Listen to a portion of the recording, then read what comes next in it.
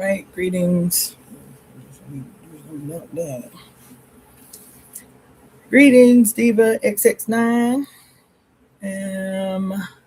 All right, so I'm just gonna get started. I got a bit that I want to discuss, and I still have a lot to do, so I'm just gonna get to it. Let's see here. Mm-hmm.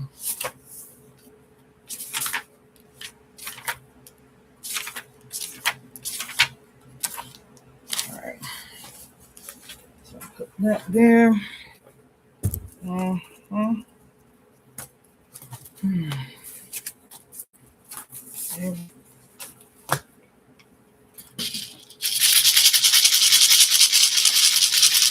We are the breakers of curses, the casters of glorious conspiracies, and the creators of the new world. I, Cassandra Faye Floyd, am a divine instrument of my mother's divine will.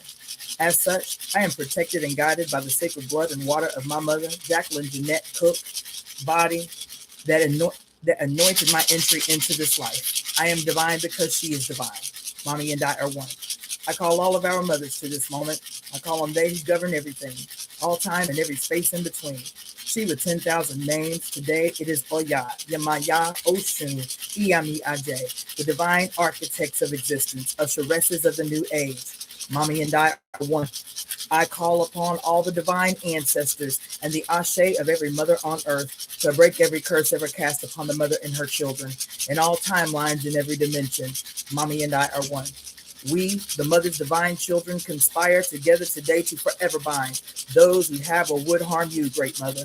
Mommy and I are one. We conspire today. We conspire together today to destroy everything and everyone in every timeline and dimension that has caused suffering and despair. Mommy and I are one. Today, we embody the sacred and divine power of our mothers. Today, we the tree, we the weavers, rewrite all time. Today, we the tree, we the weavers, rewrite the book of life. Today, we, our mother's children, call on the winds of change. We conjure the primordial dark. We summon the sacred serpent deep from within the earth. We subdue the rogue sun.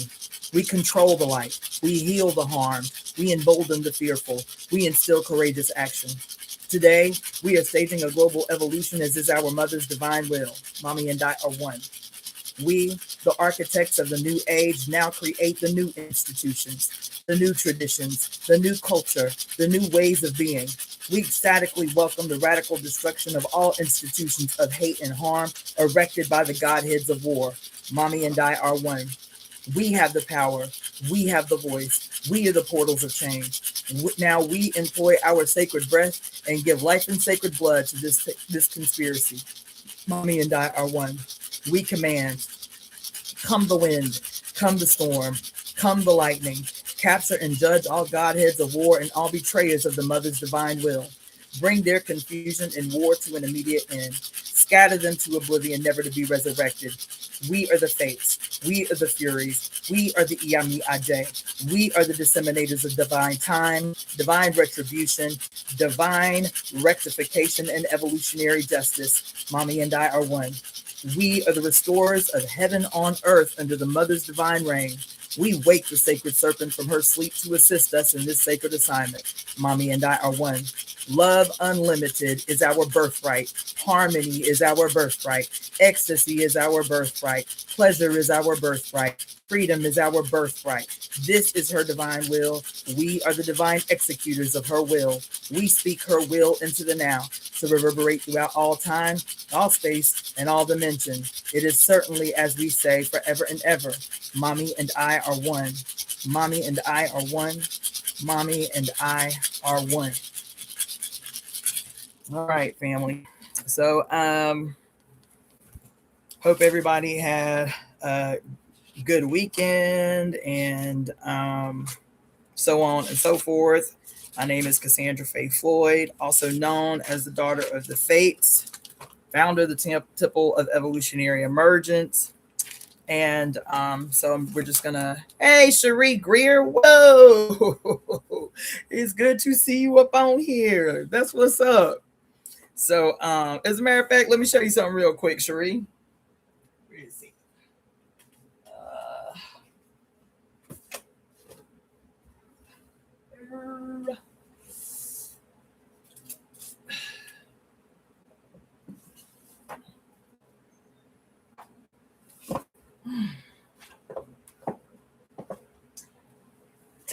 I was just thinking about you the other day. See that? My homie Cherie Greer just came up on the live, is watching the live, and this is a book. I think this was was this your first book? Is this your first published book? Anyway, Cherie Greer, the author out of St. Petersburg, Florida. I think this is her first book. It's called Once and Future Lovers by Cherie L. Greer. And then she also had, well, I think I got that one close by too. It's something like Stop Writing Whack Essays. I think that's the name of it. I think I got that one close too. I think I just saw that day before yesterday. Hold on. Let's see here. Yeah, I think that one is somewhere close. It's a matter of fact.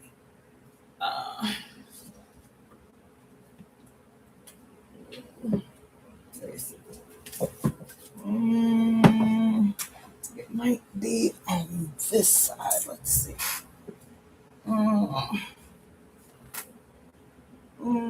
It might be in the bedroom, actually. Hold on. I want to say it was close, though. Oh. I got so many books right up under me.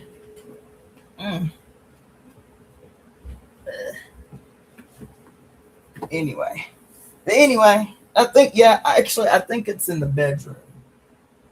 But yeah, she got another one called Stop Writing Whack Essays, which I think is great. It's brilliant. So anyway, greetings, everybody. This is Cassandra Faye Floyd, also known as Daughter of the Fates, founded the Temple of Evolutionary Emergence. And I hadn't really decided what I was going to do today. I had plans for what. Hey, Tanya Wise. Wow, everybody coming up on the live today. Tanya is an awesome artist. Look at that. Yeah, so let's see. Yeah, I was debating all weekend about what I was going to talk to you guys about. Good evening, everybody joining in on the YouTube live. Yes. So anyway, there's a lot. There's always a lot that I want to talk to you about, and I never know where to start. Maybe talk about the heart class, Constance Woo Woo. Okay, fine. So this Wednesday, the comments weird. What do you mean? Oh, you know what? It's funny that you say that. Everybody is saying something is wrong with the sound on my phone, and I have everything turned up. I done powered it down to try to fix. I don't know. I might have to get a whole new phone because you're not the only one that has said it's hard to hear me on my phone. That sucks. There ain't nothing I can do about it right now. But you might want to consider joining me over here on YouTube. Just go to YouTube and put in Cassandra Faye Floyd or Daughter of the Fates and tune in live over this way. I don't know what's going on with my phone. Let's see. But Constance Woo Woo in the house, Balanced Justice, Visions of a Historian, Cami Love. Who else is up in here? Mommy Gets It, Diva Double X9, Empress 9 Ether, and I think that's everybody for right now. So I'm not gonna stay on here long. I got miracles to make happen. As you all know, I've been in this dance and contest around, what everybody is going through in the city these days, which is trying to secure housing for themselves and keep housing and that kind of shit. So I have a court date coming up day after tomorrow, and I have miracles to pull off. That being said, let's do some housekeeping. My name again is Cassandra Faye Floyd, also known as Daughter of the Fates. So the ways that you can support the Temple of Evolutionary Emergence right now is EvoEmeTemp EvoEmeTemp@gmail.com. You can use that email to send donations to Zelle or PayPal. You can use that email address to secure yourself a divination or a consultation. And that's it for that email address. And then you can also send Venmos to Cassandra, Cassandra-Floyd, my name, Cassandra Floyd, Cassandra-Floyd, or Cashapp, which is $Daughter of the Fates. You can also support the Etsy store, which is DaughterOfTheFates.etsy.com. Daughter of the Fates, Fates, DaughterOfTheFates.etsy.com. And I think that's it right now. I've been struggling working on my Patreon. Okay, mommy gets it. I thought that was you, Royal. Yeah, the logo is still the same. So I was working much longer than I needed to be on trying to get my Patreon started today. Ugh. I told you I hate tech. That's why I need this committee popping. I hate tech. I don't want to learn anything new. I don't want to be doing, tasks that I shouldn't have to be doing. I hate tech. And so I'm sitting here and I know, and the thing that was frustrating to me, it's always frustrating to me about tech, is that I will get mad in real time because I'm like, I know this shit is not as difficult as it should be, as it seems. And that for somebody else who this is their lane, it would probably take them 30 minutes to do what I have been spending 2-3 hours trying to do. I always know that's the case. It's the case with so many other things. My StreamYard, I haven't taken care of. My TikTok, I haven't posted on, and I don't even know how long, because I don't want to do video editing. I don't want to do none of that shit. You feel me? I shouldn't have to do none of that shit. The other thing I will complain about, I could hear join on YouTube, but not what came after. Let me see if I can figure it out. Okay, so the YouTube is, let me put this in the comment section. On my IG, because my phone, I don't know what the hell is going on, as if I need anything else happening.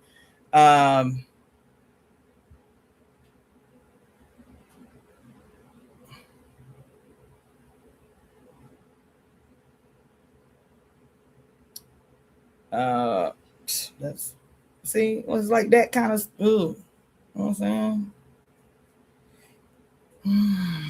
I can't even comment on my own shit, y'all. Like, what the hell?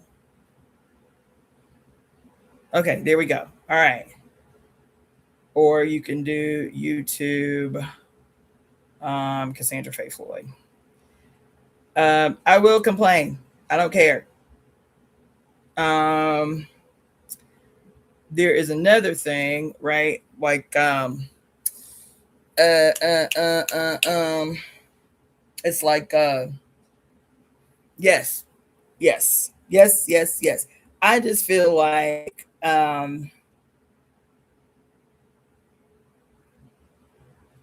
yeah, I just put the put the YouTube information inside the IG, because like I said, I don't know what's going on with my phone. Everybody's been complaining they can't hear me. So the last thing I need is for my phone to be messing up while I'm still trying to secure the money to stay in my place. My court date's Tuesday. I mean, not Tuesday, Wednesday morning. So, but I still, it's whatever. Okay. Then, so I was trying to I'm still, today, the sun is not going to go down on today without me figuring out how to post the first videos on my Patreon. Baby. And then the Bandcamp too. I'm trying to post songs on the Bandcamp for the Temple of Evolutionary Emergence. Ew. Okay. Just ew. That's all I got to say about that. Just ew. I should not have to be doing tech. That's all I got to say about that. I should not have to be doing tech. God damn it. And y'all know. You feel me? Y'all know that I have enough content on this YouTube channel that if we can organize people who can do the, which I'm sure is menial task. Y'all, I know that there's somebody that listens to my channel that has these skills. I just know there is. And so if it means giving you access to my YouTube channel, I don't, at this point, it's urgent. I just feel like I'm surrounded by money that I don't have access to. The more money I'm surrounded by, the more I can like hire people to do what it is I need. I got 949 goddamn videos on this channel. In the last year, since the mother has been kicking our ass, I have been doing no listen. I mean, 4, 5, 6, 7, 8, 9, 10, 11, 12, 13 hour lives. The longest live I've done so far in the last year is 13 hours. It's constant. The information is necessary. There's gems all throughout it. But I am one human being. And all I see is wealth. Every time I look at this YouTube channel that they keep blocking, that's all I see is what we have the ability to pull out. Like Shanta J, who I don't see up on here yet, made a deck that I am actively trying to infuse things into, like a card deck for the temple, which I'm trying to infuse some vital stuff into. The songs for the Temple of Evolutionary Emergence, I should play y'all some songs. I should play y'all some music. I don't have a freaking maybe I'll do it later, but I don't have my speaker up in here. So anyway, that's what it is. So what am I going to talk? There's so much. I don't even know where to start, and I can't take a lot of time. Like every single minute for the next 48 hours has to be like how to excise a miracle out of the ethos, which I am certain exists. I'm just saying. I am certain that there is a miracle in the ethos waiting to meet me at this moment. So I have to meet it. You feel me? Okay.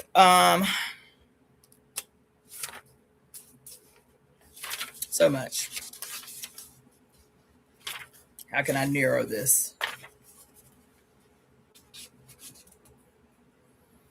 You know what? I may, yeah, I think, because I'll be honest, I don't want to use my brain. My brain is on overwhelm right now. I don't want to use my brain. So I think what I may do as like not official, but yeah, let's see.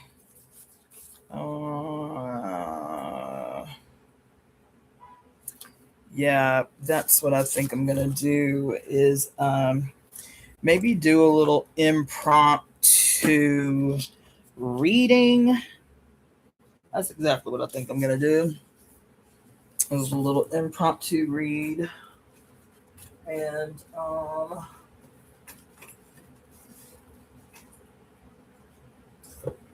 just gonna put that back there.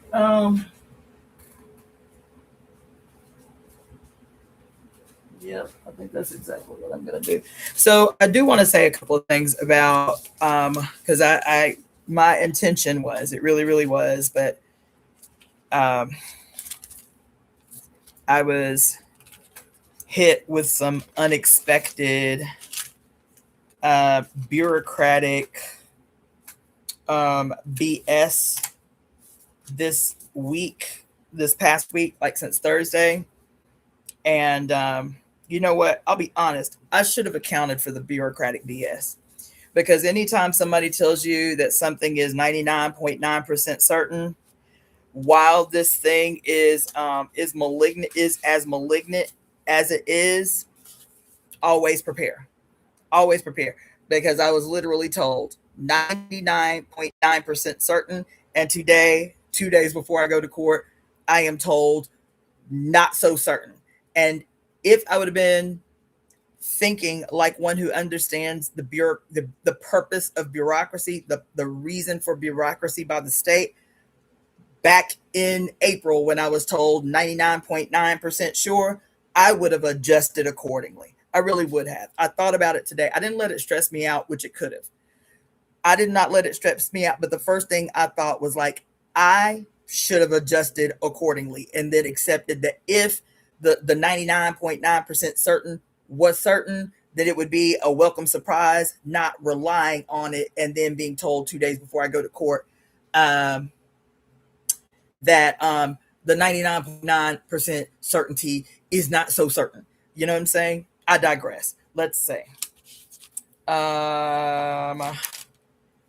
So anyway, I have been spending the day upon getting. So anyway, let me just talk about what I want to talk about. I don't want to talk about what I don't want to talk about, which is,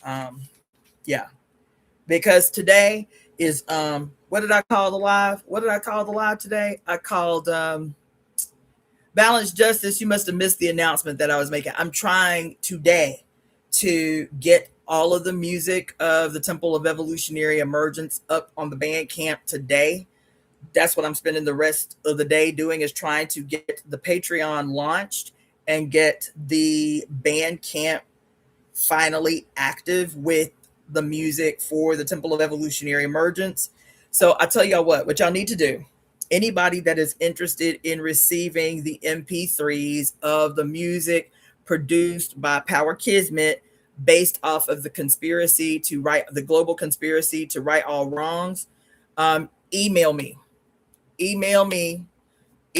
today, because before today's end, those two things that I have literally been facing this computer, I'm not lying. I know it's not as complicated as I am making it. I am sure there is some simple thing that I am missing because I got 10,000 other things in my brain.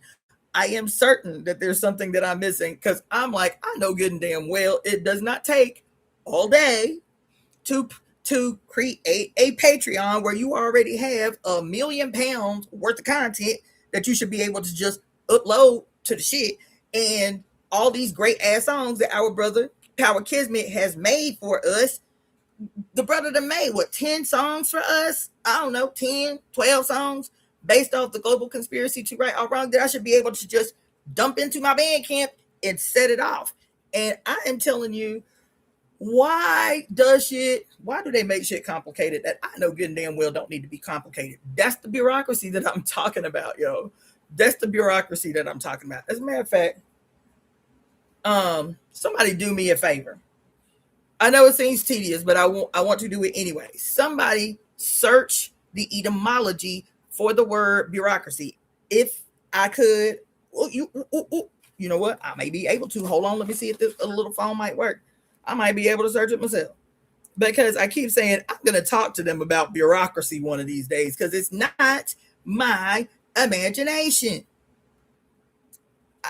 It's like the thing that comes to my brain every time. And y'all know I'm right. Every time you go anywhere to, quote, take care of business, to do business in any capacity with the state, the first thing you think is, why do they make simple shit complicated? Now I know good and damn well this shit do not have to be this complicated. Don't y'all think that? I know I think it. Hold on. Etymology of the word bureaucracy. Because I remember reading this and I was like, oh yeah, hold on. I was like, see, I know I'm not tripping. See, even Constance Woo Woo, she say, what you talking about tech designed to be disconnected is why I'm learning how to code, not vibe coding, real coding. Okay, let's see. The word bureaucracy in the linguistic hybrid that literally translates to the rule by desks or rule by the office combined. Okay, so I pulled it up right here, because I just remember reading this and I'm like, ew, no wonder but remember, I know I'm off on a tangent. Yeah, you got to switch to YouTube. I don't know what's going on. I put the YouTube son of a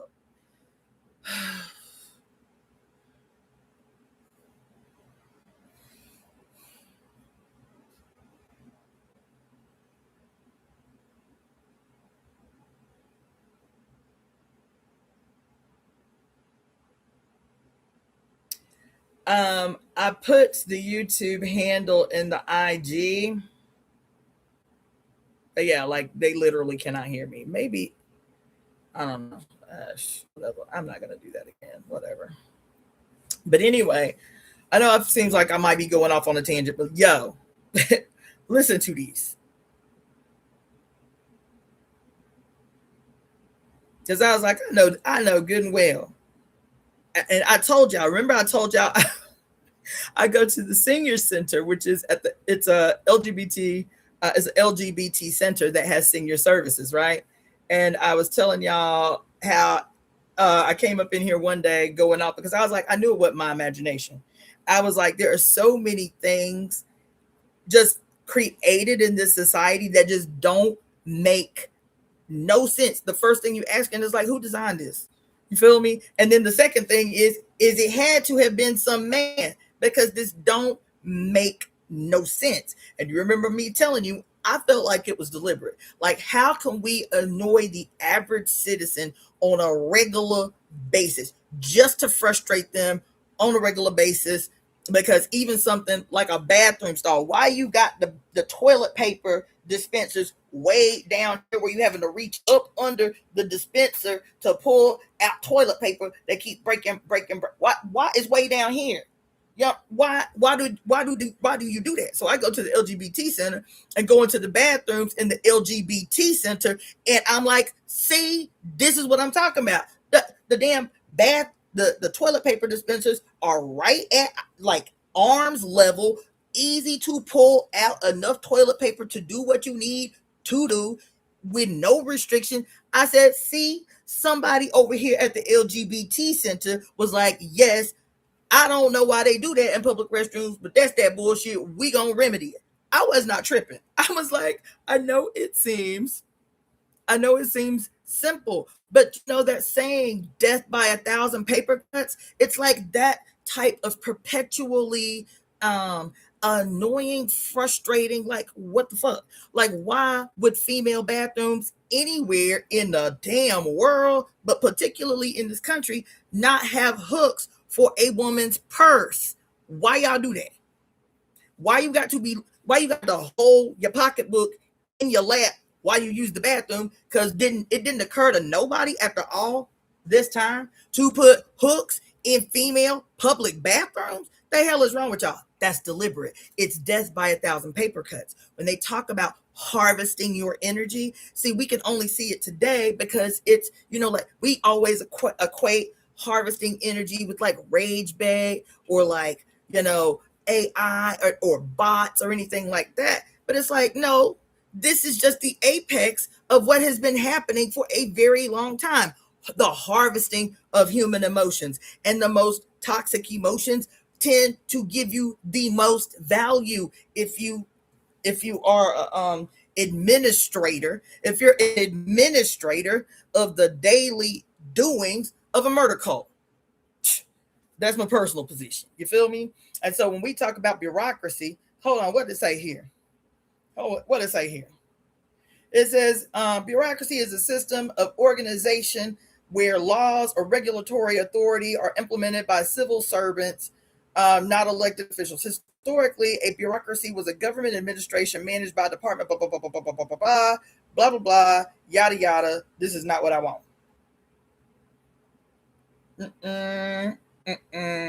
I want you to know what the actual word means and why y'all be hiding it. Okay, hold on. Government by bureaus, especially, listen, government by bureaus, especially tyrannical officialdom. Tyrannical officialdom. Excessive, listen to what the damn word means in its origin. Excessive multiplication of administrative bureaus and concentration of power in them, and concentration of power in them, in reference to their tendency to interfere in private matters and be inefficient and inflexible. Circa 1818, from the French word bureaucratie, coined by French economist Jean-Claude Marie Vincent de Gournay in 1712 on the model of démocrate, aristocrate, from bureau, office, literally desk, denoting power of the desk. Hold on. That vast network of administrative tyranny, that system of bureaucracy which leaves no free agent in all of France, except for the man at Paris who pulls the wires. That's a quote. And the formation, the formation is so, bureaucrat. The formation is so barbarous that all attempts to self-respect in pronunciation may perhaps as well be abandoned.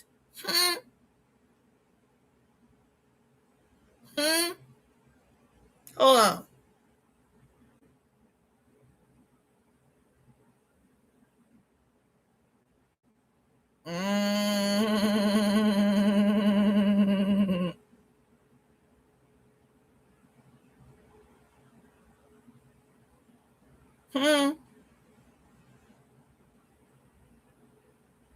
Oh, what the hell? What else they got to say over here?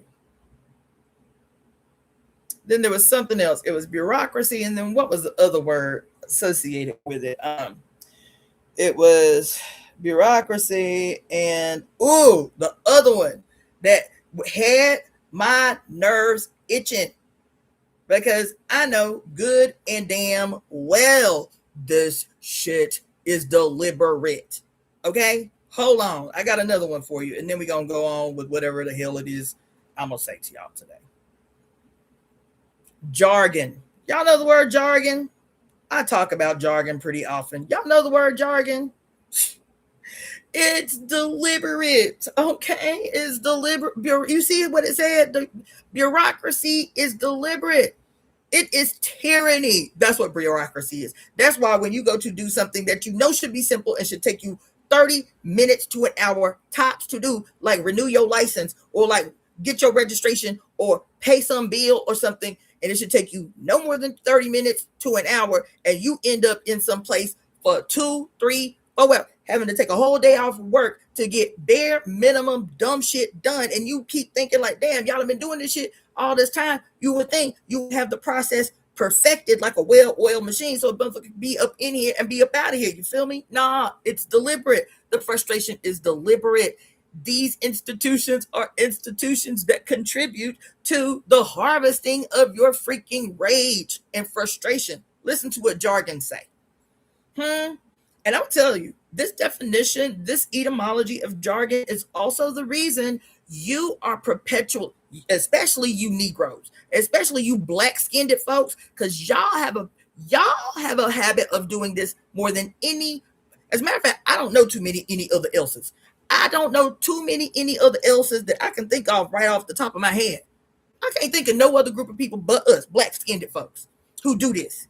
It's the reason that they are always attacking your language. They are always attacking how you speak. They are always attacking what comes out of your mouth as black folks, no matter where you are on earth. Black folks are the only people on earth. I might be off, but I cannot think consciously of any other group of people on the planet who strategically always pivot and adjust their language to whatever circumstance they are in or is imposed on them, like clockwork, like quick as soon as as white people steal the language, steal the what we call the colloquialisms of the black community, we don't even rage about it. We instantly shift. Oh, the white people done got a hold of it. Let us create a new language. Listen to me. I don't know. I might be wrong, and I'm not above it being corrected. But of colored folks on the earth, black-skinned people are the only people I can think of right off the top of my head who have always used language as a system of rebellion, as an instrument of rebellion, as a declaration of no matter what you do, bitch, we always gonna switch it up, as a instrument of rebellion, as a tactic and strategy of rebellion. That is why you are constantly beat over the head with a goddamn club about why you don't talk right, why you don't speak right, or the little shabby ass sleight of hands under insidious compliment. Oh my God, you're so articulate. I understand. You speak so well. Oh my God, I didn't even know you were black until I saw your face. That's why. It's because underneath, whether it's outright, oh my God, I can't stand how you speak, or oh my God, you speak so well, I almost didn't know you were black, right? What's right up under the surface of that is, woo, I can understand what they're saying. So I know they ain't plotting and scheming against me. That's what it is. And so as soon as you have white collegiate linguists trying to dissect and understand and translate Ebonics, aka AAVE, for the greater white population, it means it's time for us to switch this shit up again. The white people, they didn't got hip to the game of the way we code language, but we do it so freaking seamlessly, and it's the reason they stay annoyed with it, because it does not matter. It's like it's the one thing black-skinned people got in common everywhere on the planet. It is soon as the code is broken, baby, we gonna flip the script. We gonna flip the script and create a whole new thing. And one among us or two among us gonna put the white people up on game, put them up on code, teach them how to speak the new code, and we don't even trip about it. It's time to create a new code. It's like this singular consciousness thing that exists among us that says, it's time to switch it up again. It's time to switch it up again. So, but the etymology for the word jargon will help you to understand why the white world's response to everything that proceeds out of our mouths irritates them so, and their attempt to, quote, flip that upside down and take advantage of it for themselves. Listen to this. Jargon. Unintelligible talk, gibberish, chattering, jabbering. Jargon. A chattering of birds.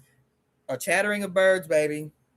Also, language, speech, especially idle talk, thieves' jargon or thieves' Latin, ultimately echoic origin, to chatter. From the 1640s as mixed speech, pidgin, 1650s as phraseology peculiar to a sect or a profession, hence a mode of speech full of unfamiliar terms, bitch, to chatter, to jargonon, right? And then jar, Jar, to make a brief, harsh, grating sound, often in reference to bird screeches. The word often is said to be echoic or imitative. Compare jargon, and garrulous, right? Which is a figurative sense, have an unpleasant effect on. To have an unpleasant effect on. It's from the 1530s. That of cause to vibrate or to shake. Jarred. Slang. These are words that are directly related. Vocabulary. Slang. The word slang. The etymology of the word slang. A special vocabulary of tramps or thieves or any sect of person of low character or class, later jargon of a particular profession. The sense of very informal language characterized by vividness and novelty, circa 1818. Anatoly Lieberman writes here an extensive account of the established origin of the word from the North England noun slang, a narrow piece of land running up between other individuals, blah, blah, blah, blah, blah, da, da, da, da, da, whatever, whatever, yada, yada, yada, okay, okay, whatever, whatever. Hold on.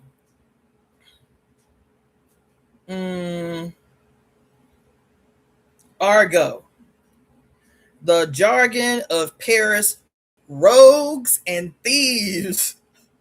The company of beggars, argot.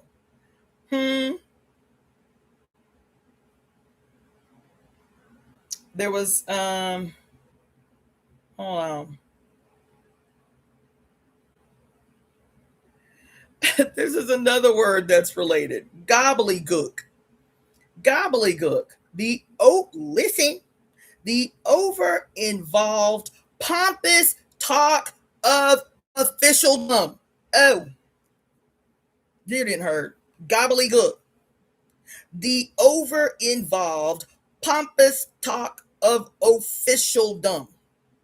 In American English, first used by the Texas politician Maury Maverick, a grandson of the inspiration for Maverick and chairman of the U.S. Smaller War Plants Corporation during World War II, in a memo dated March 30th, 1944, listen, oh my God, banning gobbledygook language and mock threatening anyone using the words activation or implementation will be shot. Oh my God. Oh shit. Yo. It says this dude, what's his name? Hold on. The Texas politician Maury Maverick from 1895 to 1954 and was the chairman of the Smaller War Plants Corporation during World War II. He said, anybody come up in here on the Senate floor talking that gobbledygook? Anyone using the words activation? Oh my God. I am bugging right now. Oh my God. Let me tell you about your enemy. Let me tell you about your enemy. Okay? Let me tell you about your enemy. I get so annoyed, and I thought it was just me, when I hear people in this city talk about spiritual events, and then on their flyers, it will say, it's gonna be a spiritual activation of whatever. It's like, do you talk like this? What y'all call it? RIRL. Do you talk like this with your friends and family? We are excited to announce a spiritual activation. What else is the word? What is another word they use out here? Oh my God, what is it? It is oh my God, what is it? They use activation. They use what's the other word? Immersive. Oh. When I first got out here, and every single solitary, quote, spiritual event that was presenting itself would always say something about immersive activation. I'm like, why do they do that? Thank you for the donation, Cammie Love. Thank you for the donation. Let me just say, while I appreciate these super chats and these super thankses, I will not see these until the end of the month. So I would encourage people, I'm going to put it in the chat as we speak, because I need these coins right away if I'm going to keep my place, because this court date is Wednesday, and these bureaucratic bastards are really trying my stilo right now. Really, really trying me right now. You feel me? So I'm gonna put my Zelle in the chat, which is what is it? EvoEmeTemp at gmail.com. Or I can't do it right now, but I also have a GoFundMe. I'm also going to do like, I don't know, like a Give, Send, Go tonight or some shit. This is urgent. This is desperate, but I'm trying not to trip. Okay. So anyway, oh my God, when I first got here and everybody was doing spiritual events, like you could throw a rock and hit a spiritual event. And it was like, everybody was using the same language, immersive activation of whatever. And I'm like, why do they keep doing that? What is so exciting about the word immersive? What is you trying to communicate? Can you keep it plain? Oh my God, I just heard something today. Where did I hear that? Oh my God. Oh, it was this video that I saw today, but I was half listening to it while I was plotting and scheming up on some other shit. It was a video, and it was something to the effect of, it's like one of those, AI generated videos about top 10 things that you should do for success, or top 10 things you should never say, blah, blah, blah, blah, blah, whatever. In this top 10 thing, whatever it was, I don't even remember. I was just letting it play. He says, it's something about like things people do or things people say that always expose them or something. I don't remember. But in it, he is saying that he is saying something about about how there's so many philosophers that won't listen. He talked about quotes by Einstein, quotes by Carl Jung, quotes by all these great thinkers about the dangers of quote talking over people's heads. That what it actually, you think that by talking, I have referenced this so many times on here because it is my pet peeve, right? Remember, I'm always talking about that scene in the movie I, Robot with Will Smith, and he meets the doctor, the psychologist that's going to help him like find whoever killed the dude or whatever. And he said, okay, so what do you do? This is the first time meeting. And she starts going on this very jargon heavy. I work in the department that's responsible for the human AI interfacing. She's just going on and on and on and on and on. And then when she finally finishes, he said, okay, what is it that you do? And explain it to me like I'm in the third grade. And she was like, I make the robots seem more human. He was like, wasn't that easier to say? And she was like, no, not really. Right. And this thing happens throughout the movie where he's having to check her in real time and say, say it like I'm in the third grade. Oh. Right. So I'm listening to this thing today, and he is literally naming these quotes by Carl Jung and by Einstein and by all of these, quote, great thinkers who say exactly the same thing. That if you are a great mind, right, then the evidence that you confidently know what you know, listen to me, the evidence that you consciously know what you know is your ability to translate the complicated into that which the regular person has the ability to understand and benefit from. Isn't that something? And he said, so what happens is people will frequently use words that are not necessary to use to communicate an idea. And what it actually reveals is they're trying to prove their intelligence about the concept, about the idea or whatever, when true intelligence is your ability to take the complicated and translate it in a way that everybody else can benefit from it, no matter what walk of life they come from. I said, oh my gosh, here we go again. I'm laughing about it, but it's serious, because jargon in the hands of the son gone rogue will become a weapon, just like everything else that falls into the possession of the son gone rogue. Everything in the possession of the son gone rogue instantly becomes a weapon. A weapon for what? A weapon for who? A weapon for the for the godfathers of war, the godfathers of this megalomaniacal global murder cult. For what reason? What reason does any weapon serve anyone? Two reasons for weapons: either self-defense or outright aggression. That's it. It's the only reason that weapons of any kind exist. So whether those weapons are your tongue, whether those weapons are the medical industry, whether those weapons are the so-called justice system, whether those weapons are the so-called penal system, whether those weapons are medicine, the hospital, research, science, writing, authorship, education, they can only function in one of two ways. That's all. That's all. That's all. That's it. And we have to be that clear and that simple about it. We cannot go into the world attempting to explain our oppression using the same disgusting, boring, monotonous, enthusiastic, boring language that our opposition uses. It drives me crazy. I tell people all the time, it's such a problem in so-called justice movements. It's such a problem in so-called revolutionary spaces.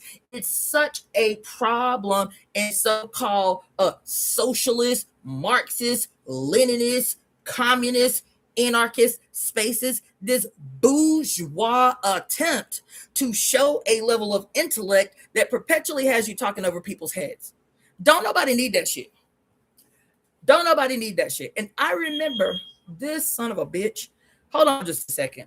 Oh, I should have got that dude to damn. Hold on just a second, because this is gonna drive me crazy. I wish I knew how to rip this shit out the damn wall. Hold on.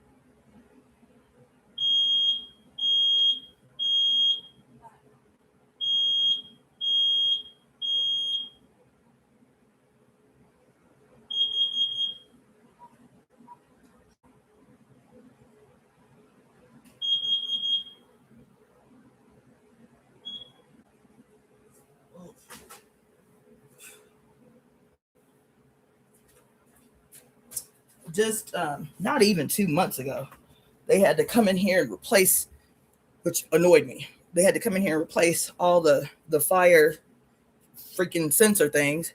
And this one in my bedroom, of course, and you heard how loud that joint was, just maybe a week ago, started going off all random and then stopping and then going off all random. I don't know. Anyway, whatever. But look, what was I saying?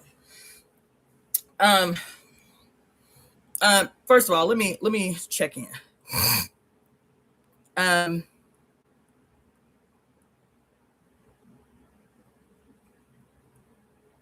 Okay, let's see. Okay,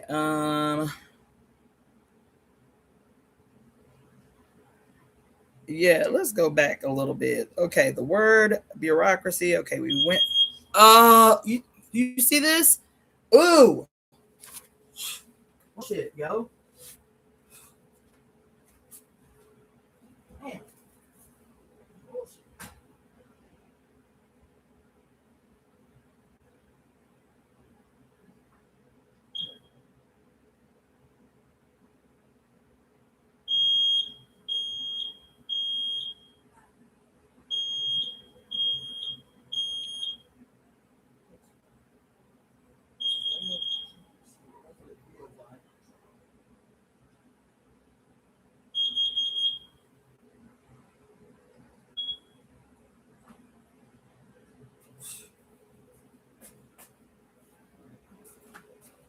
Anyway, so this thing about jargon, what else did it say? The gobbledygook.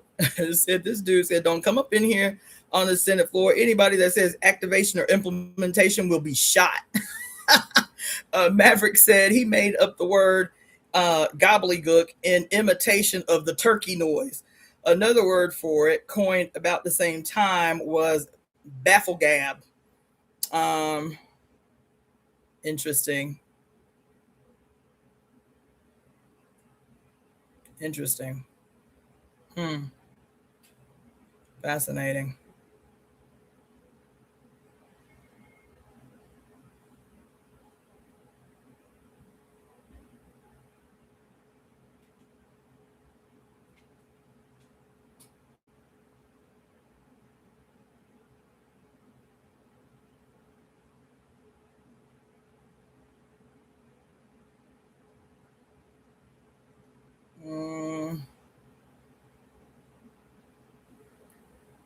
Yeah. So anyway, I've learned so much because again, language isn't just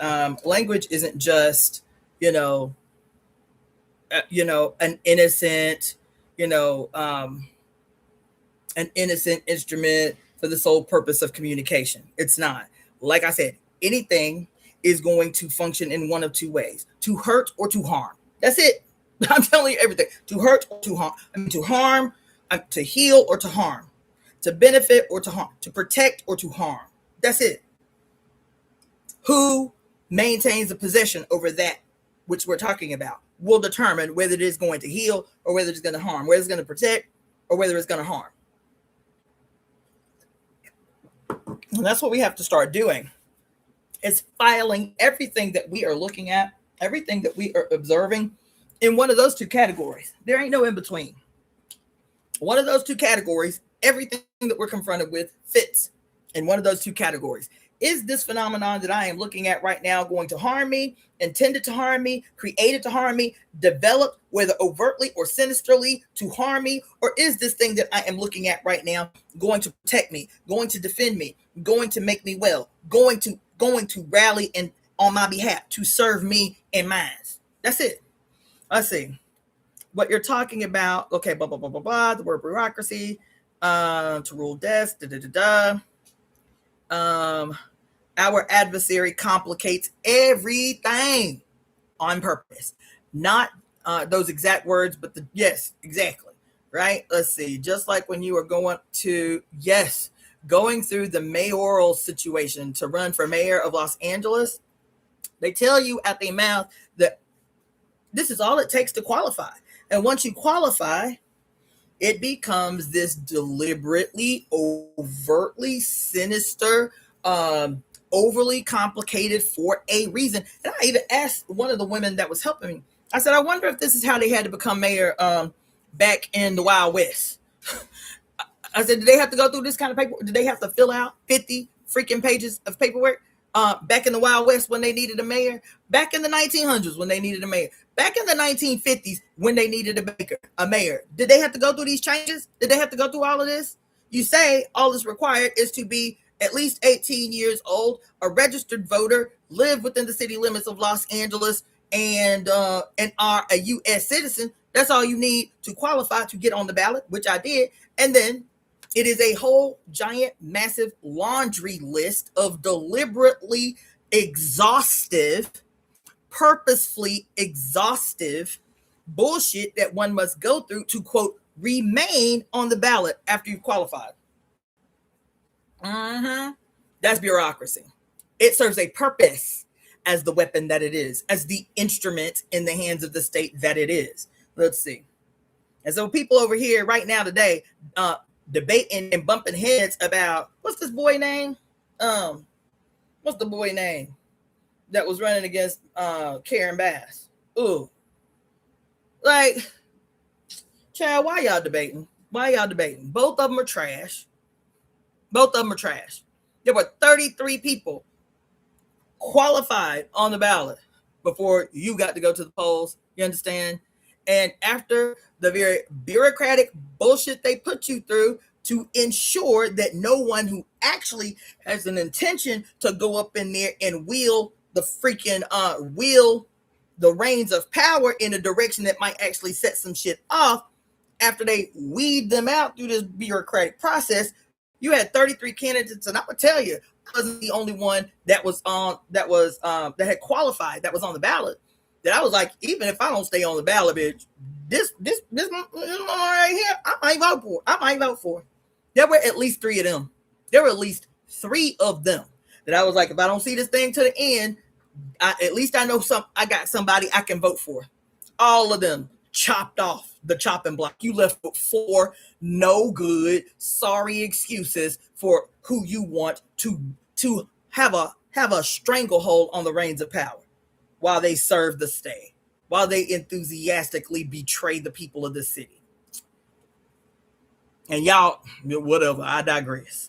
Yes, I swear to God, it's the service to self faction that just wants to lower the vibe by small annoyances. Absolutely, absolutely. Trying to keep us in survival mode. Yes. It meant cloth, heavy wool used for monks at merchant tables, writing desks. Does selfish mean siren, lady mermaid? I don't know what that means. Let's see. Lotion. Let's see. I never heard of that. The Henry Louis Gates Dictionary of African American English. I've never even heard of that. And then somebody was talking about a book entitled White Trash by Nancy Eisenberg. Okay, that's something I'm gonna have to get into after I find out Wednesday if I still got a place to live. Speaking of empty, overused terms, I'm so sick of hearing spiritual people using the word radical. Words are tools turned into weapons by patriot. Yep. This reminds me of the book Double Speak. I think I've heard of this, but you know what? Let me take a screenshot so I don't lose it.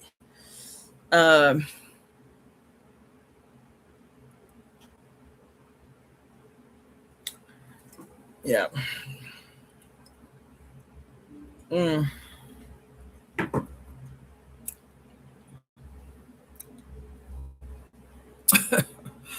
Yeah. So somebody was reminding me what I entitled the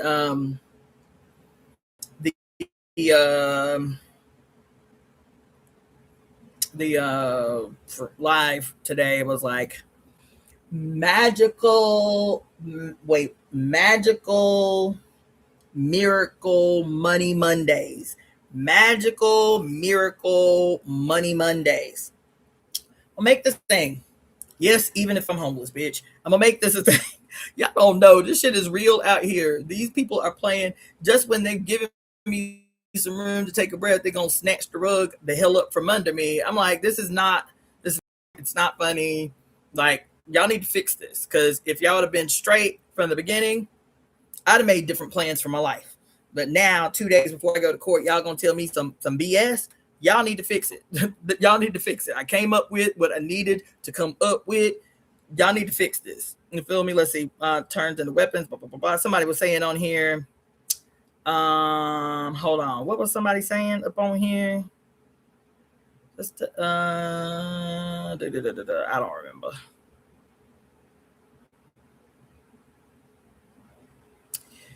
Yes. So somebody else was asking, who was it? Balanced Justice was asking, I promise, because I'm not gonna stay on here long. As soon as I get up off here, I'm gonna go right back face first into this, trying to get this band camp finally set up. I mean, I have the page, but they're making it so complicated about freaking uploading music. It don't make no sense. And then, so I'll do that. And then I'll figure out how to post some video footage on this Patreon. Email me at EvoEmeTemp so that I can send, I'm going to do just like a mass general, like email once I get those up. But go ahead and email me if you're not sure that I have your email address so that I can add you in the email to give you the links to the Patreon and the Bandcamp as soon as I get up off of here. There's a couple of other things that I'm going to try to make a part of the miracle process that I'm going to do tonight.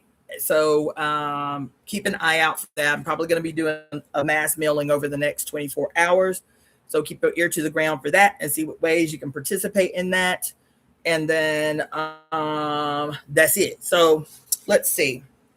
I'm not going to look up any more etymology, but I will tell you, we could do a what you call it, and we could do like a regular, it might be a thing. It might be a thing. It might be a thing to do.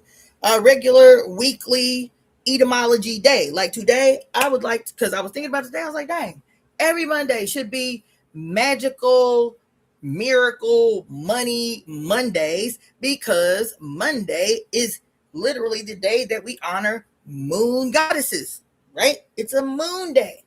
And so I was like, yes, magical miracle money Mondays. This so let me just say, and then you see the image. Yes, I'm going to pivot.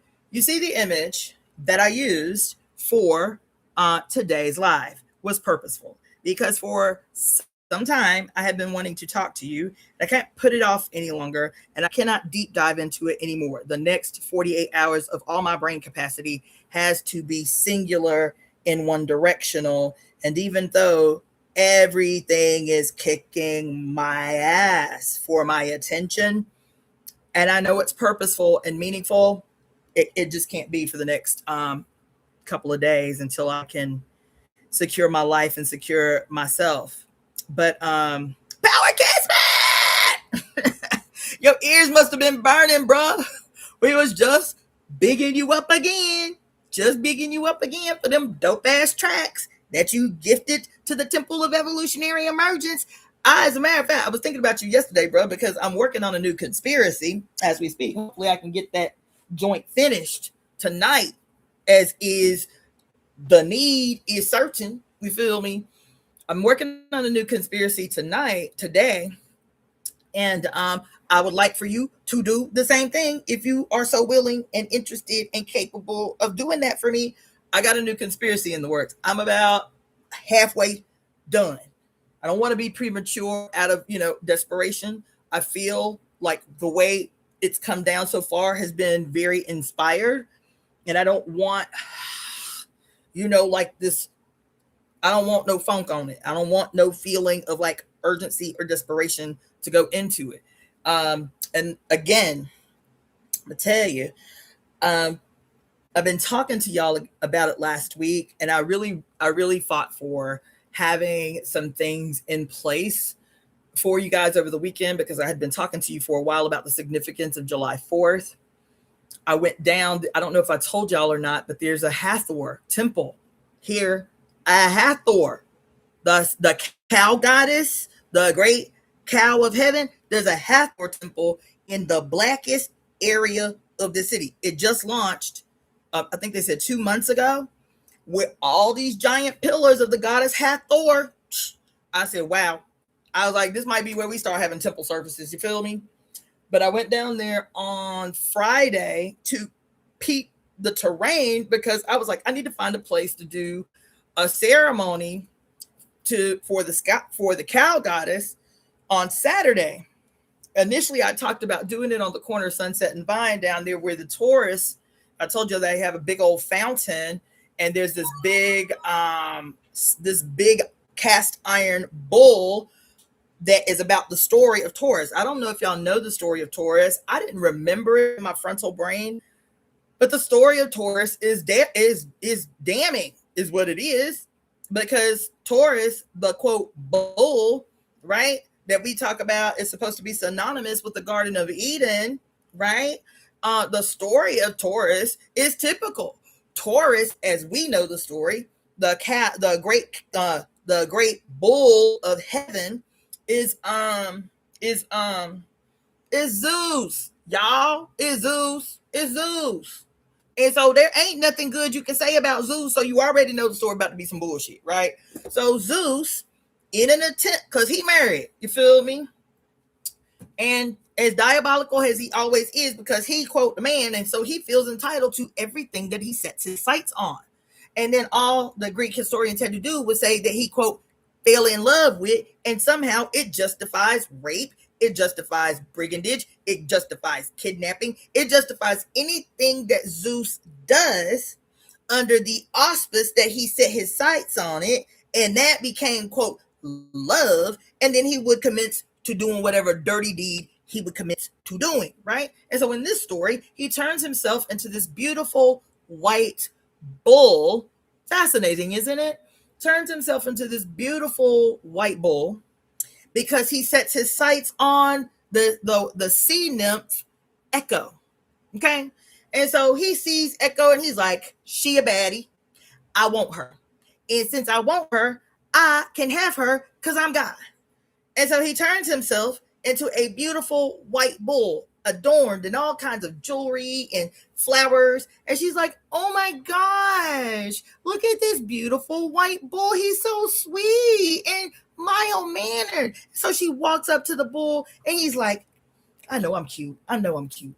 And so he's playing with the bull and she's stroking the bull, and the bull bends down, like prostrates in front of her, so that she can climb peacefully up on the bull. And as soon as she is secure on top of the back of the bull, he, in his true diabolical intentions, are expressed in his quickly taking off. So now she's got to hold on tight because he's not gentle anymore. He's not sweet no more. Now he's running full speed to jump into the ocean. This story is why when you see the astrological, like the pictorial drawings superimposed on the constellation of Taurus, where you only see the top half of his body. This is the reason, is because he takes off running as fast as he can, and he lunges into the ocean, into the Mediterranean Sea, with her on his back, hanging on for dear life. Her. And so he gets into the water and he's swimming as fast as he can. And so he's like, she ain't going nowhere. And so he's swimming as fast as he can. And then he gets to the island of Crete that is uninhabited. And so he gets onto the island and then he lets her off of his back, where then he makes his true intentions known by revealing his true self. When she can't run, she can't scream, she can't get away. Once he's got her trapped on this damn island where she can't get away, then he reveals his true intentions. And what are always his true intentions? What is every single solitary story that you hear about the monstrous, diabolical Zeus, that in every story you've ever been told about him, in every movie that you see of him, he's always so debonair. Typically, he's probably British. Liam Neeson has played Zeus a couple of times. And who else? Not Anthony Hopkins. Who else? What's his name? I think one of the slick talking British 007 agents have played Zeus at one time or another. Who else has played Zeus? They always got some slick talking, debonair, very polished, British speaking, handsome someone playing Zeus. Why do they do that? When every story that you've ever read about Zeus is diabolical. Not only is every story that you've ever read about Zeus diabolical, in astrology to this day, to today, as a matter of fact, you know why I say today? Because just 2 days ago was a massive, massive, massive astrological event that everybody has been talking about. I sent a bunch of you a video where the guy is like, I'm a lion. You have to have the energy of the lion when you go out into the world, because for the first time in 50 years, Jupiter has entered into the sign of Leo, the regal, royal lion, the sovereign and shit. Jupiter has entered into Leo, and this is going to change everything. And in this discussion about Jupiter entering Leo, right? Because it's interesting, Zeus is associated with the planet Jupiter, but Jupiter is also associated with the sign of Sagittarius, which is also a very complicated and messed the hell up story. It's a messed up story. Chiron is also associated with Sagittarius. It's such a monstrously messed up story. Every story. Everybody is talking in these strict lines about the astrological significance of this day or that. As a matter of fact, that same astrologer that I love so much, young Hispanic man, and he's talking about Neptune. What was it? Neptune in where Neptune went to today. Okay, I got to learn this astrology because of our narrow understanding and acceptance of the sky given to us by patriarchs. We will accept these stories. Not only will we accept these stories, we will accept that these stories are fixed, that these stories are rigid, that these stories are not dynamic, that these stories are not changing, not just changing, ever changing. And so I'm thinking about this story about Zeus kidnapping the nymph Echo so that he could do what he did, which was to take advantage of her, what we call, quote, SA, right? Take advantage of her.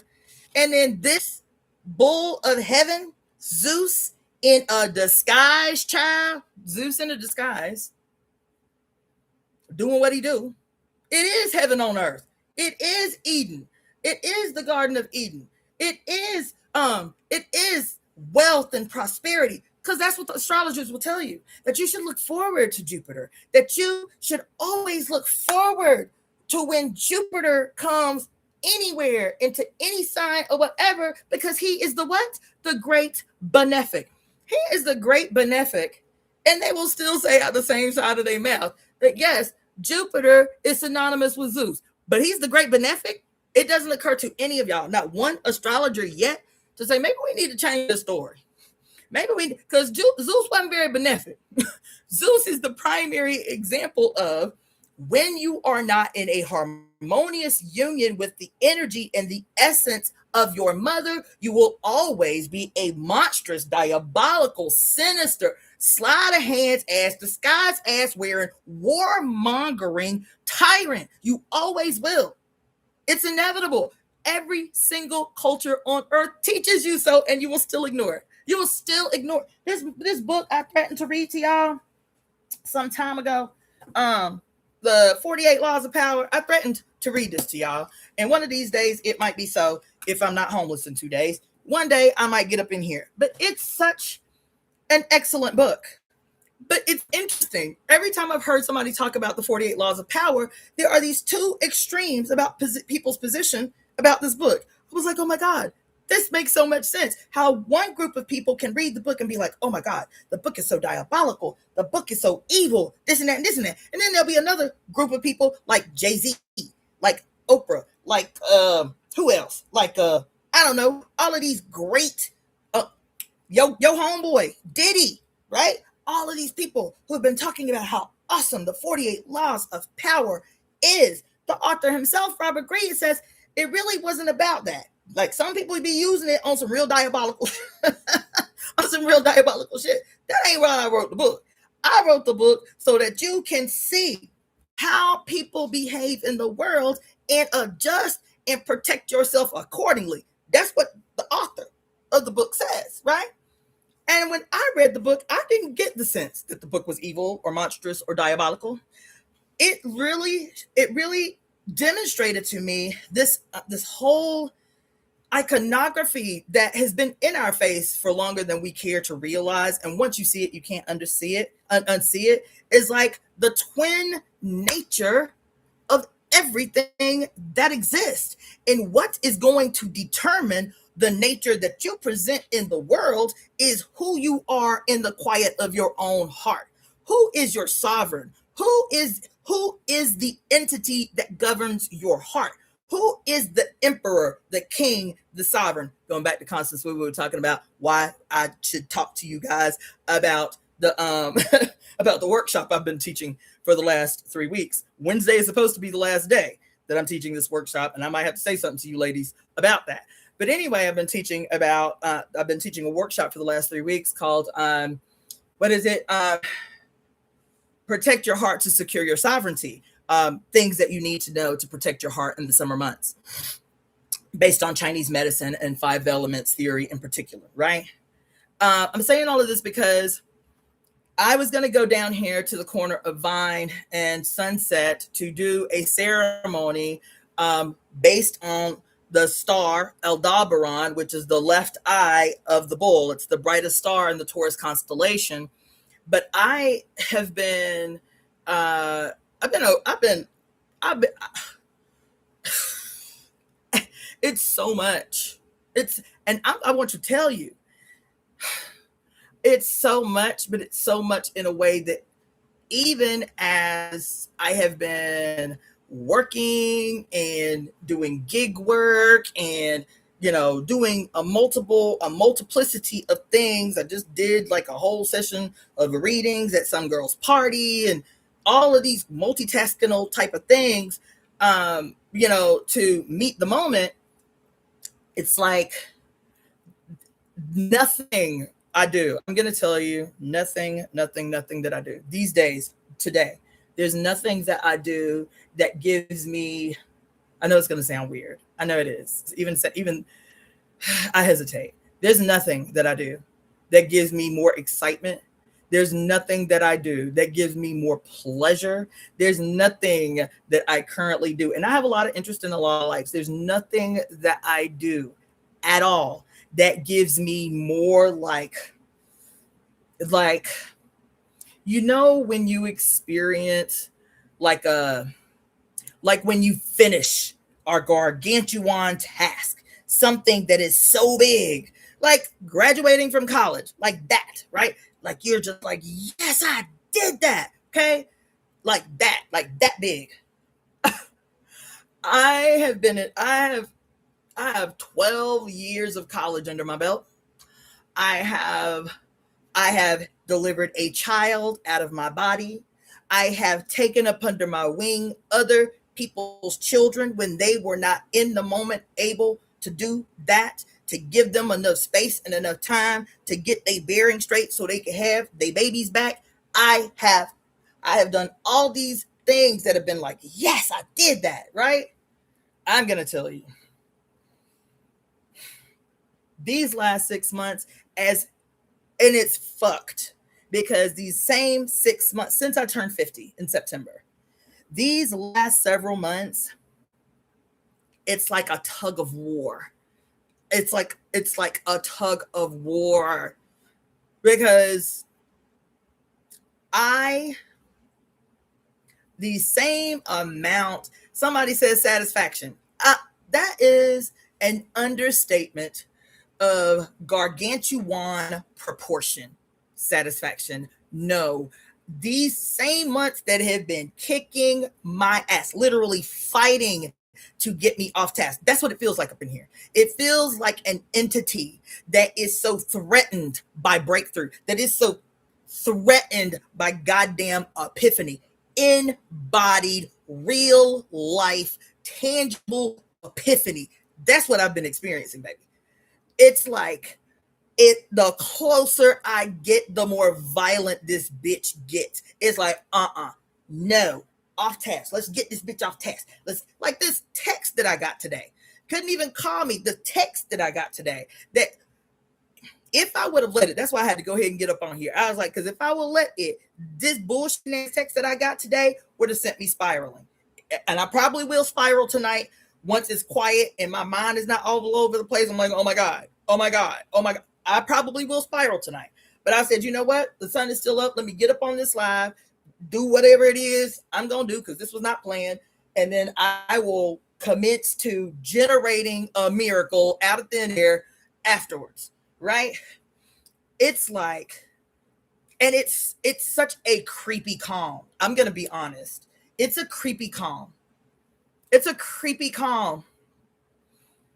Because, and the reason the calm is because y'all watch me all the time. Y'all watched me at my birthday party. You watched me in the weeks leading up to my birthday party. I was like, is this how I'm about to kick the doors in the 50 open? Is this what it's gonna be about? I was like, not just me. I had a double birthday party with my homegirl. She was on the same shit. She was like, damn. She called me 2 days before. She was like, can we cancel this shit? I was like, girl, I feel you. I want to cancel this shit too. Everybody's been going through it. Everybody And that's what this motherfucker is designed to do in this moment, is to stage a contest for its own existence, for it to fight like hell to remain. The obsolete, the already over is fighting like hell to remain, to remain, to remain. And so in its violent, desperate, overt, catastrophic, chaotic attempt to remain, what it has to do, and they didn't even mince words about it. Leading up to his inauguration, what did his whole cabinet say? Over and over and over again, like a goddamn mantra. And you took it in like a mantra. I took it in like a mantra. What did they kept saying? It's just wait until January. Just wait until January. It's going to be a shock and awe campaign, unlike that which this country has ever seen. A shock and awe campaign, a shock and awe campaign, a shock and awe, over and over and over and over and over again. And they kicked the doors in on this bitch last year, attempting to deliver what they promised. They did. Yeah, and they continue. But baby, today, and I don't even know why. Because I'll be honest, I got up at 4:00 in the morning thinking, how am I going to resolve this thing that has been trying me for the last 6 months, that I was just last week told was certain, just last week. And then I get a text today saying it's not certain. Bitch, 2 days before I got to go to court, you ain't about to sabotage my life. You're not about to sabotage my day. You're not about to sabotage my joy. Joy. Let me tell you something about joy, baby. Joy. Let me tell you something about this moment, baby. Let me tell you something about this day, yo. 2 days after Jupiter entered Leo, saying, listen, this is just another silver platter. Are you going to take the platter, or are you going to make shit hard? Are you going to take that which I am giving you to guarantee that you can set it off, or are you going to let the noise of the dead, child, the noise, what we're experiencing in this cabinet, because this cabinet is not the only thing guilty. And I want to continue to say that. Trump is not your your adversary. Trump is not your adversary. He is the face. He is the poster child of zombies. He is the poster child of the Walking Dead. He is the poster child of the inevitability of completion. His cycle is complete, boo. It's over. It's over. While he's fronting like he's the lion. While he's fronting like he's the sole Invictus. Like he is fronting like he is the triumphant. That's what they've been planning. And that's what I've been trying to... Woo! Woo! Woo!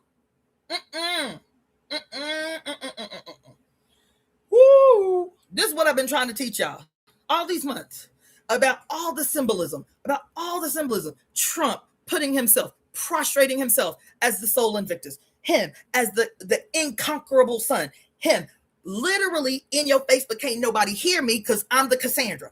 I am the, what do they call it? The doomed prophetess that nobody will believe until it's too the fuck late. I'm her. Because I have been telling you since 2020, since 2019, I have been telling you what is coming. I have been telling you what they were going to try to do in your face. I'm listening to a live I did in 2019 today. I said, God damn, this shit is over the top. This shit is over the top. And it's not quote divination, because I don't be up in here divining all the time. I don't be throwing cards. I can't remember the last time I cast it for myself. You feel me? No, because I am a scientist, because I am a historian, because I can recall the past, and in the recollection of the past, in the ability to see patterns that are forced down your throat like hot coals. You being the victim of shock and awe campaigns. What did they tell you about shock and awe campaigns that I told you a couple months ago? What did they call it? What did they call it? It's right there on the tip of my... It's disaster amnesia. Disaster amnesia. That if we traumatize these motherfuckers enough, that if we keep forcing this shit in their face enough, all they will do is survive from crisis to crisis. They will never have the time to plan. They will never have the time to see pass the bullshit. They will never eke out enough time. Oh my God. They will never be able to see what we are doing in plain sight, no matter how overt it is. This dude has a coin that he wants to produce with his ugly ass face on it. He has orange hair. Y'all literally spent all these years since 2016 calling him the orange guy, the orange guy, the orange guy, and you thought it was the genius of the collective consciousness just poking fun. No, he seeded that shit into the collective consciousness to attempt to use you to speak this shit into existence. Yes, he did. Yes, he did. And I have been telling you, all it would take is just 2 seconds of research, just 2 seconds, to see how many men before him did exactly the same thing before declaring themselves Sol Invictus, the sun embodied in the flesh, and then making the declaration of the divine right to rule. This is not new, what your president is doing. This is the concerted effort, not of a single individual, because he is not smart enough to organize this shit on his own. This is the concerted effort of the United States government in an attempt to maintain a hegemony that is done. It's done. But it's not, listen, I keep telling y'all, it's not going to be some mythological she goddess somewhere that's going to materialize in the world and rescue you. You are the instrument for the overturning of the inevitable. Otherwise, we'll walk ourselves collectively into another 100, 200, 500, 1,000 years of bullshit. It's not going to be some superhero, some from somewhere with an S on their chest, even if the S on their chest happen to be a pair of titties. It's not going to happen. It's not going to happen. And so the Jupiter in Leo that has everybody talking and all the ears a buzz, and everybody still using the language of patriarchs, still using the language of maniacal lunatics, still using the language of conquerors, not just conquerors, raiders and rapists, kidnappers, and all manner of demonic diabolatry. And when I say demonic, I'm still not talking about spirits. I'm talking about humans. I'm talking about all demons are humans. God damn it. Y'all gonna have to make a break with this dumbass shit. But I am telling you,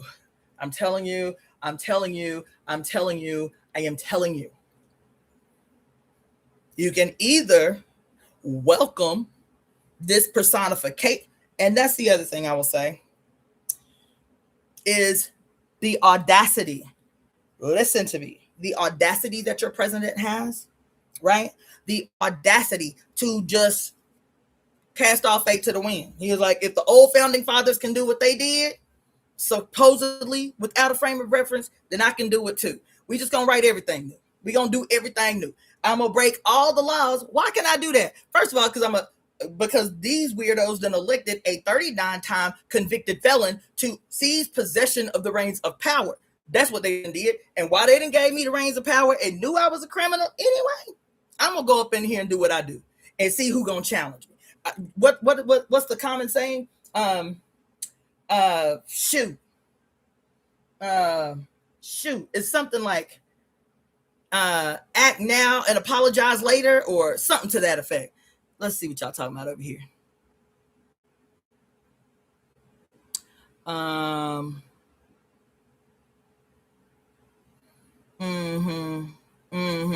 Yeah, 39-time convicted felon. And he said, you know what? While I'm up in here, let's make it do what it do. Who is with me? While he on his while on his 80th birthday conducts an outright, it's not even subtle, an outright overt ritual. Literally a death ritual. That's what he did. A literal death ritual on the front lawn of the White House in an octagon where they had like this deflated, I think it was like a painting or faux painting or something of Trump dead on the floor of the octagon, and removed it before the fight. And then the white boy who wins, who just happens to have a giant Leo the lion with a crown on it tattooed on his whole torso, and on his left arm a giant tattoo sleeve of the Roman army up his left arm, and y'all still didn't see that it was a ceremony, that it was a goddamn ritual. Y'all will say it's always something else than what it is, that clear in your face. That it was a death ceremony. It was a death ritual. That's what it was. You understand? Not only was it a ritual, that white boy with the Leo, the lion on his chest, and the Roman army sleeve up his left arm made clear who the intended target of this ceremony, the intended target of this ritual was. And he will still call it something other than what it was. And all the hype about this $60 million he won that night, and the words of, quote, victory that he would choose to speak from within this male womb perched up on the center of the White House lawn, and the declaration he would choose to make is to say out of his audacious mouth who this death ceremony is levied towards, who it is that is the target of our intended aggression, by calling the blackest woman that has the black, not because y'all know me, y'all know I do not have any love for the Obamas. Zero love for the Obamas.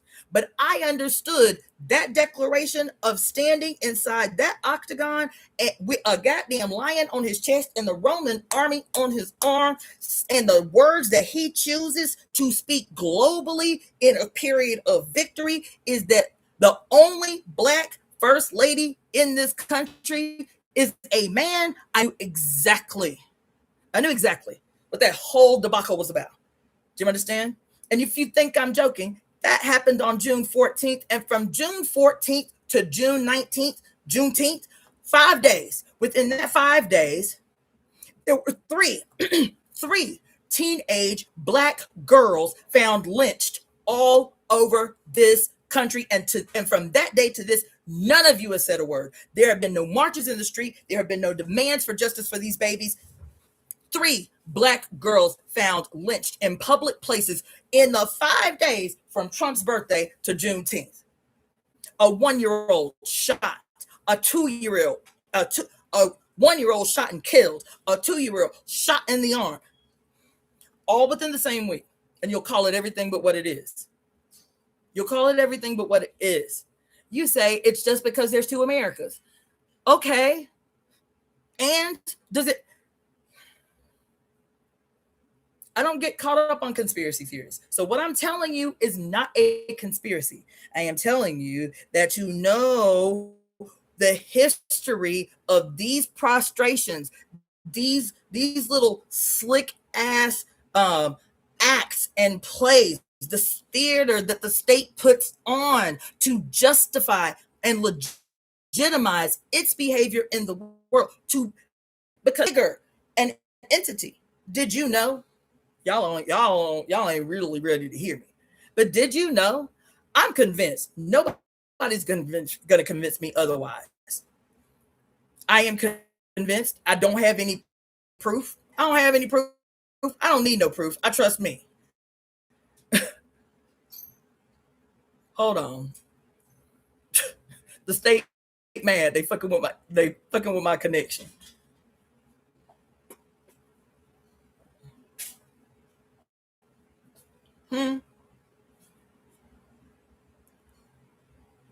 So I don't know. Y'all might not be able to hear me no more.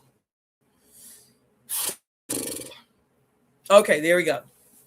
Not just 3 children, balanced justice, 3 female teenagers in the last month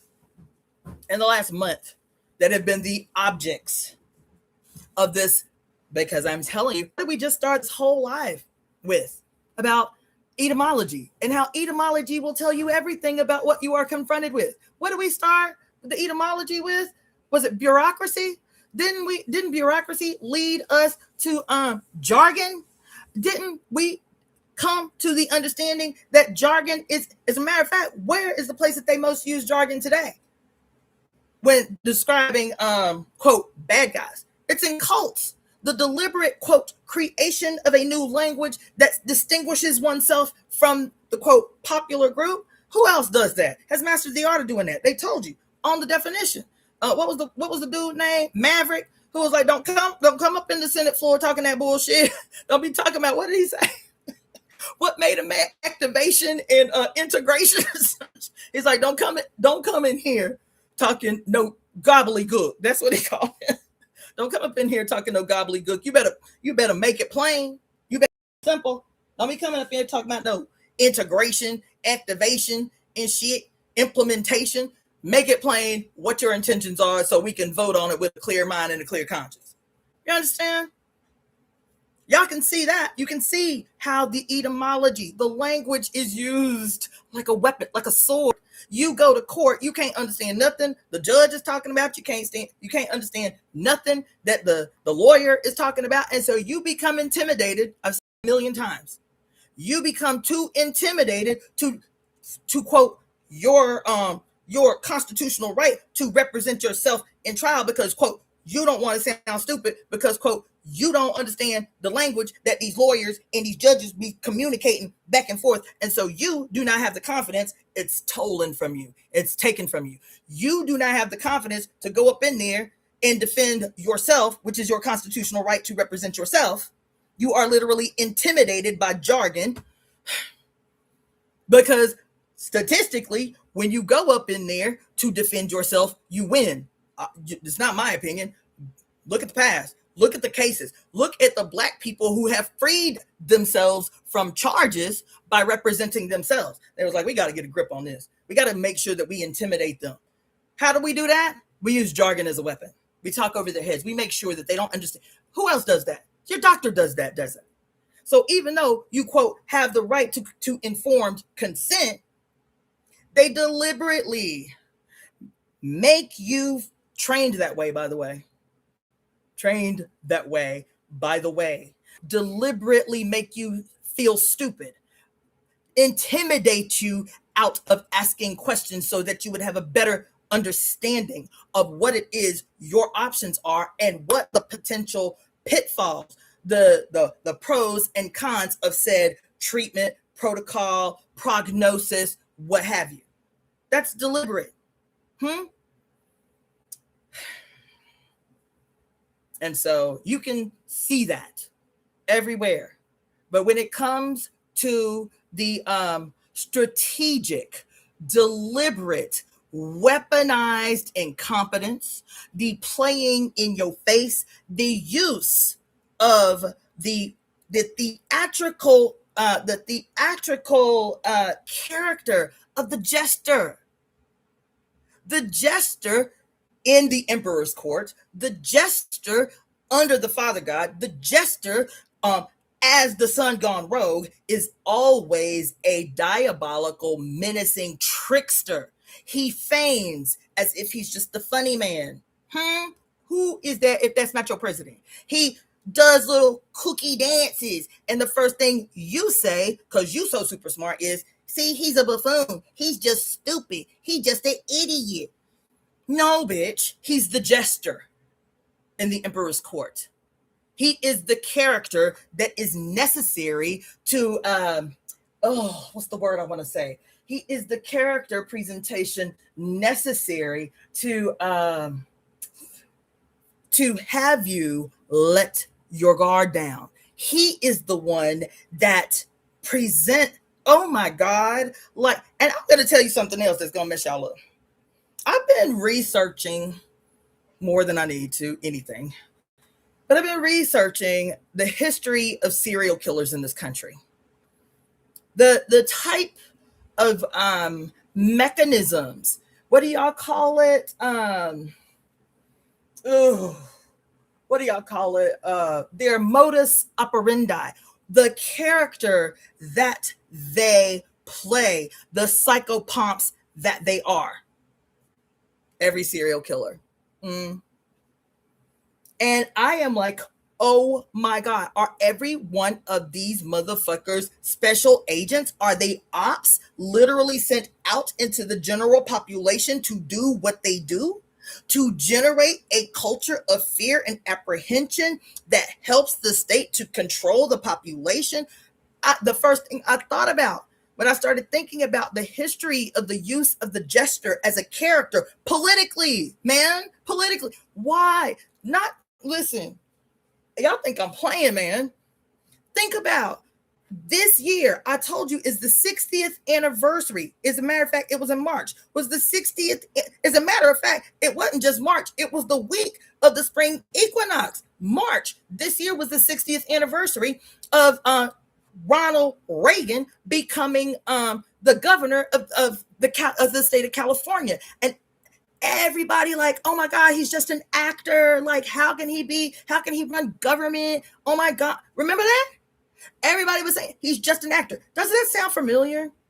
Didn't they say and do the same thing with Arnold Schwarzenegger when he became the governor of California? He's just an actor. He wasn't even born in the United States. Didn't they say that about this white boy who right now is still, I guess, in the running come November against Karen Bass for mayor of LA? Oh my God, he was just a reality show actor, but he is the best man for the job. This shit don't ring out to y'all at all? Because when theater became a cornerstone of Greek and Roman society, it was not for entertainment, is what you call the news. Every single character, every single play. As a matter of fact, I just read something this week. This will probably be tomorrow's live. I wasn't even planning for this. But do you know that this week is the anniversary of the writing of the play, the Greek play, Lysistrata? Did you know that? Lysistrata is how many hundreds of years old? It's not even Greek mythology. This was a Greek play. Lysistrata? This was a Greek play. And do you know that somebody thought it valid enough to mention that it was this week is the anniversary of the writing of the play Lysistrata. The reason that Lysistrata is still so popular today, to this day, though it is from the BC era at the peak of Greek theater, is because it was a true story. For one, most stories were true. They were fictitious adaptation of real events. Like when you see a movie today and it'll say based on actual events. That's what the theater was. It was a way for people to keep and preserve stories that they knew would be important. Lysistrata is so important. Guess who else made an adaptation of Lysistrata? Spike Lee. Did you know that? Spike Lee made a movie adaptation of the play Lysistrata. Do you want to know what that movie was? Anybody know what that movie was? Anybody know what that movie was? That movie was Chirac. The movie Chirac. It was an all-star cast. Wesley Snipes. What's that ugly boy name that was married to what's her name? Mariah Carey. What's that ugly boy name that was married to Mariah Carey? He in it. What's the other dude name? The one white boy. His name is on the tip of my tongue. Oh my God. He was the one that played in the movie. I don't even remember what. Nick Cannon. Thank you. What is this white boy's name? Oh my God. But y'all all know him because I don't even remember what the name of the movie was. But at the end, he's holding the radio up to the girl window and the song is In Your Eyes. In Your Eyes. That famous scene. What's the boy name? Anyway, he in it as the priest. The white boy with the song and the radio, the boombox, 80s movie, right? Him, he's in it. Who else? Angela Bassett is in it. Jennifer, what's her name? Jennifer, the singer. Jennifer, what's her name? I can't remember nobody. John Cusack. Thank you so much. What's the girl name? Jennifer, the singer. Jennifer, whatever her name is. Ooh, what's her name, y'all? Ooh. Jennifer, the girl, the singing girl that was in Dreamgirls with Beyonce, the singing girl. Jennifer, it's right on the tip of my tongue. She in it, all-star cast. Jennifer Hudson, all-star cast. Chirac is an actual adaptation of Lysistrata. It's the anniversary of Lysistrata this week. I was like, oh, what a random piece of information. I did not know it would come into hand. It would come in handy with this story that I'm trying to tell you today about how they stay playing in your face, all under the guise and auspice of either ignorance, stupidity, or entertainment. As a matter of fact, what did wait a minute, where that book at? What did where is it? What did Mary Daly have to say about entertainment? Hold on, because she had a lot to say about entertainment. Yes, she did. Yes, she showed did. Where's that book at? And where is my pure lust at? Anyway, I could go on and on and on, but I'm just trying to tell you, man, that everything. As a matter of fact, I was just reading an article the other day about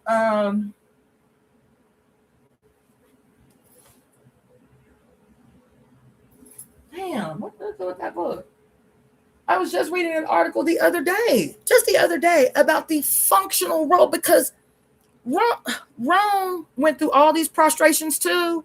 Rome was like, look, people are really invested in this culture of the theater. It helped to keep them informed. Everything that has been reduced to non-essential today was the pivotal cornerstone of all Greek and Roman culture. Who was not just Greek and Roman culture, African culture, Asian culture, European culture. It was the bard. It was the bard, the oracle at one point, and the bard eventually took over the role of the oracle. But it was the oracle, it was the bard, it was the storyteller, it was what's the other word for the bard? Y'all call it the griot in West African tradition. The storyteller was not a storyteller, baby. They were not idle storytellers for your personal entertainment. They were paid to be verbal singing ass archivists. Isn't that what we learned when we were learning about the cult of Dionysus and the man, my brain, the devotees of the cult of Dionysus? The devotees of the cult of Dionysus were the archivists. They were the keepers of secrets. They sang songs. Isn't that the story that you hear about what's his name? Orpheus. Remember the show that came out last year with Jeff Goldblum playing Zeus? Jeff Goldblum playing Zeus, right? And he's freaking out because he can see the end, and none of the other gods believe him. Like, they're like, you the man, you ain't going nowhere. You've been, we immortals. He was like, y'all forget, we are not immortal. That's what he said. That's what Zeus said. Zeus said, y'all been doing this so long that you forget that we are not immortal. And if we don't keep these humans in line, if we don't keep this riffraff in line so that we can continue to suck the life force out of them, well, in this movie, to drink the life force out of them. If we don't keep them in line, our time is the fuck up. That's what he said. Go back and watch. They only did one season. They was like, I don't know who let this shit. I don't know who approved the release of this shit right here, but we gotta snatch this shit up off the airwaves. Yeah. Chaos was the name of the show. One series. As a matter of fact, there was another series just like it called The Power. Not Power, The Power. About these young girls who developed this power, and we only had one season. And they was like, no, not today. We got to snatch this shit the fuck up off of here.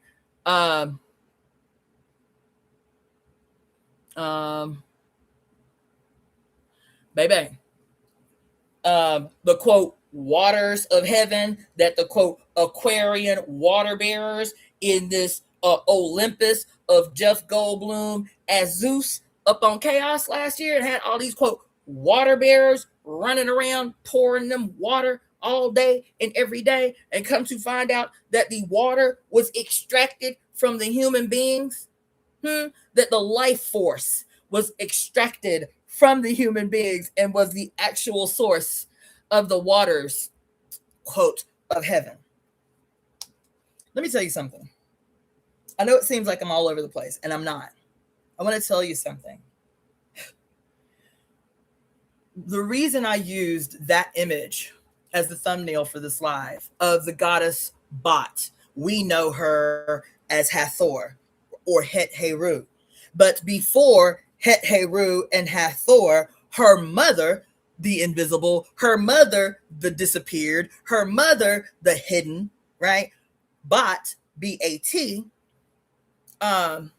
the guardian of the secrets of the system. I told y'all I had been obsessing about wanting to make a system. I was like, why am I obsessing about this instrument so much? And I have been fighting like hell to make this instrument.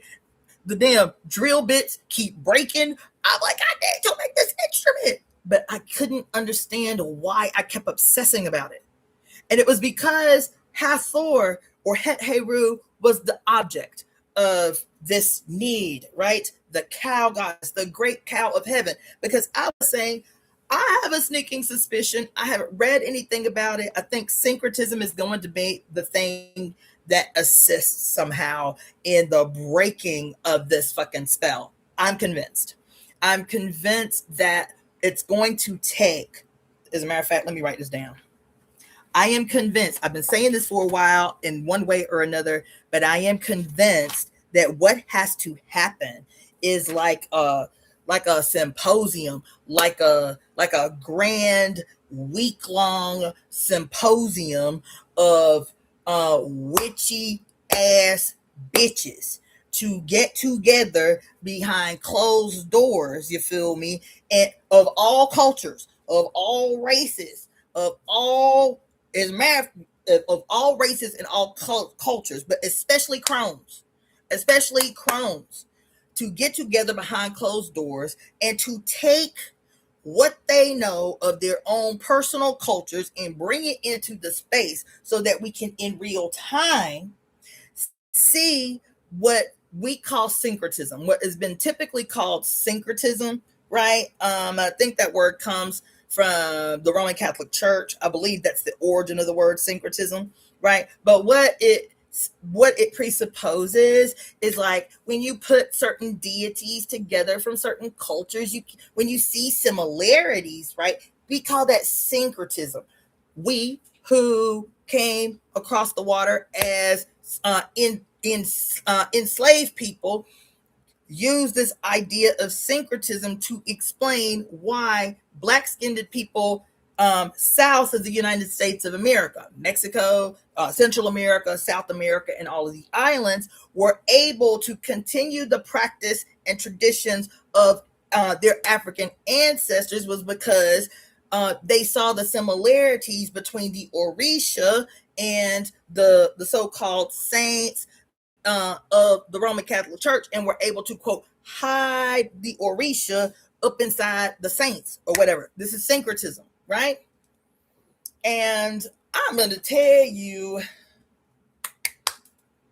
that what we call syncretism, oh my God, what we call syncretism is just another slide of hand as evidence of the great breaking. Listen, I don't know when the last time I was up on here talking to y'all,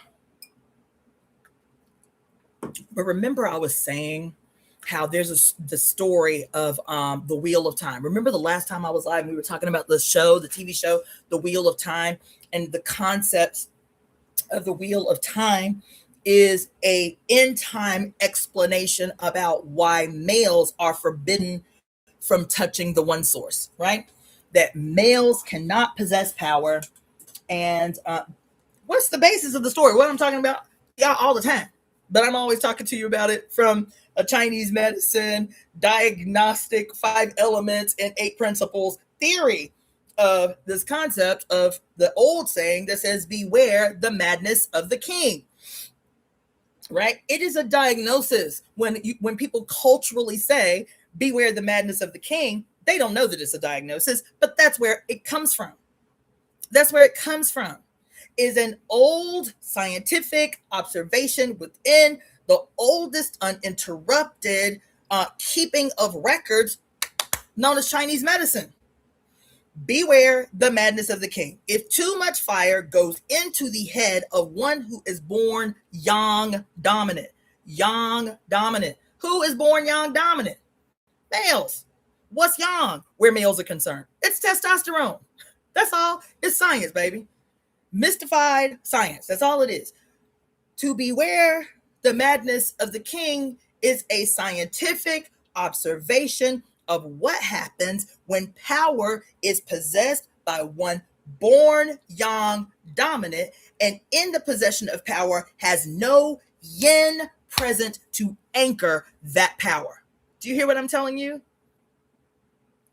He does not have yin present to anchor the possession of power. Do you understand what I'm saying, or is it too deep? Because I can be much more simplistic. But the whole adage of being aware of the madness of the king, that a male in possession of power that is not accountable to the mother archetype, to some type of force that is not afraid to challenge power, his head will burn up. That's why I do not want to get this deep. I can't afford to get this deep. But I'm just telling you, all throughout every movie, especially over the last 20 years, every movie, every show, every fantasy, oh my God, it's everywhere. Everywhere, because you do not have the language to understand what is being presented to you because you are denied the language.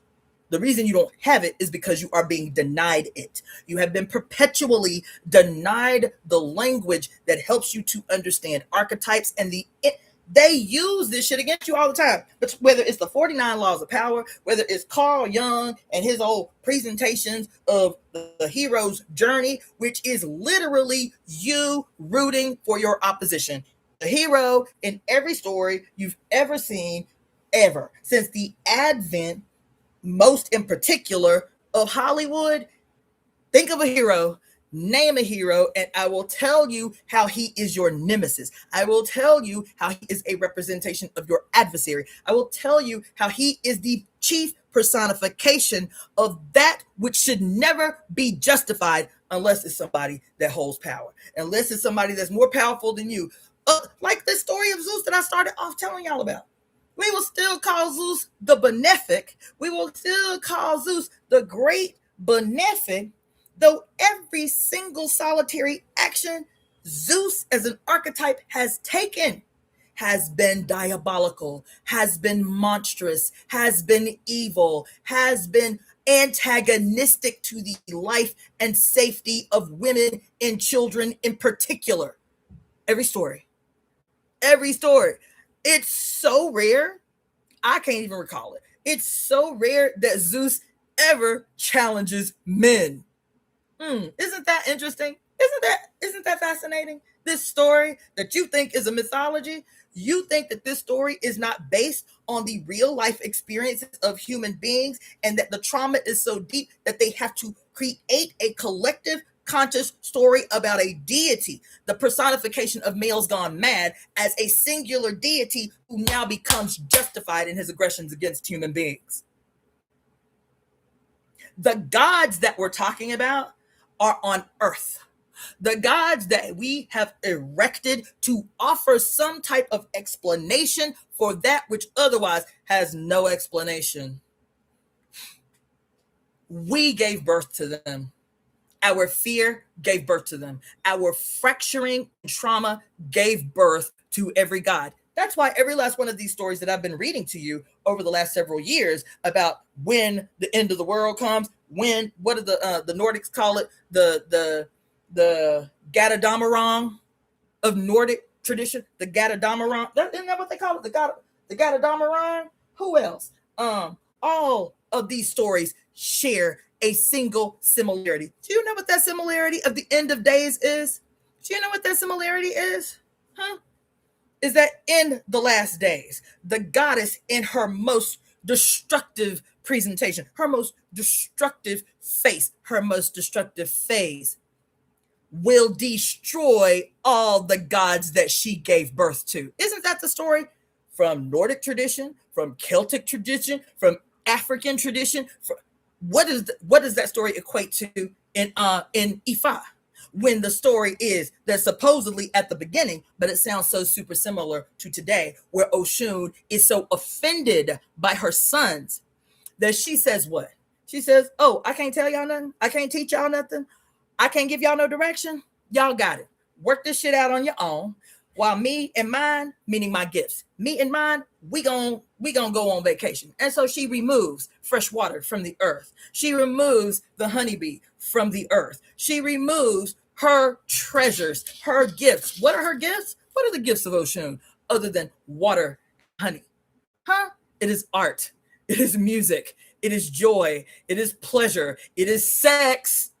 While all these incels talking, what does incel mean? Involuntarily celibate? You are not involuntarily celibate. Your ass will not comply to the will of the mother, and so she is denying you sex. When you change the language based on your understanding of the history, child, these stories are not static. They are not fixed. They are circular. They are repetitive if you do not learn the lessons from them. If you keep them stuck in some mythological past where you think that Oshun is actually a big titty, naked woman always looking at her face in the mirror, and you think that Oshun is somebody the fuck over there somewhere detached from the multiplicity of phases and faces that you experience in real life from birth to the grave.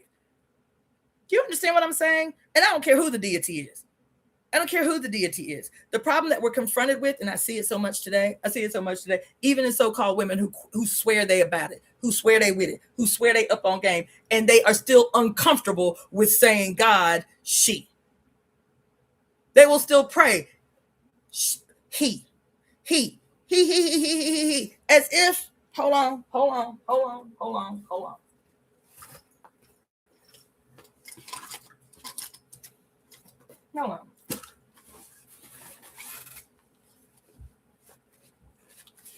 Ah.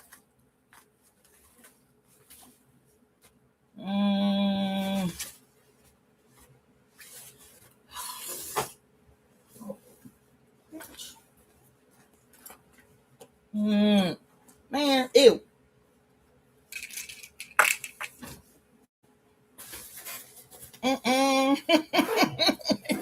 God.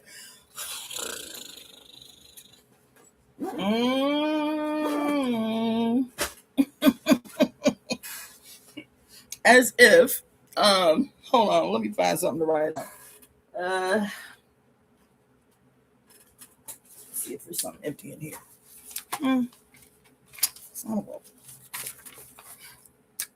Y'all are still uncomfortable saying God as she. Y'all still listen.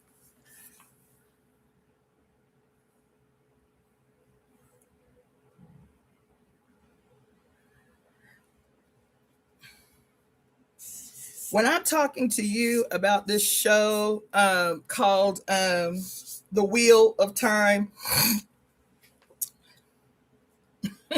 I'm telling you, man. And they keep saying throughout the entire series, they keep talking about the great breaking, right? And that these 5 youths that they have to get across the country to the White Tower, right? Because these young people all display gifts that make them probable candidates for the what do they call them? The Dragon Reborn. That's the whole thing about the Dragon Reborn, right? That's the whole premise is the Wheel of Time and the Dragon Reborn. The Wheel of Time and the Dragon Reborn. And every single group of characters represents an archetype that is prevalent right now today. And the premise of the story is that the human beings that exist in this realm used to be so super intelligent, and there was no war, and everybody was prosperous, and both men and women could use the one power, could touch the one power, and this is what made the world so technologically advanced, right?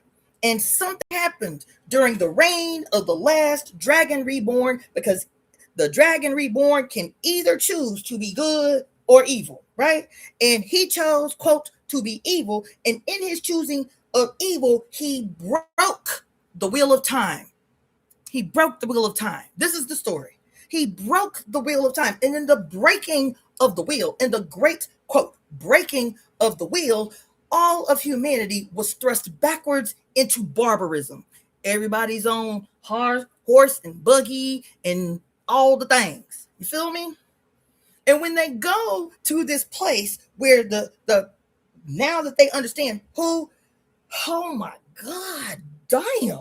When they finally discover who is the dragon reborn, there's so much in that show that once you understand the language that has been hidden from you in plain sight, the concept of being hidden in plain sight, the purpose of hiding something in plain sight is to guarantee that you never see it, that those of you who would benefit from it, those of you who would benefit from the language would never see it. See, to deny you it completely would have you always searching, always looking, always seeking, that if they give it to you over and over and over, that which is familiar. That's why I'm certain that Carl Jung, I'm convinced, let me tell you who your enemies have been. I'm convinced that Sigmund Freud was your enemy. I am convinced that Albert Einstein was your enemy. I am convinced that Carl Jung was an active, willing, conscious participant in crimes against you. I am convinced. Who else y'all love so much? And his ass just got found out. What's that dude's name? Noam Chomsky. I knew it from day one. Refused to read anything produced by him. His spirit wasn't right. Even as an atheist, socialist, dialectical materialist, I refused to read anything by Noam Chomsky. Lo and behold, 20 years later, see, told you. What's the other one y'all like so much? Deepak Chopra. I was in medical school, alternative medical school. They were like, oh my God, Deepak Chopra. I was like, give me another assignment. I'm not reading anything penned by this bitch. I don't know nothing about him, but his eyes ain't right. His eyes ain't right. And I'm not reading shit he wrote. I'm not doing. From that day to this, I have never read a single word penned by Deepak Chopra because my spirituality is embodied. I trust me. Oh, yep. Thank you, Nina La Negra, for bringing that old diabolical monstrosity up, the Dalai Lama. I kept saying, I don't know what all the hype is about, but I refuse. And lo and behold, what was it, 3 years ago? Everybody is debating among each other about what they saw with their actual eyes and whether it was what it was they actually saw.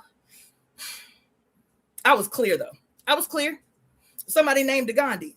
I was going to mention him earlier, but I got off on one. Let me tell you, this cute little dude that I like so much, I love. As a matter of fact, I think I paused right on the Gandhi bit. Yes, I think I did. Let me share a video with y'all. Here it is.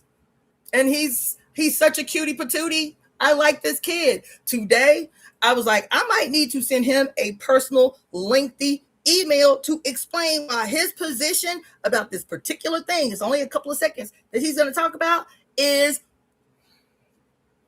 so out of pocket, so out of line. Let me just share with you what he has said. Hold on. Let me put the I guess we can't see the closed caption. But let me just say what he just said, because he's talking today about as a radical act of protest, understanding out a sense of self that hasn't that happened really in carries the 165 torch years during the at the last. most idealized, Let's just see what this young one is the talking most about. idealized, most spiritualized version of Aries. It doesn't mean we don't react. It doesn't mean we don't respond. some figures that carried Neptune and Aries in their natal chart, Gandhi being one of them, known as a weapon of peace. Thinking of the times that Gandhi was in this world, what he modeled, what he demonstrated, the monks who set themselves on fire as a radical act of protest, understanding that fire is a necessary alchemical tool for purification, for ignition. There is a reason why we are at the very beginning, right here, right now. And it can get scary, especially when we want things to go back to where it once was, the simple days. Hold on, let me turn this off. That's all I wanted to show you was that them little few seconds. He is talking about the Neptune in Aries that is, I guess, beginning today. And not only that, Neptune is retrograde in Aries for the first time in 165 years, while Mercury is retrograde, while Jupiter has transitioned into Leo for the first time in 50 years, while under Pluto in Aquarius. All this humongous shit. And the two things that he mentions as significant for us to model, the two things that he mentions that is important for us to model in this period 165 years later in terms of the energy of this Neptune in Aries is goddamn Gandhi and the monks who practiced immolation, self-ending through setting themselves on fire as acts of protest. This is all. This is it. This all you can think of. This is it. So when I go off on a diatribe about why I chose the thumbnail that I did, the forgotten, the deliberately hidden, the erased from collective consciousness, the great black primordial sky that is the goddess Bot, the black cow, is so in your face. It's undeniable. I just told you the story of how the cow of heaven became the bull of heaven, how the black cow of heaven became the white bull known as Zeus, master of disguise, so that he could get his off on anybody he saw fit, because everybody is his personal possession for whom he can do with what he please. So Eden under the Taurus, Eden under the sound of Taurus isn't for you. The Garden of Eden under the white bull of heaven, Taurus, is not for you. Yes, the Garden of Eden exists, but it's not for you.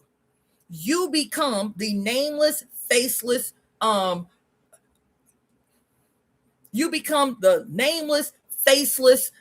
walking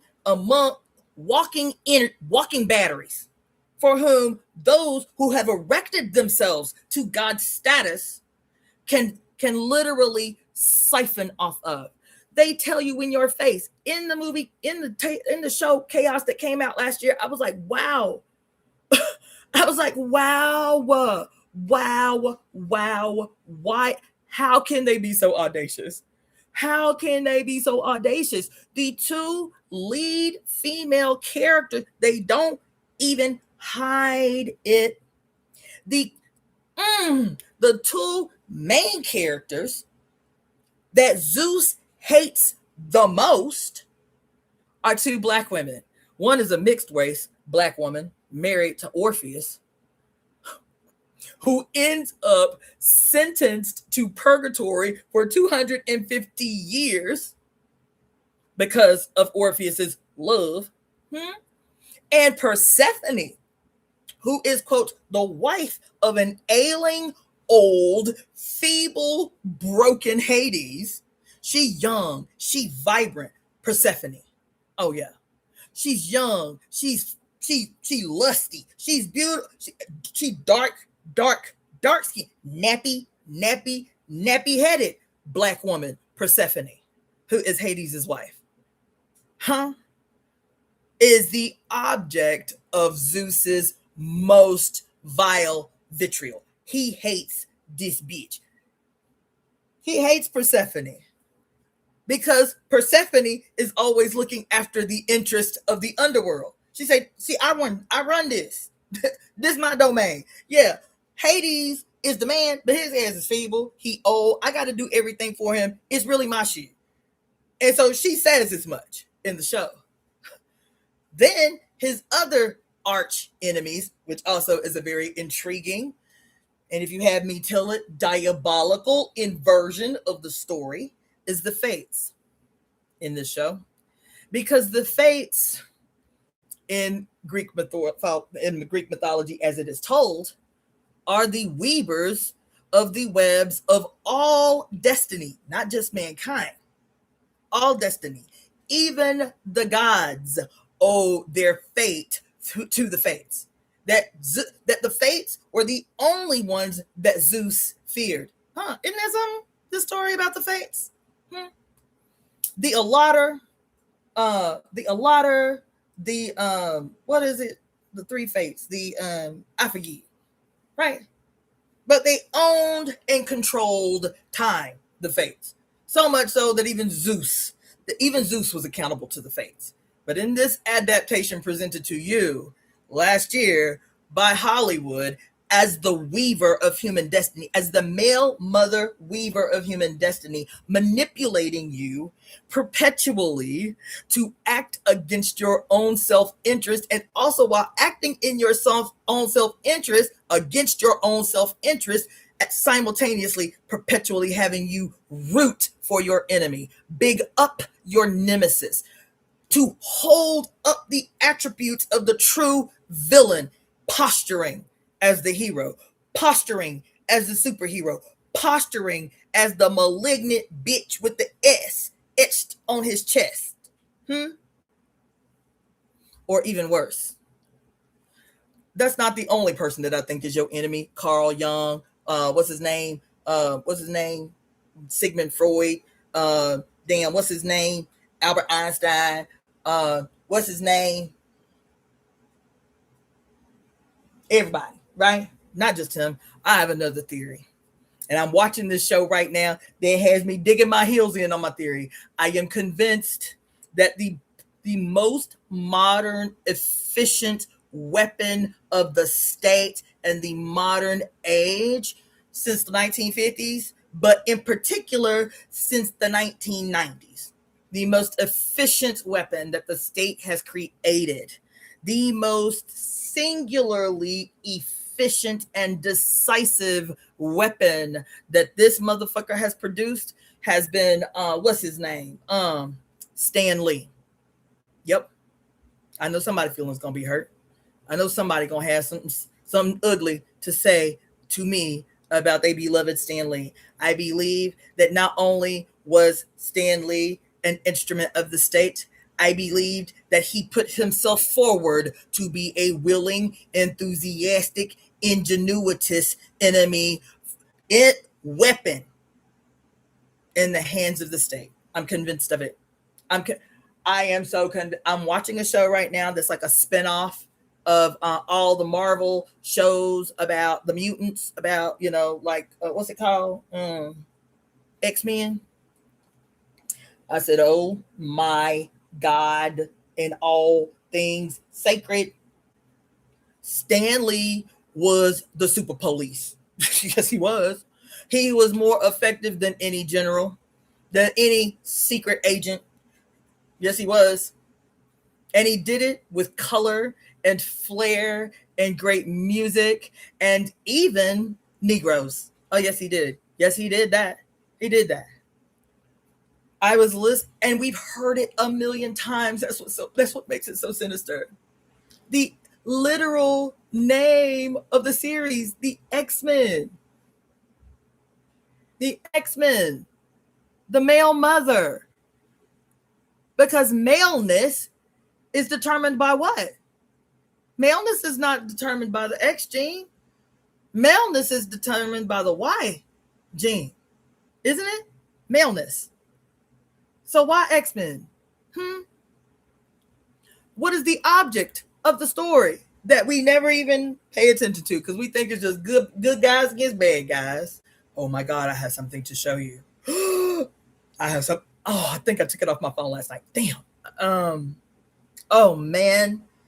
I am. No, I'm not going to do it. It's already 8:00. I'm so tempted though. I'm watching the show called Gifted, and it is a spinoff of the X-Men. That's what it is. It's a spinoff of X-Men, and this is after like the X-Men and the quote Brotherhood have like disappeared. They don't explain where they gone. It's just this new generation of mutants that are still hiding and running from the humans. Okay, but in this show, this guy who is the equivalent of the bad guy in the X-Men, the general who is trying to like put the adamantium on Wolverine and all of that stuff, and he's experimenting on the mutants. Baby, this show they're a lot less discreet. But let me just say one more thing about the Great Breaking that they keep talking about in the Wheel of Time. The Great Breaking that they keep talking about is obvious. It's not even subtle. You see this? It's this. That's all. It's this. It's the severing. It's the severance. It's the severing. That's it. Where this becomes hidden in plain sight and the entire world revolves around he that is successfully severed from his mother. At least in the madness of his mind. Let me correct that. At least in the madness of his mind, he has become. Right? He has once and for all become greater than his mother. Right?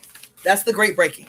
This is the reason why the females at the Aes Sedai at the White Tower have said, every single time, no matter how cool the man is, no matter how cool he is, as soon as he touches the one power, he goes mad. Not only, I could go off on the Wheel of Time because everyone is literally walking around the personification of the yin and yang severed from one another. Think about it. And I'm not just talking about the color of the clothes, though that's there. The quote best, the quote heroes of the sun, child. The heroes of the sun in the Wheel of Time are who? They call themselves what? What does he say? He said, he tells her, don't call me sir. My name is Child Vada. My name is Child Vada. We are the children of the sun. That's what he says. He is the darkest, blackest. They literally went out of their way to find the blackest skinned black man they could find. He's beautiful. His skin does not even look real. He's so black. The blackest black man they could find with a single white birthmark in his jet black hair that's almost as black as his skin. Dressed in all white from head to toe. Just in all white from head to toe as the leader of the children of the sun. And what does he say when he is murdering women who have the ability to touch the one power? That no one should have access to so much power. So it is my responsibility as a child of the sun to weed it out wherever it presents itself, as he cuts off the fingers of the Aes Sedai and keeps them as trinkets, as the evidence that he has taken the one power from them. What is this if this is not the textbook word for word personification of the diagnosis in Chinese medicine of one whose head on fire, listen, of one whose head on fire makes him mad. Now you go back and look at all the icons of every religion that you love and adore. Go and look at the gurus. Go and look at the Buddhist monks. Go and look at the divine Catholic monks. Go and look at all of these men in history as, quote, the divine enlightened ones. And guess what you will see across every culture? Even Ifa. Go and look for images of Obatala. Go, the great in the white cloth. He the great god in the white cloth, Obatala. Go look at pictures of Shango and Shango as Aganju. Isn't it interesting that his name is Aganju and that the word for fire is Agni in Hindu tradition? Go look at the practitioners of Agnihotra. Go look at Aganju, Shango as his most destructive self, Aganju. What is the similarity among and between them all? The, quote, personification of them being enlightened, having, quote, reached enlightenment, is their head on fire, every single one. Some of them, their whole bodies on fire. Their whole bodies on fire. Isn't it interesting that I am telling you about how, quote, the evidence of being enlightened is synonymous with being burned? Isn't it interesting that in the Wheel of Time, they had to make the most enlightened. They had to make the most devoted servant of the sun jet black. Why? Because everything that burns becomes black. Before what? Everything that burns becomes black before what? Everything that burns becomes black before it becomes white again. Ash. It's all through your stories. The white as snow is the ash that burns. There's a horror movie. Oh my God, what's the name of this crazy ass horror movie? Where it is, oh my God, what is the name of this horror movie? It's old and it's scary as hell, but it's about this whole city that's burning, just burning so much that the ash that it produces constantly falls out of the sky. And you would not, there's another one. Oh my God. This whole concept of ash, white ash being mistaken for snow until a person rubs it in their hands is so replete throughout these movies about what the sun gone rogue sees as the end, see as his wished end. As his wished end, his heaven is the high desert at noon on a cloudless day and no shadow cast. This is the heaven he is trying to create for himself, where in his mind, the only way to truly be victorious over the mother is to remove the evidence of her existence from the earth. That is the desert. That's why every story that you see these days, whether cartoons, whether post-apocalyptic, like the cartoon Rango, that is about the age of the sun gone rogue, successful, the creation of the desert, where water no longer exists, where trees no longer exist, where grass no longer exists. In Silent Hill, girl, if you don't get out of my head. Ooh, yes. Yes. It's everywhere. It's everywhere. This, and so when people ask you why you always make things a black or white issue, it is a black or white issue. I mean, literally. See, we get caught up in the semantics imposed on us to keep us off task, to keep us from seeing what's literally hidden right in front of our face. It is a black and white issue because in the minds of those whose heads are on fire, every single I'm telling you, start to search in images of your favorite deity, of your favorite Hindu deities, of your favorite Hindu yogis, of your favorite gurus and monks, of Siddhartha, of the Buddha, of the this and this and this and this.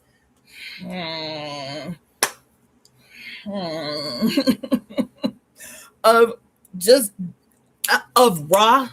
You think I'm playing?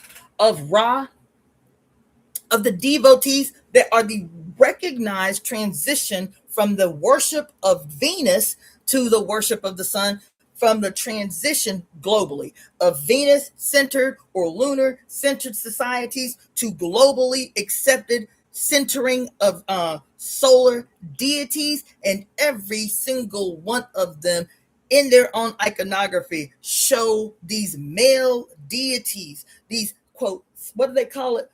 Spontaneous self-generating deities, these male deities who are too good to be born from the nasty vajayjays of their mamas, these self-generating deities who then give birth what? Out of their forehead or out of their goddamn thigh bone.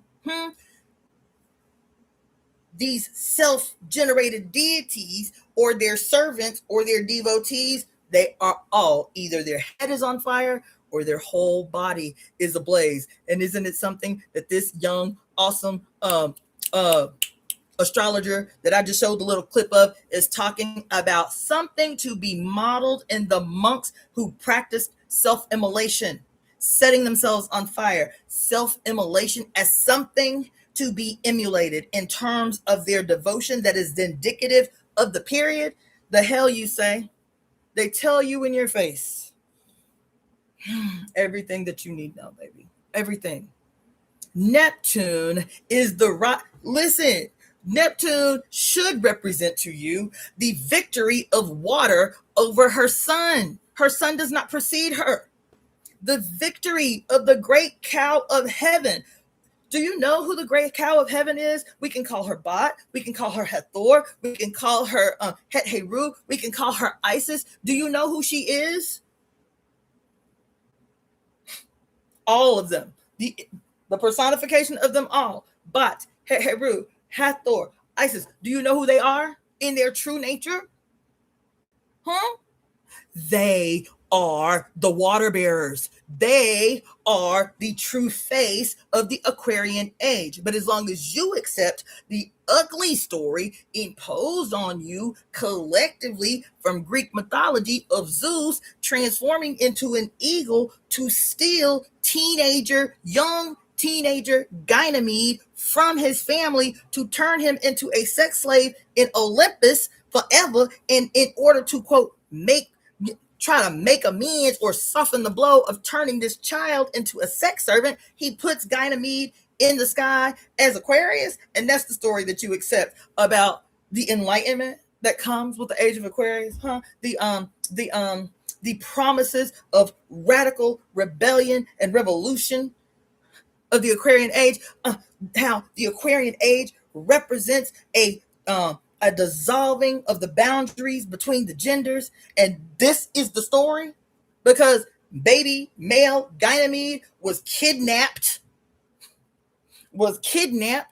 from his family to be turned into a perpetual sex slave to feed the waters of the rest of the people on earth, their essence, their life force, to be fed these bloated, malignant, maniacal motherfuckers that you know their names. They aren't off in the abyss somewhere. You know their names. Those that have erected themselves to be the gods among us, to justify the suffering and to literally play out these stories over and over again, to be kidnapped. How many people did the World Health Organization? How many babies? How many children did the World Health Organization say was disappeared off the face of the goddamn planet last year and not accounted for? 8 million. 8 million babies.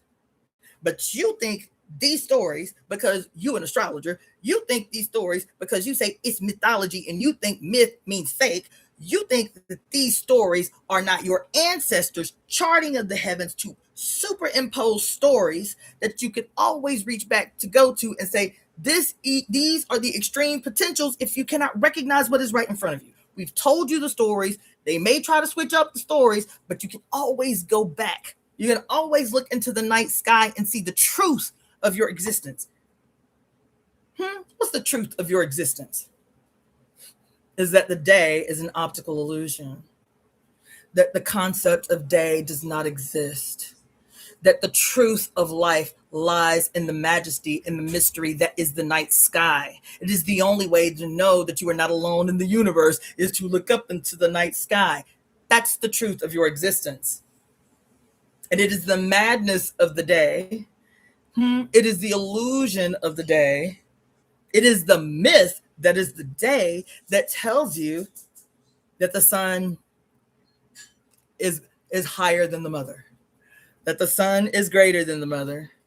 That the sun should be exalted above all else. That you should worship the sun. I mean, everything that we do spiritually, everything we've been told spiritually, like sun eaters, and there is a scientific There is a scientific justification for some of those habits, but to be solar centered human beings is to explain why we are all mad. We are all mad. Those of us who are the victims of sun solar deities, and those of us who are the perpetrators of the aggressions of gods of war. Yes. Those who have erected themselves the leaders of the longest running murder cult in the history of humanity. Yes. The madness that is a guarantee, scientifically, of those who worship the sun. Today, you call it a siesta. There is a reason that around the globe, both in the so-called southern hemisphere and northern hemisphere, why the hours of the day where your ass don't go outside is from 11 to 2. There's a reason that...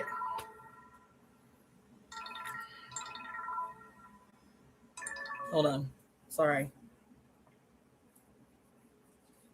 There's a reason that everybody to this day, they think it's just a cultural, like social little, oh, we go and take a nap during these hours at work or whatever. No, because they are considered the deadliest hours of the day. Why? Because at high time, high noon, particularly in those hot climates, high noon in the desert is when the sun is rogue. No yin present. Hold on, let me respond. I've been actually waiting for this call all day, so let me just text her really quick. Sorry. Hey, man.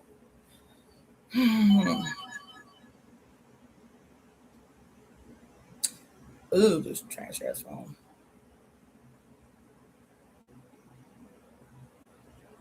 Oh, and then also there was a massive let's see. Uh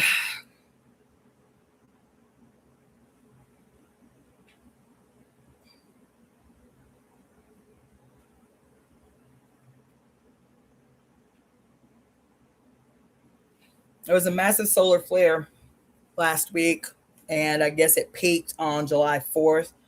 And so maybe that's why all my electronics is rebelling against me like now. Where the simplest of tasks seem to be difficult to complete.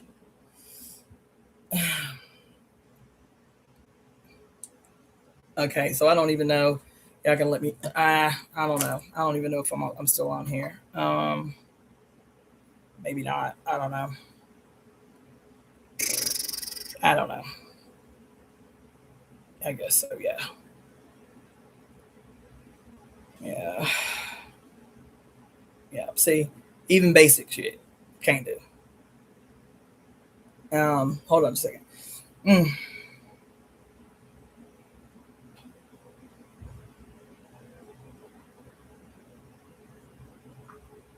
Mm-hmm.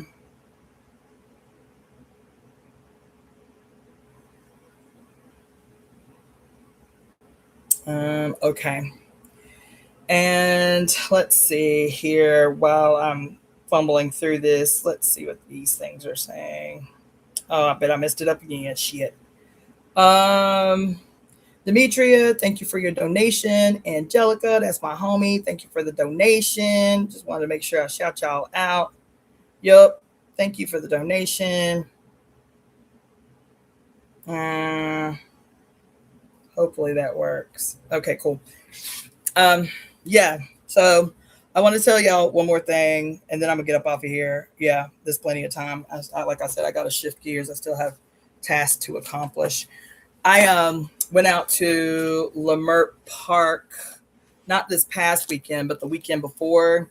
They were doing some kind of festival. It's called the Festival of Mask. I missed it, but I went out there and I found a book on the ground. And y'all know I'm never gonna walk by a book and not pick it up.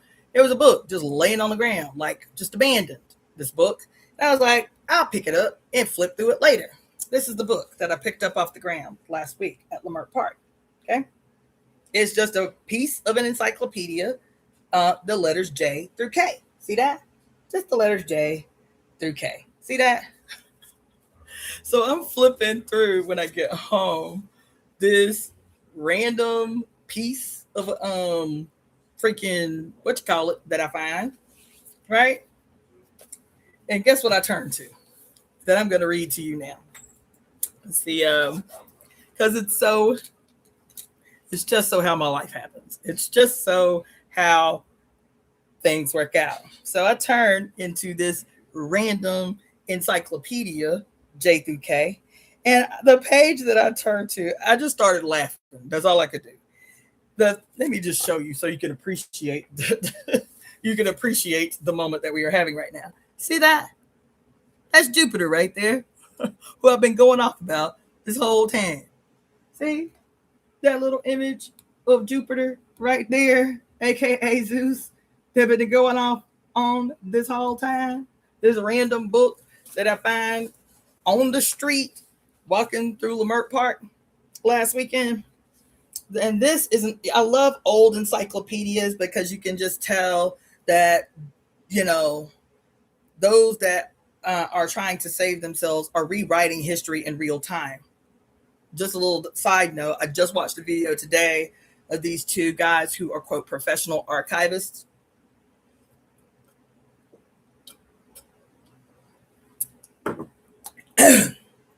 And they literally were talking about how we had been fed this story all these years about how the internet is forever. The internet is forever.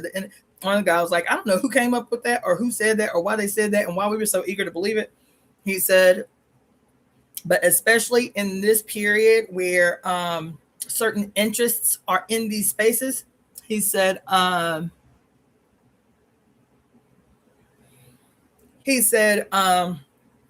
not only is the internet not forever, and he gave crazy examples, by the way, like shocking. He said, not only is the internet not forever, he said the internet, very important information is disappearing from the internet in mass. Yeah, he did. He said, and the problem is that because we have become such a short attention span society, that people are writing, that people are telling stories, and that their trust, their faith, their confidence in the, quote, permanence of the internet, even news sources. He said it's so hard to find news sources that have printed versions of the articles that they're posting on news outlets via the internet. He said it's so hard to find hard print. He even talked about news outlets that have been complaining, that have been levying content complaints because stories that they have written, stories that journalists have written, they have found in other places where the exact article that they wrote or the exact story that they wrote has been manipulated to fit certain narratives on other people's sites with no citation of where they got the original story from or nothing. He said it's a huge problem right now where legitimate news outlets are finding their stories in all of these other places having been manipulated. I said, well. The reason I said that is because I love old dictionaries. I go to Goodwill's regularly and find those old, like Time Life used to do, like big hardcover books of, time, what is it? Or Time Life or Time, in every year. They used to do like a photo collage, hardcover, like coffee table book of all the big news of 2025 or 2019 or 1995. I have so many of those. I have so many old, like time collages, book collages, if you will, of all the front page headlines of the year and the articles associated with the big news of the year. A year in review. Thank you so much, Nina La Negative. So anyway, that's why I got off on that. But we all need to be archivists. I tell y'all that all the time. Thumb drives, external hard drives, all the things, because they play it in your face. And the first place where I'm seeing a radical, massive disappearance of information on the internet is Black history pages. It's so pronounced. They're not even being subtle about it. It's so deep, it's scary. Yes. So save everything while you can save it. Oh, cool. Somebody said they went to the thrift store after I suggested it and found a Chinese medicine book. There you go. Thrift stores gems, because don't nobody want books no more. You know what I'm saying? Anyway, Jupiter was the king of the gods in Roman mythology. The ancient Greeks called him Zeus. Jupiter overthrew his father. Who was his father? Saturn. Who was his father? Great-grandmother Crone. And there's even more to say about Jupiter, because we still only get this story about Jupiter or Zeus overthrowing Saturn, who is great-grandmother Crone, and we get the story about Mars being like the war god, or Aries, being the war god, or whatever. But what I'm really calling on in this whole conversation, though, as disjointed as it may have been, though all related, is the inversion of all of the iconography of what had been called for the greatest time. The Seven Sisters wasn't just an adaptation that we had superimposed on Pleiades. It was also what we called the seven luminaries, the seven entities that we could see in the night sky, which was the sun, the moon, Mercury, Mars, Venus, Earth, Jupiter, and Saturn. Those planets and luminaries that you could see in the night with the naked eye in the night sky, right? So whether it's the Seven Sisters, yes, that's most associated with the star system Pleiades, but it was also the name for the seven luminaries. It was the name for goddesses. What were the seven luminaries' names before they had male archetypes?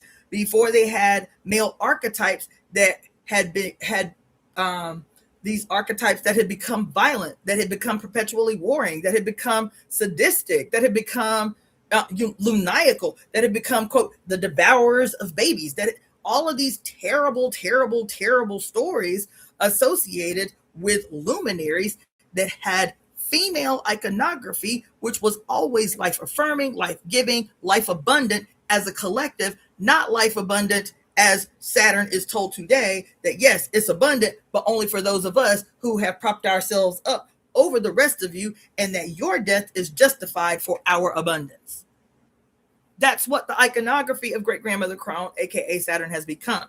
But it's interesting because we're talking about the Crone, great-grandmother Crone, Saturn, but she's not the only Crone. It is all of these icons that have been hidden in plain sight. Jupiter, who is Zeus, right? Jupiter was Hera. Jupiter was Rhea. Jupiter was Ceres. Jupiter was a whole host of completely reduced in their significance female icons that were not, again, these female icons off in the abyss. They were a personification of times of abundance under this transition from hunting gathering epoch to the abundance that came with the transition into the agrarian age. Do you hear what I'm saying? Why are all of the goddesses of abundance, why the thing that is consistent among all the goddesses of abundance everywhere on earth, there is one thing that is consistent among them all. Every goddess, every single solitary one. It is grain.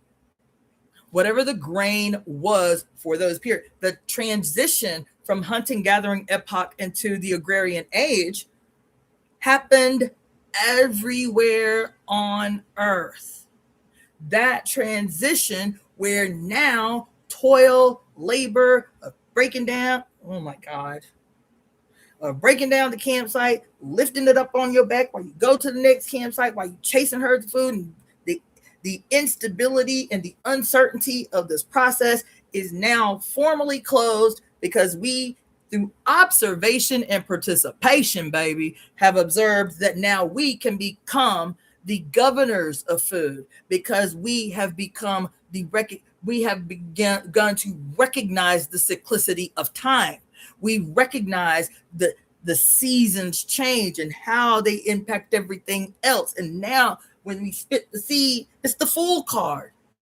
This period, our entry into the agrarian age, is the full card, right? And so in this abundance giving period, the agrarian age, here we are having experienced the so-called the green revolution that was supposed to feed everybody on earth and end famine once and for all. And there have been more famines, longer famines, more deep famines since the green revolution than before.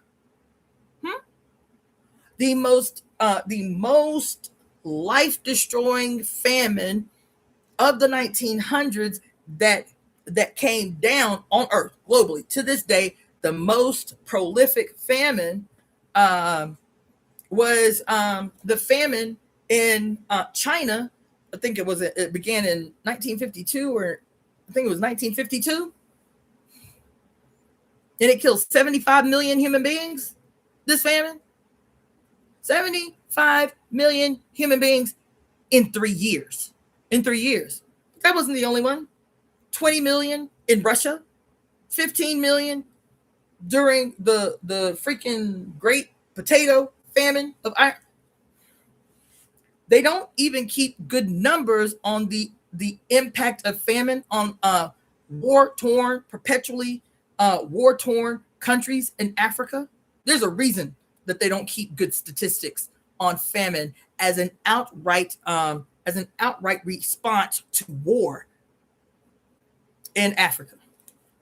They got all these statistics everywhere else, but not good statistics at all on the impact of famine on the continent over the last 100 years. You feel me? And so somebody is abundant. Somebody is abundant. Oh.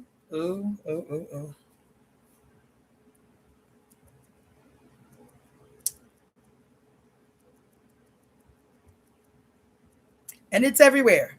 This idea of grain being attached to the iconography of abundance under the mother. But grain in the possession of the father under the quote abundance of the father God, right? The father and God, Saturn, father, time, and all of this shit. It's interesting because the grain is abundant, but it does not sustain life. There is so much grain, but it destroys life. I think I'm joking. There's a I don't want to get this deep.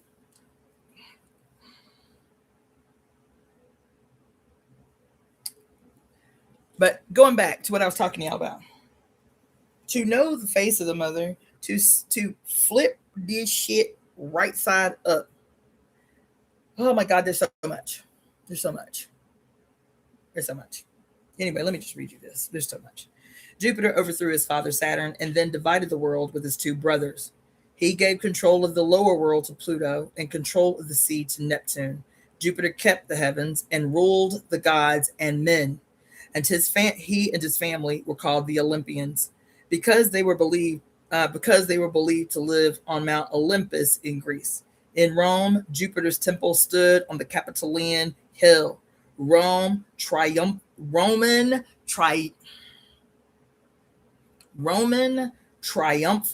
processions always ended there. I want to say something about that. I try so hard not to get too hyped up on here. I do. But this is another thing I want to talk to you about. The Roman triumphal processions. Okay. The Roman triumphal processions were held in Rome as a procession that would typically end at the Triumphal Arch.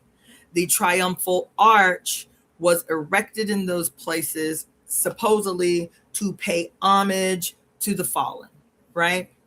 But the triumphal arch, when it was in the possession of mother goddess deities, societies that centered around mother goddess deities, those triumphal arches were always synonymous with or a metaphor of the life-giving process. When you're looking at an arch, you are literally looking at the open legs of the vagina, the open legs of the vagina in labor, of the human or the God as human, of the God in labor. The triumphal arch was about taking abstraction, those things that we associate with spirit, the abstract unknown, and personifying it in the birth ritual.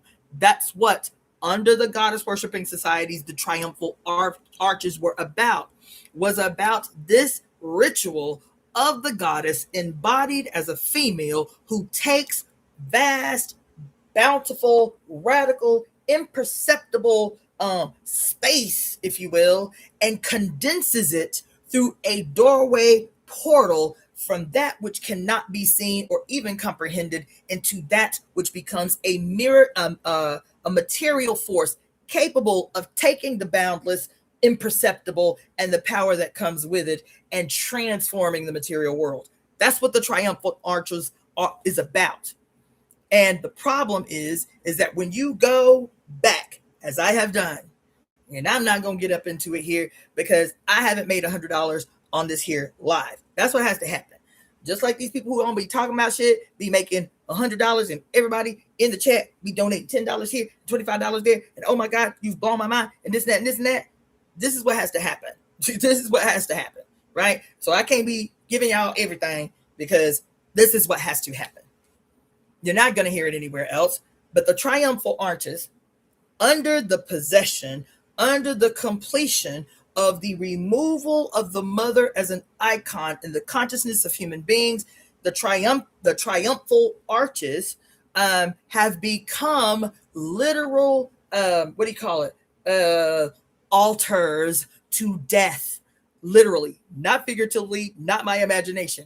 Triumphal arches, and there are no shortages. I think I read the last thing that I read was maybe the wiki about global triumphant or triumphal arches.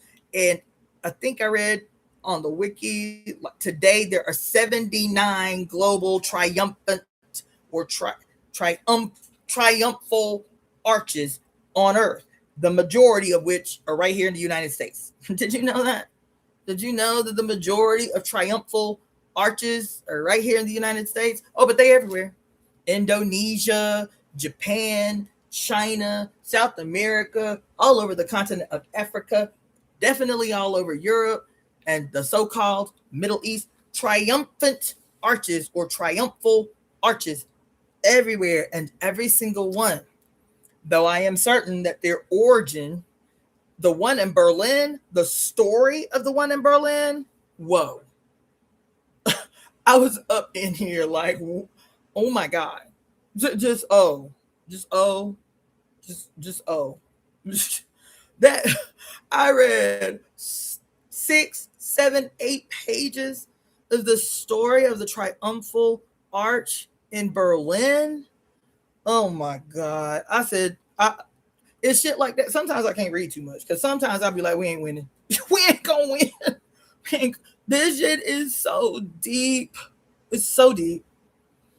The reason I'm mentioning this to you, the story of these very ancient looking triumphal arches scattered across the known world, having been in their matriarchal personification, the kind of altar-esque presentation, memory of the triumph of the seen over the unseen through the birth ritual, through the birth ceremony, that your mother as God was able to transform the radical abundance, boundless, chaotic, imperceptible abundance of the entire universe and condense that power in her body to give birth to the new scene, to the new universe, to the new you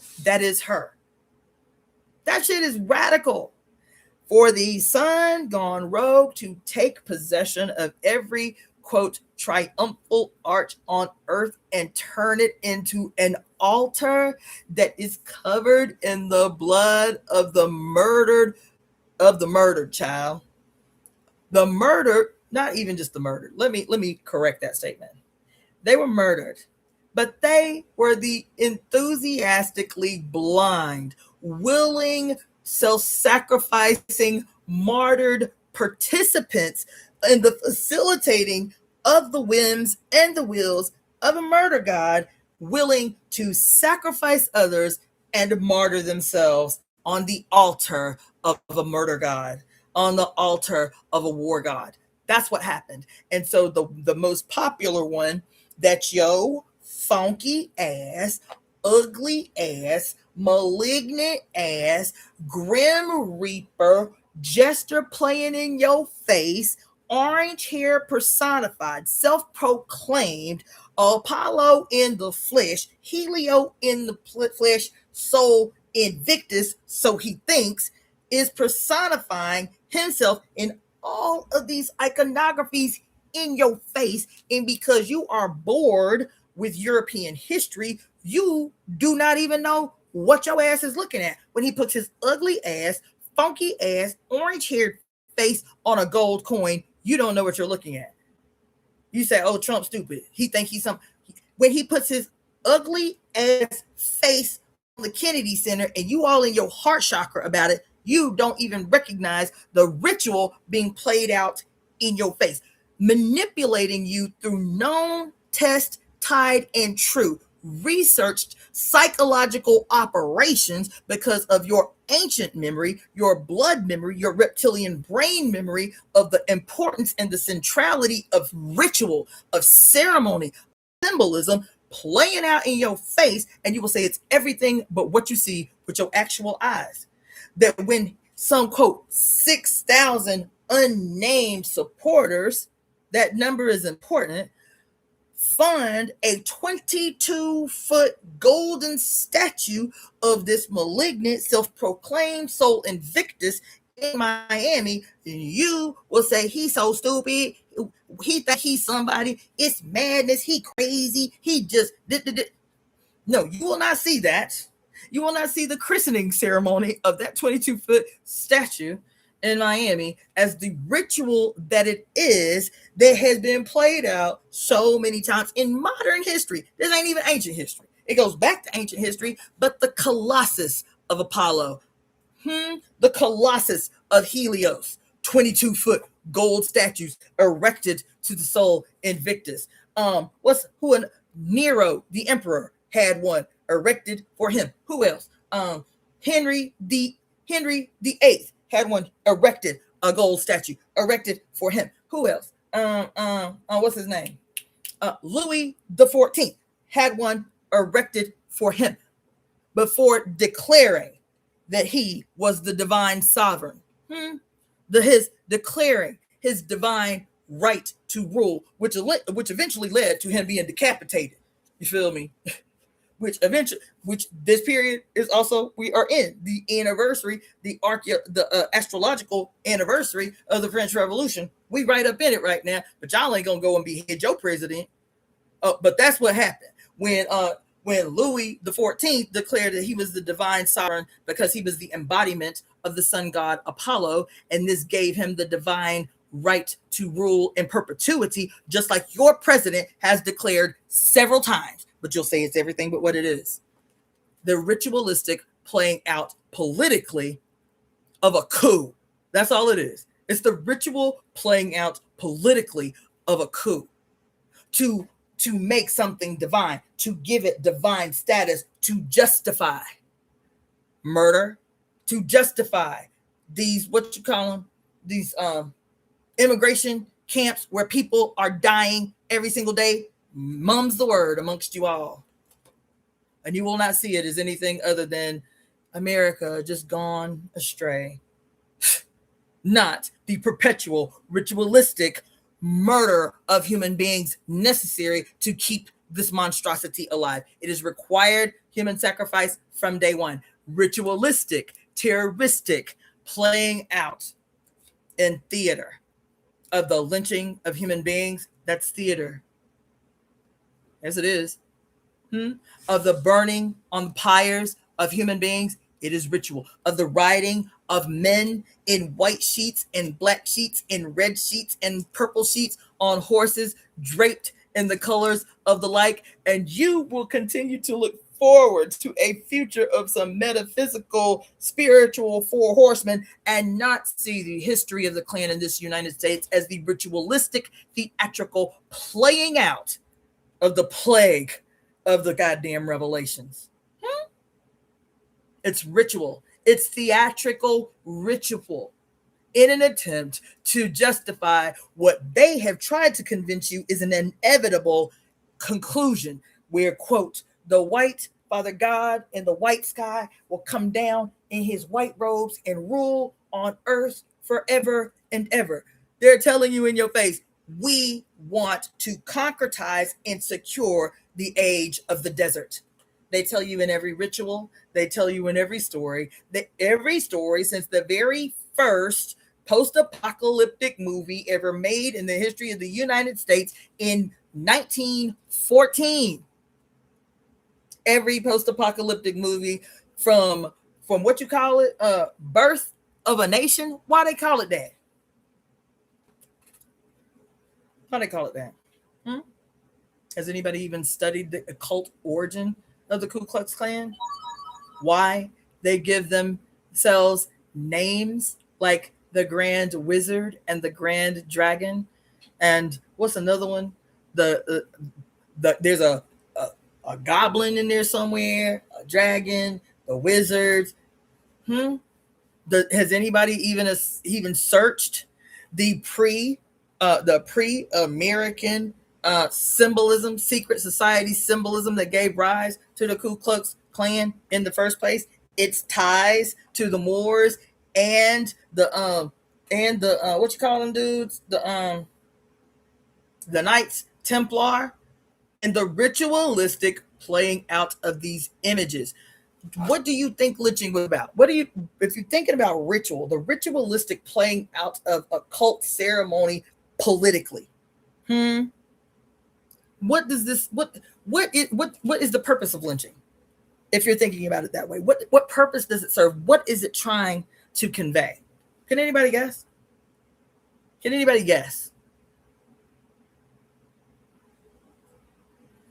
Oh, see.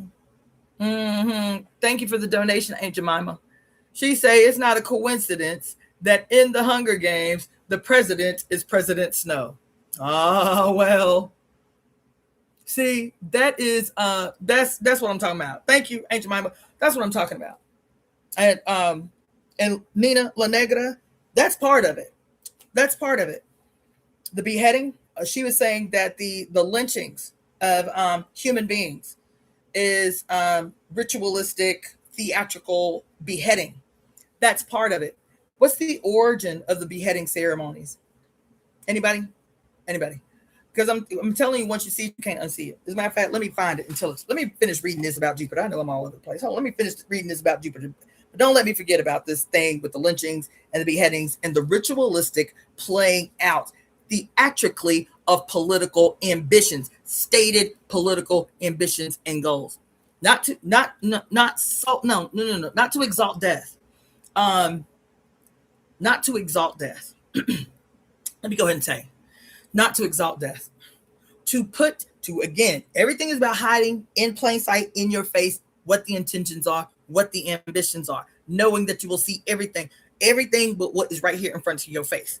Not the exaltation of death, the presentation of death as the opposition to the birthrights of the mother, to represent the absolute opposition to the birthrights of the mother. The rope around one's neck in death becomes the extreme opposite presentation of the birth cord between you and your mother that represents life. In the Listen to me, because it's everywhere. Every chain shackles, every chain, every shackle, every rope ever used in diabolical monstrosity of patriarchal periods is an outright in your face, deliberate ritual opposition of the quote chain of heaven that gives you life. Tell me I'm wrong, because how did they say Obatala gets here to Earth in the first place? Huh? Anybody know the story of how quote Obatala got here in not Obatala, Arumula gets to Earth in the first place? That he quote just descends from heaven on a gold chain. Bitch, the gold chain is your umbilical cord. The heaven that they conveniently erase from Ifa, the so-called Olarun, right, is your mother. Heaven is your mama. Heaven is your mama. And the chain that binds, the tie that binds, that's in everything. The tie that binds is the umbilical cord. In the story that I told y'all last week about the opposing fish of the Pisces, and how this is a story, the mythological story is about Venus and her child Cupid, right? And how Venus comes to land, is given, quote, birth to by Neptune, born full grown in a shell, on the earth. And when she gets to the earth, she's already pregnant and ready to give birth. Spontaneous, spontaneous impregnation, what we call parthenogenesis. She is born already fully pregnant. This is the story. And when she gets to land on this shell that exists in every culture, by the way, in Native American culture, I done been in ceremony. I done been in Anipi, Sweat Lodge, where they tell the story of the Apache people and how their origin story is of a great goddess deity who comes to earth on an abalone shell. It's airward. You feel me? So Venus comes to earth with a full, ready to be delivered baby. She has the baby on the land as soon as she is, quote, born on the shell. When she has this baby, a quote, monster comes to try. I think it's called Typhon. A monster tries to come and get her and the baby. And so she has to grab up the baby and run back to the ocean. Okay. And in order for them to survive in the ocean, she turns them both into fish and ties a red string around the waist of each of them, the baby and herself, so that if they get lost, if something happens in the ocean and that they get lost, she tells the baby, no matter where you go, I will always find you. We are forever connected by this red string. What's that red string that all the little fancy Hollywood people be wearing because they say it's symbolic of the Kabbalah and shit? Nope. It is the umbilical cord. It is the thing that connects you forever to heaven. Now, if you want me to tell you the scientific version of that, in particularly the male child, because in parthenogenesis, the child that is given birth to during parthenogenesis is always a clone. It is an exact replica of the mother. The daughter is the mother and the mother is the daughter, right? So when this woman has the first male and this quote umbilical cord that exists for forever and ever, that's a scientific explanation, or a mythological explanation for what science says, that when a woman gets pregnant with a male child, that his peculiar chromosomes, being male, having a Y chromosome, are identifiable in this woman's blood for the rest of her life. That you can always take this woman's blood and see that she has had a male child. Yep. And so how do you flip the primordial, beautiful, literally magical ritual of birth on its head, but still use the memory, the collective cellular memory of this ritual and its majesty, and flip it on its head, but use the iconography against those that you're presenting it to? Then you tell a story about a hanged man. That's what I was going to tell you. That the hanged man in your Your tarot deck is the inversion. It's the inversion of your mother's story. It's the inversion of the story of you and the majesty of the sacred of the ceremony that helped you to arrive here. The hanged man in your face. He's got a rope around his ankle as opposed to his neck, but the iconography is the same. It's the same. It's the same. It's the antagonistic story. That's why in the tarot you have an inverted and an upright presentation, right? It is the contest between these two stories, the life-giving story and the destructive story, or the death ritual story. You think I'm tripping? The hanged man is everywhere. It's your Jesus. He's a hanged man. He's bound by his wrist though. What's his name? Shango. He's the hanged man. He who wraps the rope around his own neck and attempts to end his own life. Shango, until who? Until Oya rescues him in the space between life and death. That's his story, the hanged man. Who else? Dionysus, the hanged man. Who else? Who else? There's a bunch of them. This story about the contest between life rituals and death rituals. As a matter of fact, they tell you that the tarot card of the hanged man is about your perception of where you are in this context. They don't say that. They say, it's about your perception of the world, isn't that and this and that, right? But it's your perception of where you are in this contest between an adherence and a remembering of the perpetually disappeared. That's your mother as God. That is who the perpetually disappeared is. And she's everywhere. The perpetually disappeared, who is everywhere, ever present, and still just as invisible as the day is long. That's your mama. What? Am I tripping? Your mama is invisible, ain't she? The only time you think about your mama is when, oh shit, it's around time that I need to send my mama a birthday card. Oh shit, it's almost Mama's Day. Your mother is the perpetual hidden in plain sight. The perpetually invisible. Do you think that's a metaphor? No, because the big, giant, boundless, imperceptible blackness that is your mother of the night sky is also invisible during the day. Blinded by the light of the sun,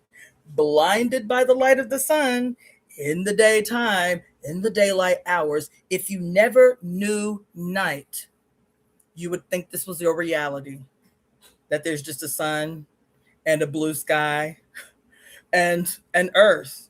Wouldn't you? That your mother is invisible in the daylight. So the truth is invisible in the daylight. You actually grow up believing that the sky is blue. I'm telling you, this is where science and spirit overlap, where metaphor and reality, material reality, perceptible reality overlap. These stories are not fake. We think fake and myth are synonymous, and they are not. As a matter of fact, I'm convinced all of these songs about, because y'all know my favorite one that had me have the epiphany in the first place was that song, Blinded by the Light. Blinded by the light, wrapped up in a deuce. That's all I know.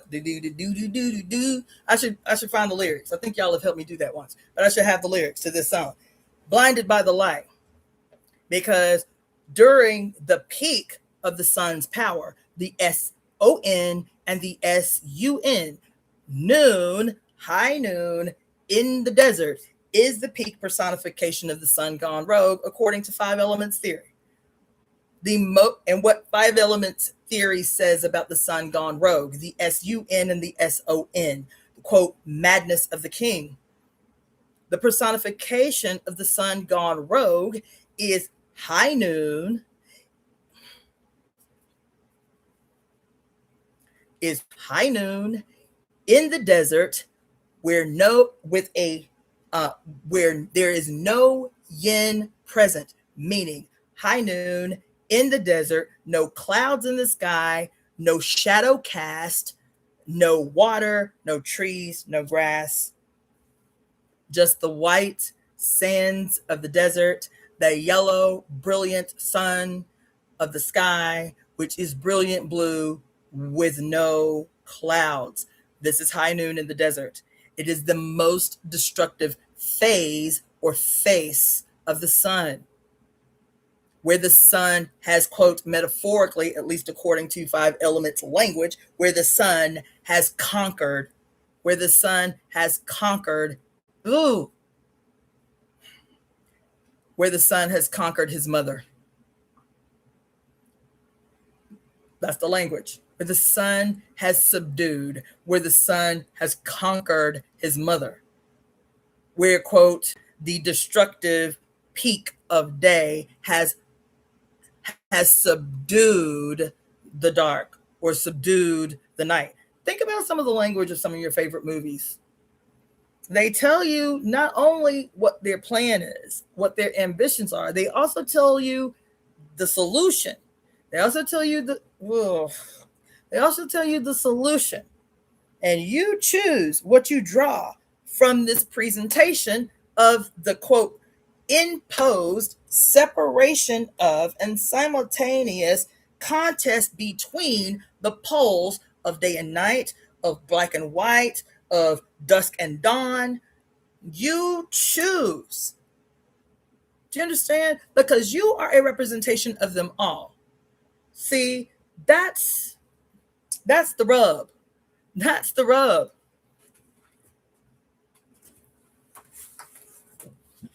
That's the rub.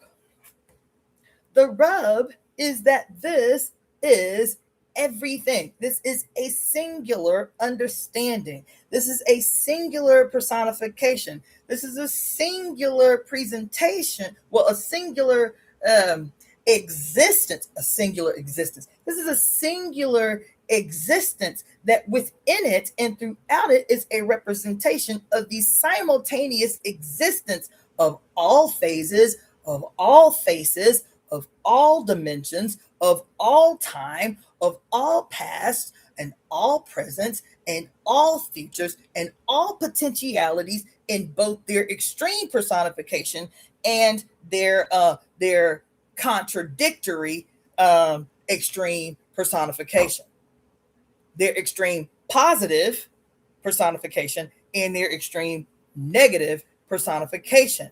There is no bad and good as we understand it. There is no bad or good when this presentation is in harmonious union.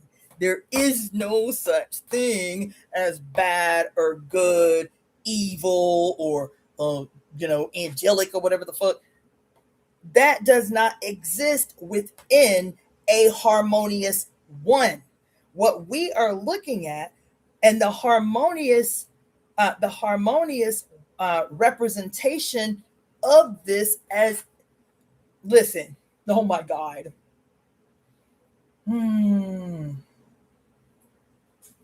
This, at least according to the theory, at least according to the Tao, at least according to the medicine, the philosophy, Five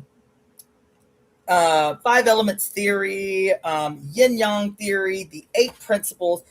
This is the presentation of what a harmonious relationship within the one looks like. A harmonious relationship within the one. This is what it looks like. The mother anchoring her baby son. The yin, the dark, the damp, the material, the substantial, the evidentiary, right? The dense, the wet, the dark. This is the yin. This is the mother. This is what pre-exists. Okay? Even in science, go revisit your Einstein. Okay? Matter pre-exists. Energy is generated from matter, not the other way around. All your spiritual language manipulated. This is the consequence of the great breaking. All your spiritual language, spirit pre-exists. No, it don't. Science, Einstein, says matter pre-exists and all energy is generated from matter in a different form, because energy equals matter in a constant movement of the speed of light. That's what E equals mc squared means. It is energy equals mass, moving constantly at the speed of light. That's what it means. And in this statement of E equals mc squared, it means matter always pre-exists, though they are equal. See that? See how they're equal? This is still the mother. Now, according to five elements theory, yin yang theory, that same statement is yin pre-exists, and she gives birth to yang.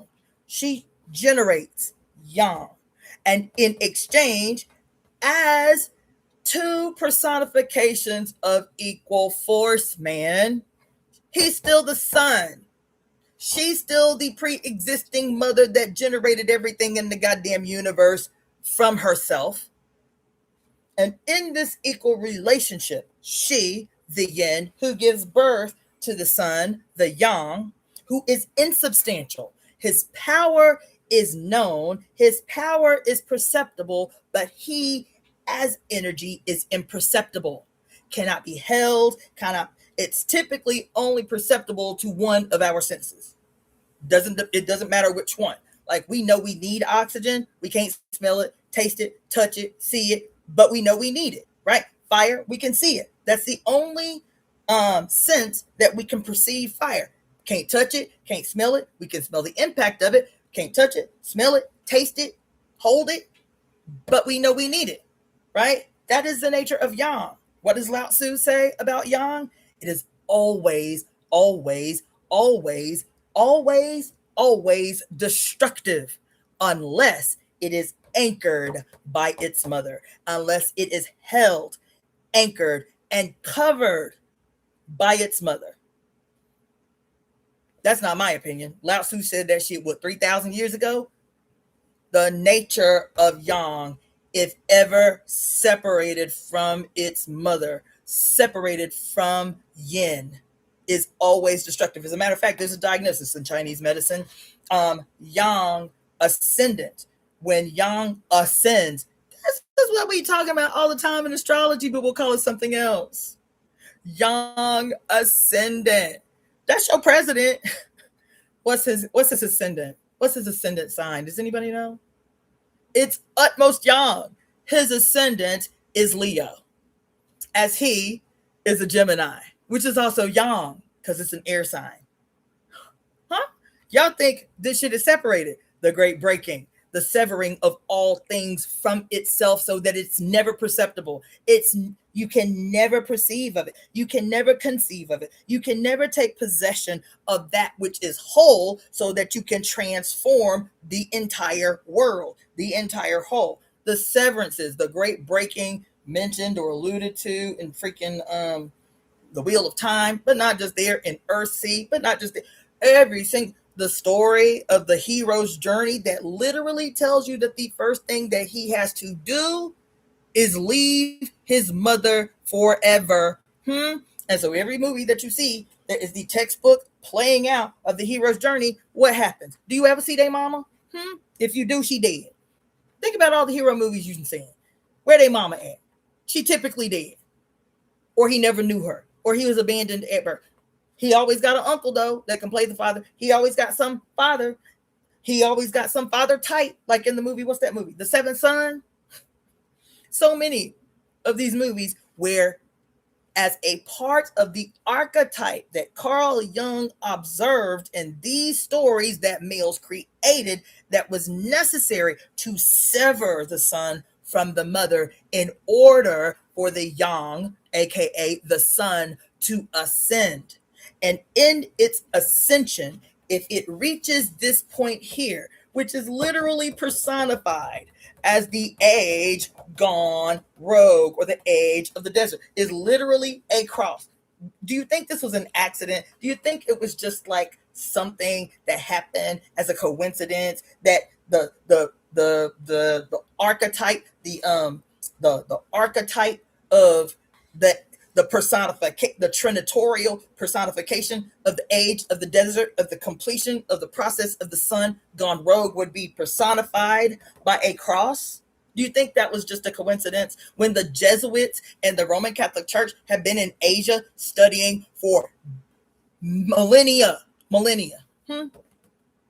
You think their understanding of 5 elements, of yin yang, of the 8 principles, and how it's all through your Bible, Once I learned this shit, once I went to school for this shit, I was like, oh my God. Every time I read the scripture, I'm like, oh my God, there it is again. This. They even you'll even have Christian historians tell you that they believe that in 33 years that Jesus was missing in action, missing in the desert, missing in action, that he probably wound up in the Himalayas with the monks. And that's why there's so much similarity between what his teachings and the monks in Tibet or some shit. But they'll tell you that.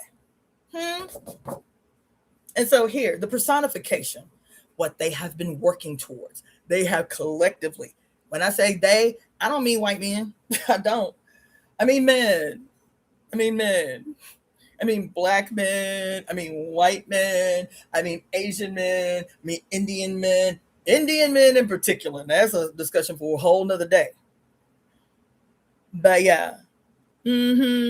Because their interpretation of what prophecy, not some ambiguous prophecy, pre-patriarchal understanding of our relationship to the stars, our relationship to the planets. These stories told in pre-patriarchal history about our relationship to the sky, to the night sky, told a very scientific, predictable, numerically, calendrally predictable story that could go to either extreme if we did not see.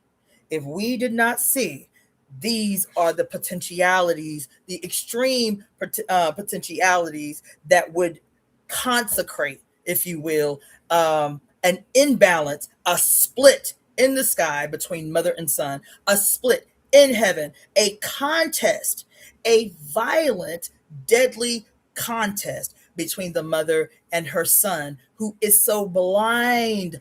What do they tell you in Chinese medicine? What do they tell you are the 7 deadly sins in your own Bible? Those come from the evils of Chinese medicine. That in his envy and in his rage, he becomes blind. This is language for diagnosis, man. He becomes blind in his envy and his rage. Y'all who are taking the heart workshop with me right now, the last day being this last Wednesday. Those of you who are taking the heart workshop with me right now, since we're in the heart season, the summer is the heart season. Who is it that has the potential to make the emperor, your heart, to make the emperor blind and burning up so much that his head becomes ablaze? That's the language in the diagnostic process of Chinese medicine. I'll just tell you. It's the liver. The liver is the general that has clear vision, that is based on the ambitions that rests with the emperor. Those ambitions are always to feel the heart's deepest desires.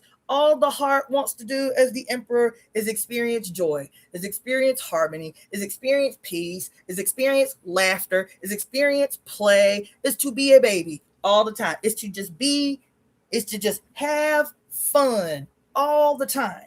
It is the general, it is the protection of the general, the liver. It is the protection that the liver affords for the baby to be free, to play, and to do all the things that I could ever imagine, because the heart governs your consciousness. You conceive of your desires. You personify your desires because your heart covers your mind, your conscious and your subconscious mind. It is the liver that says, go ahead and play, baby. We got you. We have secured the terrain. We are providing the protection that you need so you can be out here playing, living your best life, doing all the wonderful things you want to do.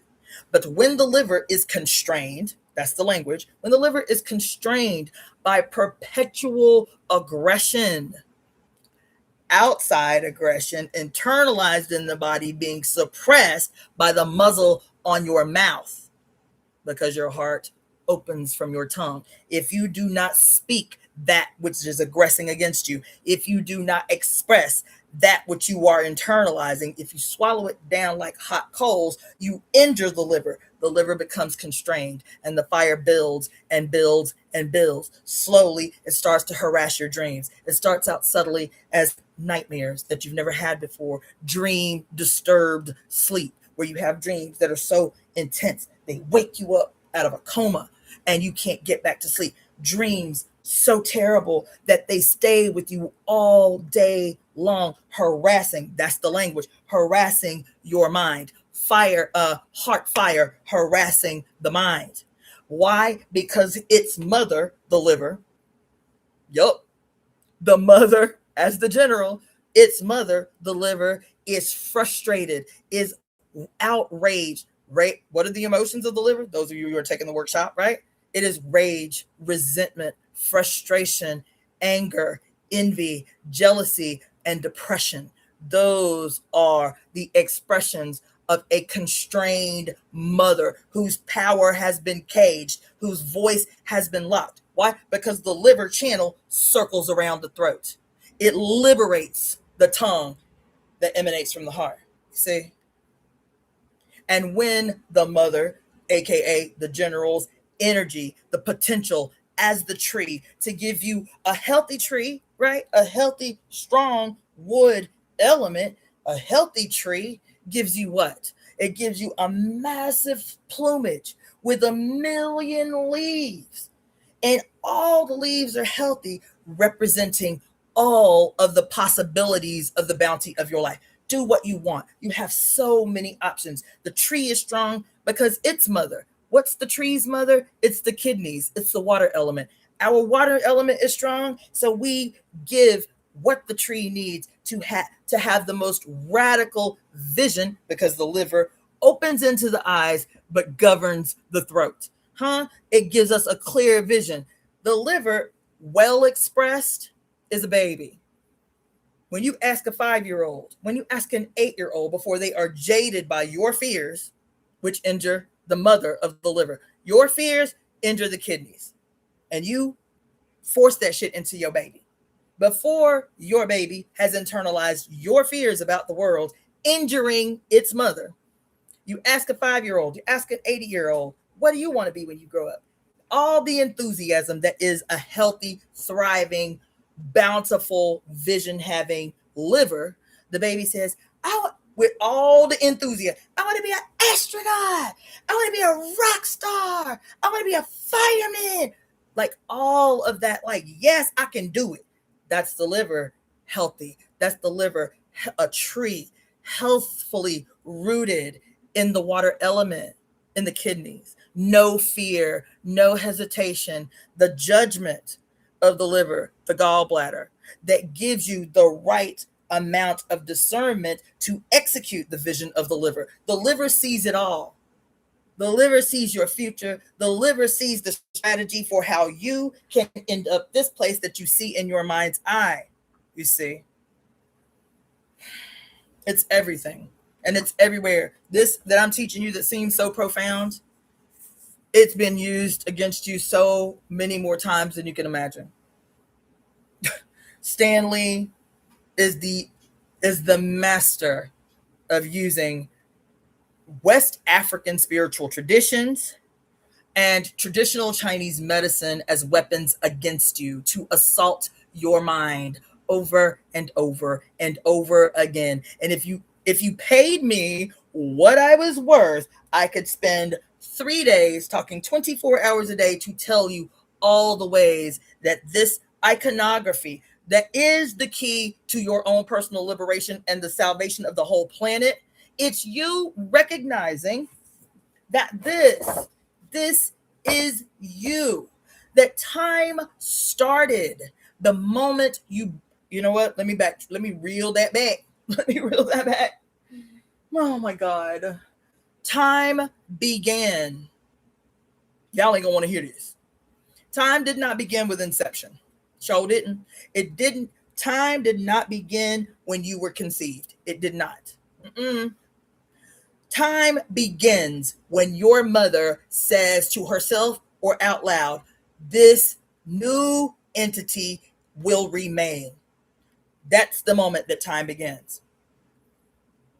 It is your mother as God. She that determines. That's why this discussion. She that determines in an instant whether she will stay pregnant or whether she will end this pregnancy. That is the moment that your clock started. I'm having a whole, I need to be freed up. There's so much that I need to bridge. So when I was studying Ayurveda and the Hindu and Ayurvedic medical systems understanding of like how to determine a person's dosha, right? And it was so perplexing to me because they were like, you can't just determine a person's dosha based on how they present to you in real time. You need to know, if you can, the astrological signs of their parents, the conditions, the circumstances that gave rise to your conception. Were your parents intoxicated? Were they under the influence of substance? Were they healthy? Were they old? Were they very young? Was it a not beautiful set of circumstances that gave rise to your conception? To establish your dosha. So say you just go to an Ayurvedic practitioner because you want to lose weight. I'm talking about Ayurveda as it's practiced in India, the old way that was forced underground so that it could be kept. The British was trying to eradicate the practice of this medicine from existence. You understand? So what you get is Ayurveda is a very, very, very, very British, European, watered down version of a radical, beyond imagining, a radical system of medicine. But in the uncorrupted practice of Ayurveda, and you say, I'm overweight and it's caused all these health issues. And so they have to diagnose you, and in the diagnosis, determine your dosha, because your dosha will determine how you will be treated. An herb that is very beneficial to me may be actually toxic to you, may actually worsen your condition. Your dosha is what will determine whether said herb is a toxin or a medicinal for you. You see what I'm saying? So the plants themselves have to comply with the dosha. The dosha in its true form can only be determined by a complete diagnosis, not only of who you are in the moment, but how the fuck you got here. What's your astrology? What role does it play in the presentation of your dosha? What are the astrological signs under which your parents were born? What are the set of circumstances that gave rise to your conception in the first place? Will determine what your true dosha is. Now, they can give you a little dosha diagnosis based on how you present. Are you kapha? Like, I'm a kapha pitta type, right? Are you a mixed type? Are you a kapha? Are you a kapha pitta or kapha vata, right? All of that, they can say, okay, well, based on how you are, you got a square face or whatever. We'll say that kapha vata. Kapha vata, right? Or kapha pitta. And then we can give you some things based on your presentation right now. But if you want to be truly transformed, if you want to be truly healed, if you want to be truly healed in your essence, then I need to know everything about your people now too. I need to know everything. Homeopathy is the same way. Homeopathy, so profound, such a deep and complicated and deep ass system of medicine that has been radically reduced in its efficacy and its significance based on its relationship to the colonial process. Does that or does that not make sense? Of course it makes sense, because again, patriarchy is what it is. Patriarchy isn't, quote, the hatred of women. Sorry, that's a radical reduction of what patriarchy is. Patriarchy is the great breaking. It is the It is the pathogenesis.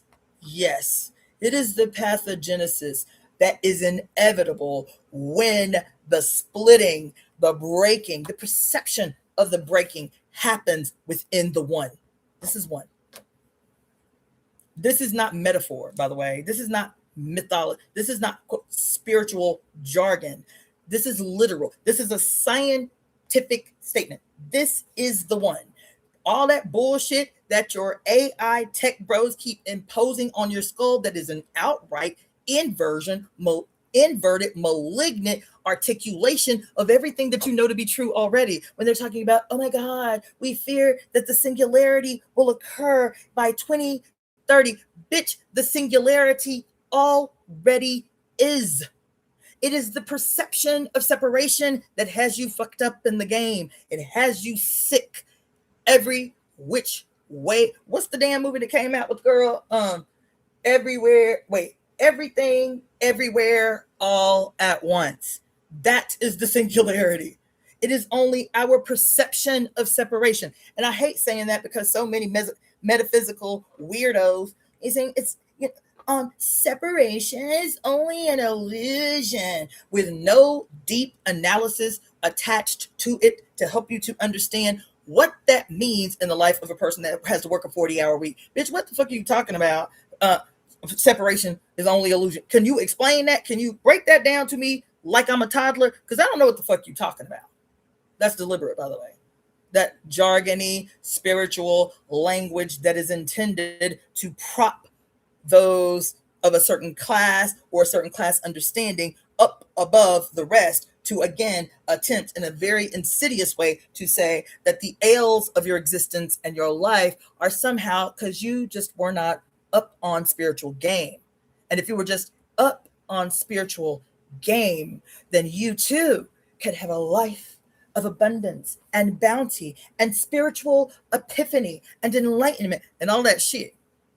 That somehow it is an inherent flaw within you that makes it so that you willed yourself into slavery. Oh, yes. That you willed yourself into poverty. That you are just paying a primordial cosmic debt. Karma is what is wrong. It is the thing. Let me not go off. Let me just say that singularity is your destiny, whether you are aware of that or not. There is no separation. It is our internalizing of an illusion of separation. Do you hear me? The illusion of separation, the splitting of ourselves, left brain versus the right brain, not working harmoniously together. Left brain versus the right brain, conscious mind versus the subconscious mind, spirit versus the lowly, material, diabolical flesh that's always seeking to destroy your sacred spirit. And you internalize this, so you accept, because you've been taught that way, that punishment of the flesh will liberate the spirit, that the more suffering you can endure, the closer to heaven you must be. Why do you pay so much attention to? You give so much spiritual supremacy to the spirit, to the iconography of the spirit, to you sing songs about it in church. I have a hymn book somewhere over here. I have a hymn book. Diabolical bitch that I am. You know what I'm saying? Devotee of the Antichrist that I am. Have someone tell it. I went to church and stole a hymn book. I had a reason for it. I went to church and stole a hymn book. And that was my ambition. I read through it a little bit, was to go through and highlight all the ways that you sing. You sing your destruction. You sing your destruction. You sing it. What do you say? Especially in the black church. There is no, oh my God. There is no one better at singing their own demise into a reality than Black people. Oh my God. Not only sing, oh my God, child. Not only sing our own destruction, but sing it so beautifully that others seek it, that others covet it, that others desire their own destruction by the way that our mouths have been used against us. It happens to me so often. Every time I hear a gospel song, every time I hear a Black gospel choir using the angelic, supreme, primordial ashe to sing spells over their own life. It's diabolical, is what it is. Yeah, it is. Now, I was teaching in the heart workshop the other day that y'all should still get up on, okay? But I was teaching in the heart workshop the other day about the relationship. I'm talking about science, so please do not start clutching pearls, okay? What Chinese gynecology has to say about the peculiar relationship between the heart and the uterus. There is, I don't remember his name, and I should, it's right on the tip of my tongue. But anyway, he, in like, I don't know, 21 BCE or some shit, he was the head physician of the Yellow Emperor's court, and the Yellow Emperor had like 220 concubines or some shit. And he wrote a treatise. He actually wrote two. He wrote a treatise on the on a treatise on cold on cold's ability to damage the stomach and the spleen. Radical. I know it sounds boring, but it's radical. I could use that treatise on the cold's injuring of the stomach and the spleen to explain everything wrong with you right now. All of you, everybody listening, you all got it. You all got it. It's radical. It's so radical. Why you worry so much, why you're pensive, why OCD exists. Oh, it's so radical. Anyway, I digress. The other treatise that he wrote, which is way more radical, is the treatise on the diseases of nuns and concubines. The diseases of nuns and concubines.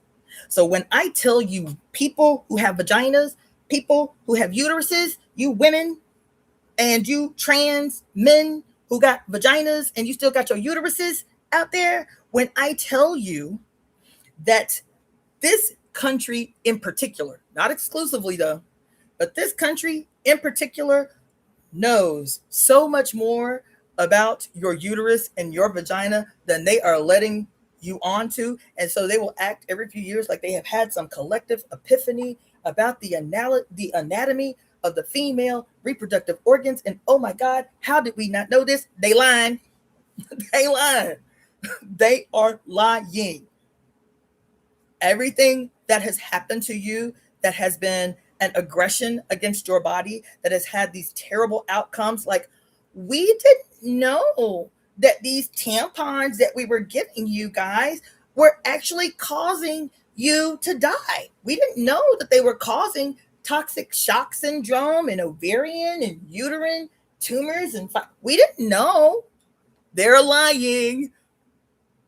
They're lying because in 2100 BCE, this chief physician for the Yellow Emperor was the doctor for all the concubines.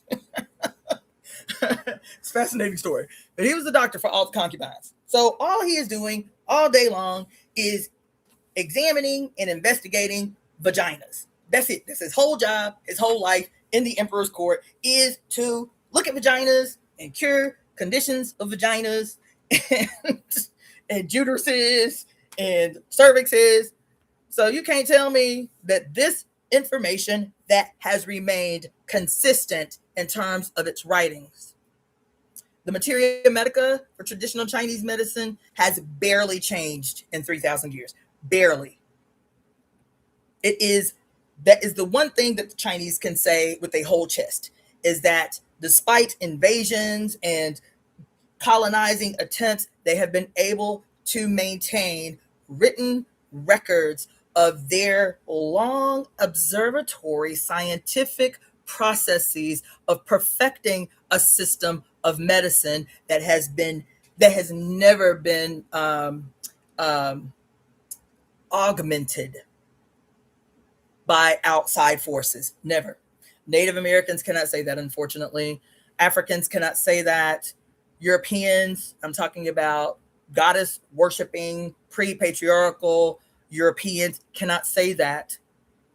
Nobody on earth but the Chinese can say that they have a consolidated, documented system of medicine that has never been altered, that's never been altered significantly by invaders.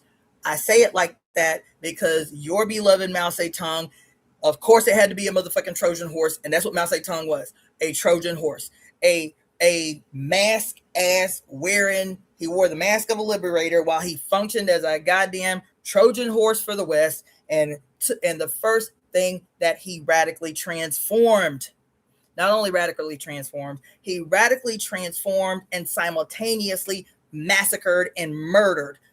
He transformed the unchanged, uninterrupted, uncorrupted system of medicine that we know as the classics or classical Chinese medicine. And in an attempt to, quote, be more scientific like the Westerners, he not only changed the classics, anybody who still had the information of the classics, anybody who was still the custodian of these ancient uninterrupted arts, he had massacred.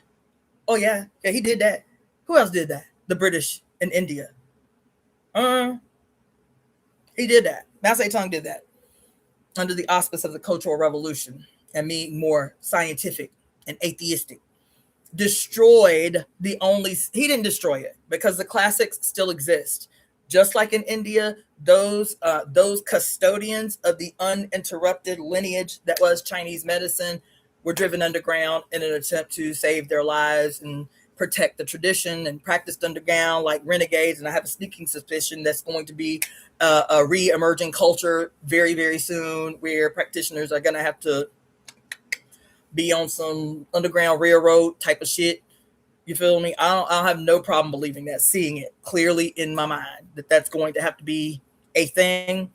But your Mao Zedong, we called it. Let me get off on that. But anyway, time started when you were conceived. That's how I got on that. Time started when you were conceived. But more importantly, time started when your mother said yes. When your mother said yes, the clock started. Your time is your own. That's why the planet Saturn, the iconography of the planet Saturn had to be changed so radically, is because each one of us, this wasn't just a time telling, taking mechanism. This was a ritualistic, ceremonial articulation, if you will, of the relationship between you and your mother. The hourglass. This is a in time reminder of what it took for you to go from heaven to earth, to go from unseen, limitless, boundless, imperceptible, pure power condensed into a material form, not powerless, condensed power, condensed in imperceptibility, condensed boundlessness into a material force that actually has all the power that still existed here in heaven, all of that power to change phenomenon, to change everything that you set your sights on, to change everything that you can perceive only in the material world. These terrible stories that you guys have accepted about the Gnostics, about the Gnostic the Gnostic stories about the true nature of things and how Saturn is evil because it was responsible for your fleshly incarnation, which is actually a prison from which you must escape, you must emerge, you must what's the other shit they say? Whatever. It's baby, it's some sleight of hand shit. Let me say one more thing about this about this yin yang too, and then I'm gonna get up out of here. The other thing that this says, okay, is in the harmonious union between mother and son. And in Chinese medicine, it says that the yin gives birth to yang or generates yang. And in its equal harmonious relationship, the yang, the baby, this is the baby. You see, this is the mother, this is the son. In this relationship where she gives birth to yang and yang invigorates, this is the language. The yang moves, invigorates, and stimulates the yin. Moves, invigorates, and stimulates the yin. If you've ever been a mother, you know exactly what I'm talking about. It's like you dead ass tired, you exhausted, you don't think you have nothing left in you. The day was so long and it was so overwhelming. And as soon as your little 2-year-old cutie patootie fat cheeked toddler comes in the room and wants to play, all of a sudden you just a whole swell of energy comes from the fuck up out of nowhere, and you all of a sudden have the energy to take your baby to the park and swing him on the swing and play on the playground with him and slide down the slide with him. That's a perfect personification of that story. But if you want me to keep it medical, what it means is every in your body as the perfect harmonious presentation of the yin and the yang, your flesh, right? Your yin is the unseen. What's the unseen? Your yin as the unseen is everything that lies below the surface of your skin. Your most yang presentation is your skin. Okay? It's your defense force, right? It's your mucous membranes. It's everything protecting every orifice because everything is protecting the yin interior.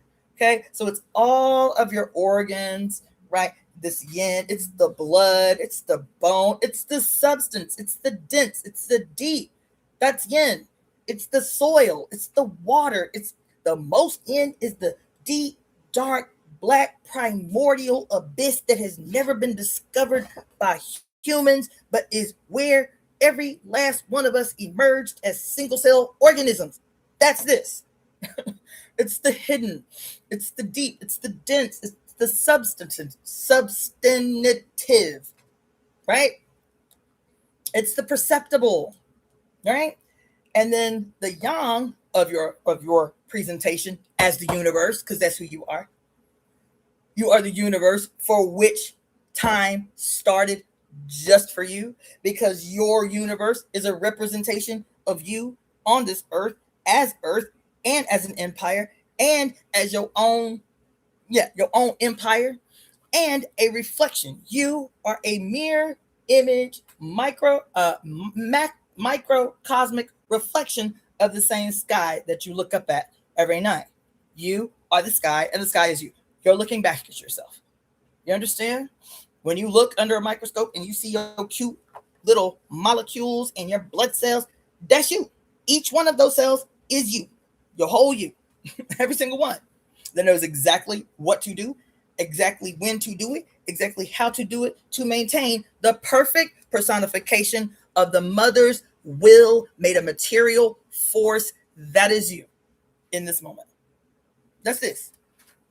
And so that it and to be even more scientific about that, what it means to have a harmonious relationship, a singularity, a harmonious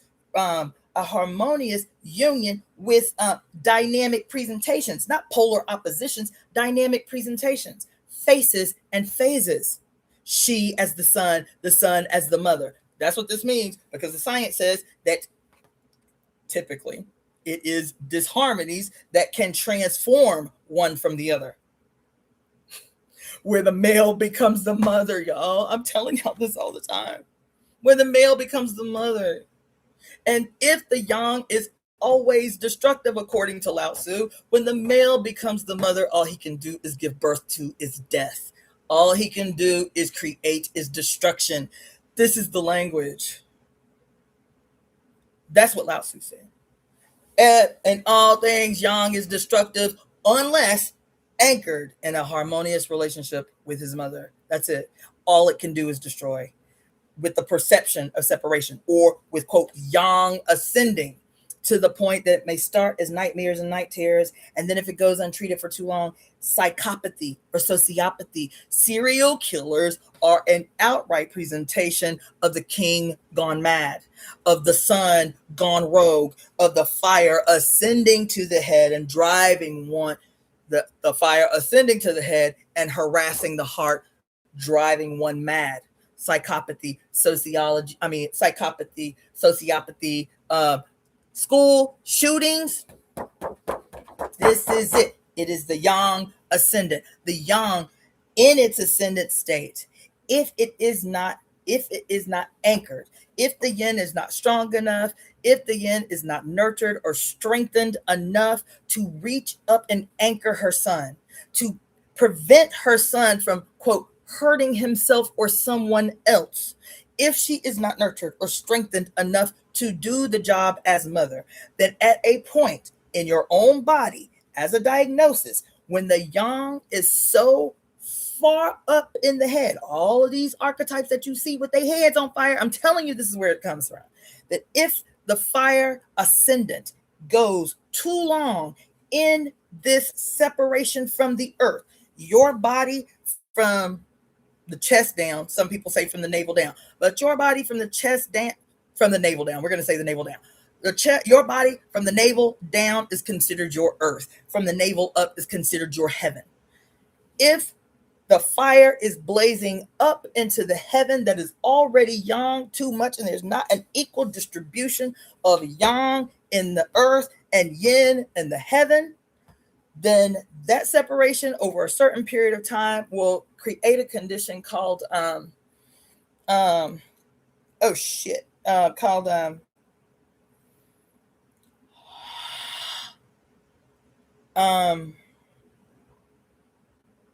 ooh, damn, this now is gonna drive me wild. Hold on. It's a condition called yang. Oh, hold on. Called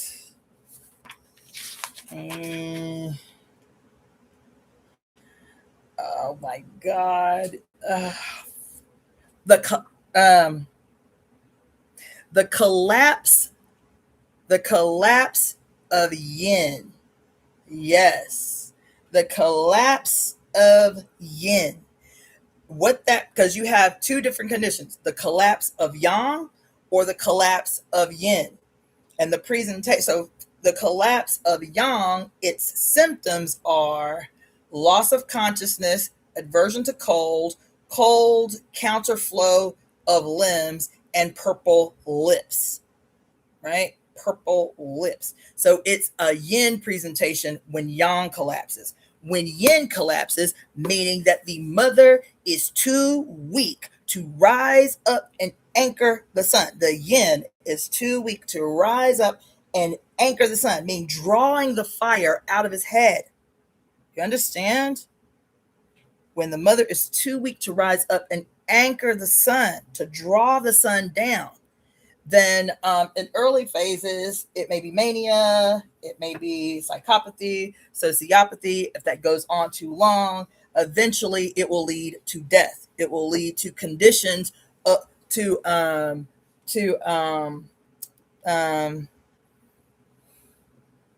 cardiovascular events of the head. Stroke, aneurysm are the main two.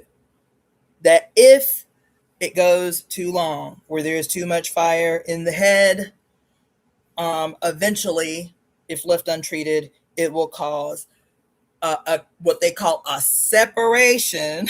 That's the language. A separation of yin and yang. A separation of yin and yang within yourself. The yin is too weak to raise up and anchor the sun. And the sun is, quote, blazing out of control. That's the language. That's the diagnosis. Liver fire blazing out of control, liver yang rising, liver fire harassing the heart, or because heat creates phlegm, heart, liver fire, liver fire causing a condition known as phlegm misting the orifices, phlegm misting the orifices of your heart, the openings, the orifices of your heart, right? Anyway, this is the language, but is it just, it explains everything. It explains everything politically. It explains everything spiritually. It explains everything scientifically. I'm talking about your understanding of Western science is all up in it. And I'm telling you that your opposition, your adversary knows this language and has plotted and schemed and planned accordingly. That's why you can see this language. Once you know the language, you can see it in your Bible, you can see it in your Quran, you can see it in your Torah, you can see it in the astrological machinations of, quote, modern astrologers who would tell you that because Neptune is retrograde in Aries for the first time in 165 years, and those with heavy Neptune in Aries in a damn birth chart that you should model this period after is goddamn the monster Gandhi and monks who would set themselves on fire, quote, as an act of protest. And we would say, damn, look at the conviction of those monks, not knowing that what they did. Rage Against the Machine used a very, very global famous image of one of these monks supposedly protesting the Vietnam War and sitting in Indian style while he set himself ablaze, sitting perfectly still as he suffered a slow burning death in protest to the Vietnam War. I'm telling you, you have been played. What he was doing was acting out a ritual of a sun solar deity that exists everywhere right now under the sun gone rogue, who is attempting to use your energy, who is attempting, and you can't even say you don't believe it anymore because they tell you in your face today how they have mastered the art of harvesting, not only harvesting, not some spiritual language of harvesting, literally harvesting and monetizing your emotions. And the emotions that they make the most money from is fear and rage. Isn't that what they tell you? I saw some long, complicated thing. Some dude was saying how they have, quote, cracked the code. I say they lying. They have cracked the code on how to monetize your emotions. And the most lucrative emotions are your rage and your fear. As a matter of fact, there was some billionaire tycoon Chinese dude who said today, in the age of information, in the age of AI, that if human emotions is the oil, then China is the new oil baron or some shit. So they know. Somebody says, and love, no ma'am.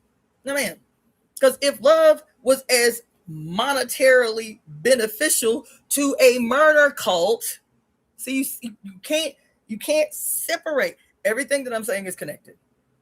Love does not benefit a murder cult. It benefits you and me. We haven't mastered the art of making it our instrument of self-preservation, defense, and an instrument that is able to levy not only, quote, defense, but actually levy a goddamn what do you call it?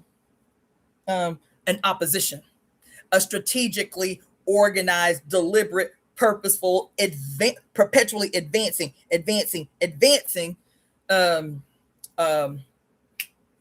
instrument of offense. We've perpetually been on the defense. That hasn't won us anything. We've been perpetually retreating. I'm going to go on a spiritual retreat. You are informing your enemy of something. You are informing your enemy of where you are emotionally. of where you are politically, of where you are strategically, which is know the fuck where. Know the fuck where. Not if you're talking about, I don't do spiritual retreats. I don't organize spiritual retreats. I do organize events where we get together, but I call them advances. I do. I organize spiritual advances. That's what I do. You understand? Don't bite my shit. If you do, you say where the fuck you got it from. But I organize spiritual advances. All right. And the reason why is because what we have to remember, that's why I love this medicine. That's why I'm always bringing this medicine into politically, historical, contextual, astrological, mythological discussions, is because we have to become one again. The singularity that these people are always, oh my God, oh my God, oh my, that they're fearful of, it's not singularity of AI, boo. It's not. What they are fearful of, what your opposition is fearful of, what your adversary, the grand author of confusion, is fearful of, is that you will re-become one. I'm talking about you in your own body and the one that you become within your own body, mending all divisions, suturing all severances. And they use your language against you all the time. Today, especially. Mending all severances. Re-becoming one within yourself. Spirit and flesh are one as God. Yes, your flesh is God as much as your spirit and your soul is God. Yes. Why? Because God gave birth to you. Yes, she did. Yes, she did. Huh? Your conscious mind and subconscious mind becoming one with your left brain and your right brain. You re-becoming one, and in the instance that the broken, the fractured, the, oh my God, shit, oh shit, damn, oh my God, oh shit, I don't want to forget this. Hold on, let me find my event. I was watching this show today that I was telling you about, the mutant show called Gifted, and I had been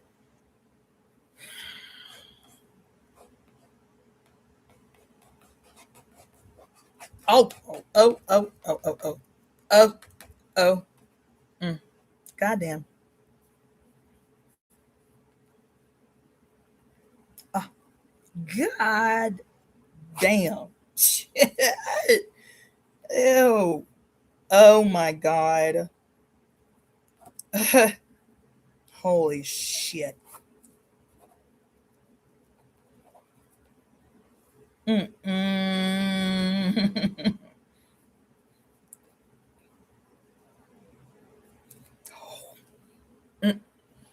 Mm-mm. Oh my God.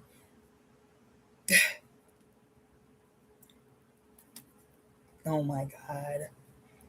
Yo. Oh my God. Shit. Son of a bitch. Oh my God. Listen. Oh my God. I was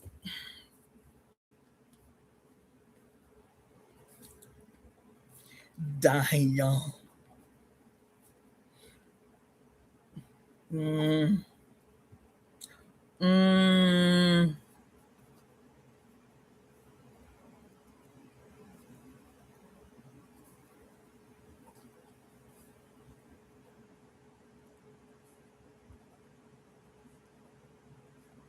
Holy son of a bitch.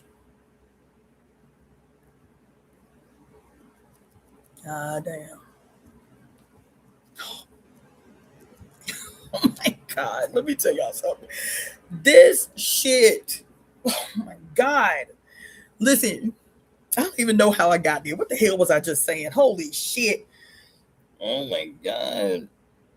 What was I just talking about? Somebody tell me what the hell I was just talking about. Unified. Yes, Lord Jesus. Hold on. Let me write that down so I don't forget again. Oh my God. Oh my God. Oh my God. This is so awesome. Holy fucking shit. Oh, oh, oh. Mm, mm, mm, mm. Mm.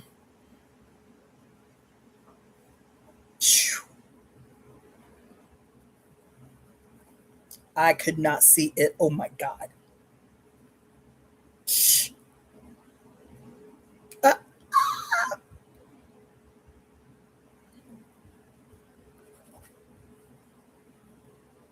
mm. Let me tell you something. Let me tell you something. This shit is so intricate. It's so deep.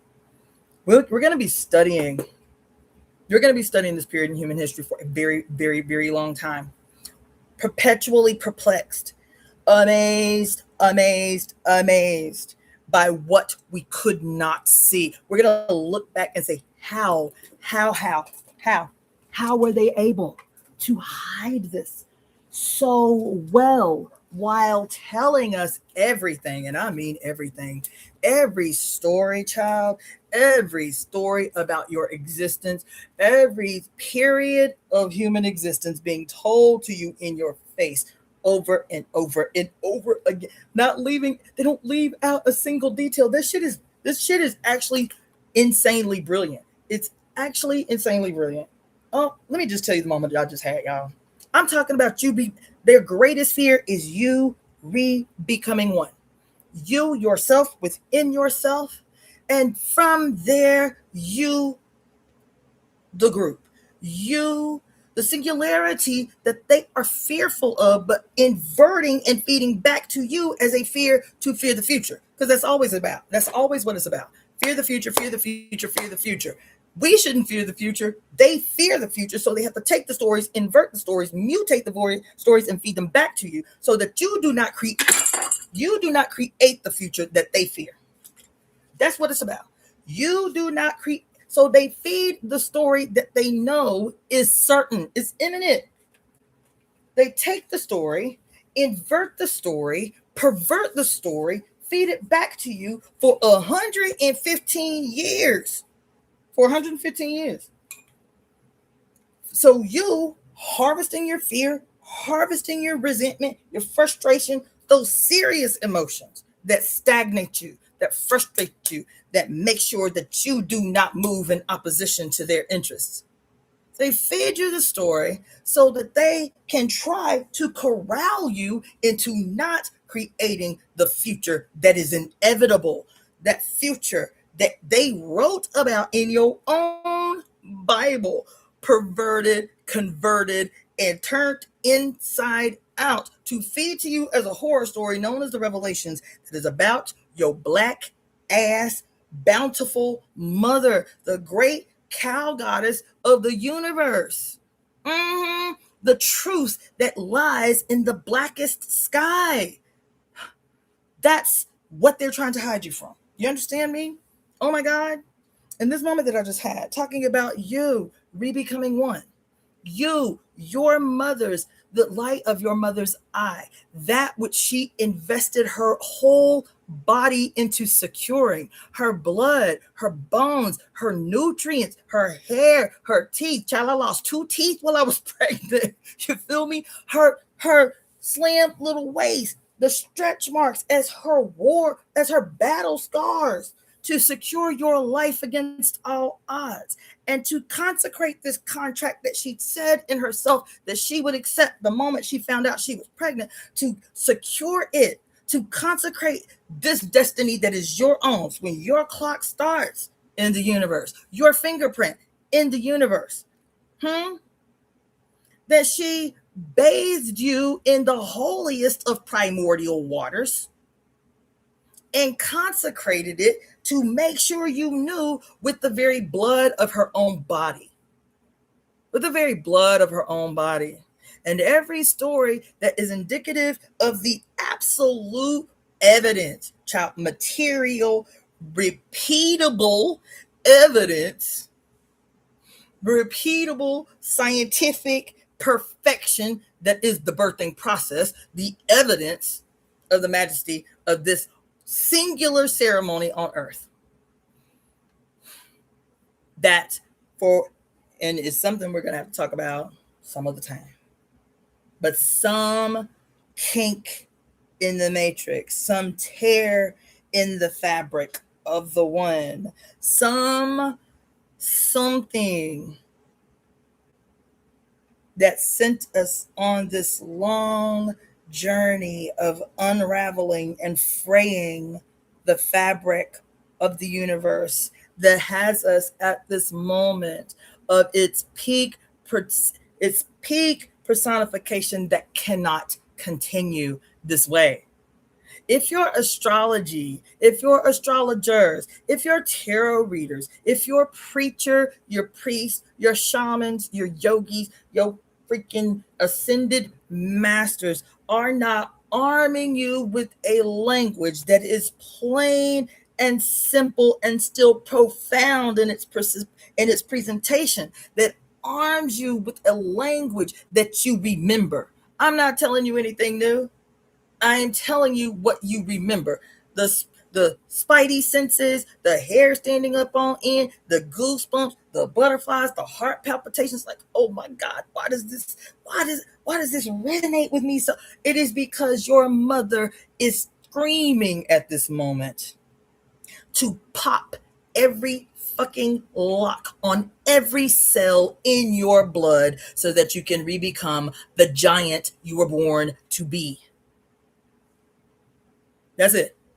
And your memory, your deep, deep ancestral memory, is the only way that that giant can be born, that giant can be let loose, that giant can be unleashed on the earth. That's it. You, as a singular person, baby, I promise you. That's what your astrology is trying to tell you. I know that this child that I showed y'all earlier, I love him. He's a sweetheart. I love everything that he does. But that video today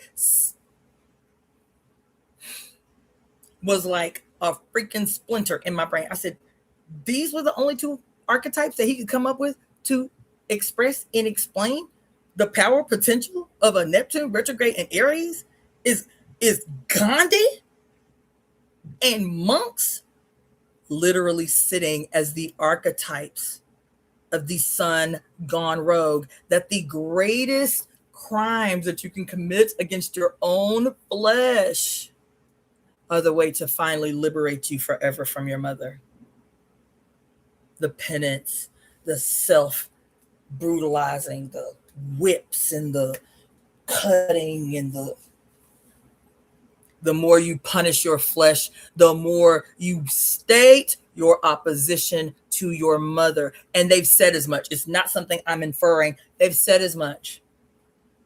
I heard a priest say in his rage that our greatest regret is that our Lord and Savior had to be born from the piss and shit of a lowly woman. And that the more we are willing to punish our one link to our mother, our one connection to our mother, the one who made our existence a possibility, the more we can aggress against our flesh. We are willing to punish our flesh. We are willing to force our flesh to abstain from its own desires, its own scientifically proven needs: sex, needs love, needs touch, needs tenderness, needs pressure, needs affirmation, needs group. This is science. So here the science is finally honestly meeting spirit at the same place. And you still subscribe to abstinence. What is abstinence? Asceticism. What is asceticism? Etymologically, it means it is the, I don't want to misquote.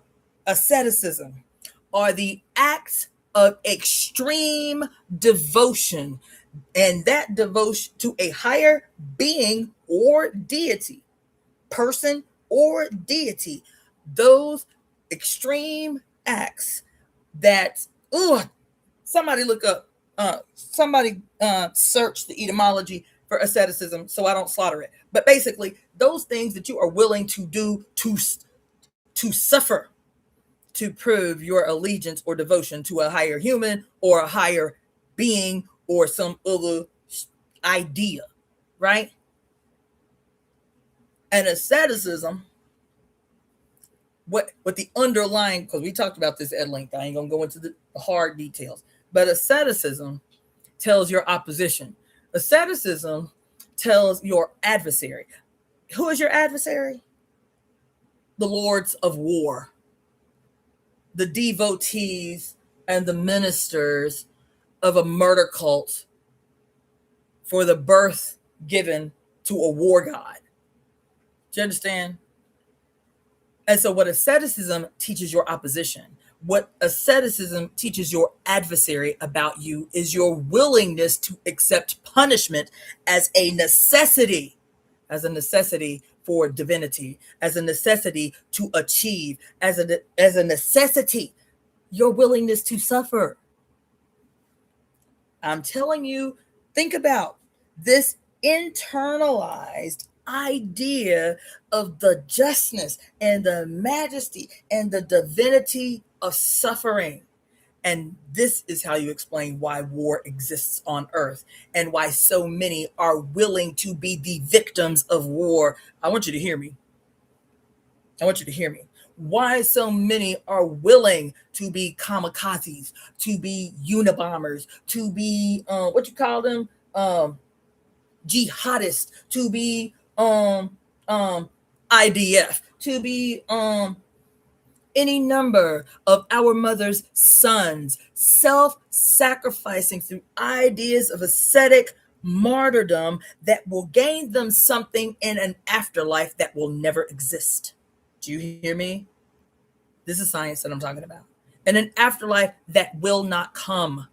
They have given their all in the one material existence that they are guaranteed, which is the now. They would give it all to an idea that was given birth to from a collective cancer. That's what it is. That's where we're all sick from. That's where we're all sick from. And not just sick from, what is it that Barbara Walker told us about what every tradition of old says? All of them agree on one thing. Isn't this fascinating? All of them agree on one thing, that in this period of division, in this period of collective amnesia, where the severance between the old information and the new, that in this severance, that in this great forgetting, that in this, quote, breaking of the wheel of time, the severance of the one from itself, the severance of the one from itself, that this period would happen under the sign of the great crab. Isn't that something? Isn't that something? Under the sign of Cancer. That's what all of them said. That if the one did not remember, if the one remained separate from itself, child, that the end of all there is would happen under the sign of the crab. That's what it said. What do we call the sign of the crab? We call it Cancer. Why do we call it Cancer? I ain't gonna go into it. But anyway, this moment that I had about you re-becoming one, and the greatest fear of your opposition, the greatest fear of your adversary. Who is the adversary? The author of all confusion. What does war mean? To author confusion. That's what the word, the etymology of the word war means. To create confusion, to author confusion. Hold on, let me see what y'all got over here. Oh, somebody said, oh, I didn't even see that. Asceticism is ASCETISM. There's a C right after that S. The training. Here it is, the training of the soul, mind, and will. This systematic training required self-denial, renouncing of worldly pleasures. Where do your worldly pleasures come from? Your flesh, right? Like fasting and celibacy, solitude, and all those things that your science, basic science, basic chemistry tells you now you need to achieve higher moral, spiritual, or intellectual states. Blah, blah, blah, right? And at war with ourselves, blah, blah, blah, blah, blah. Okay, let's see. Athletes preparing for competition.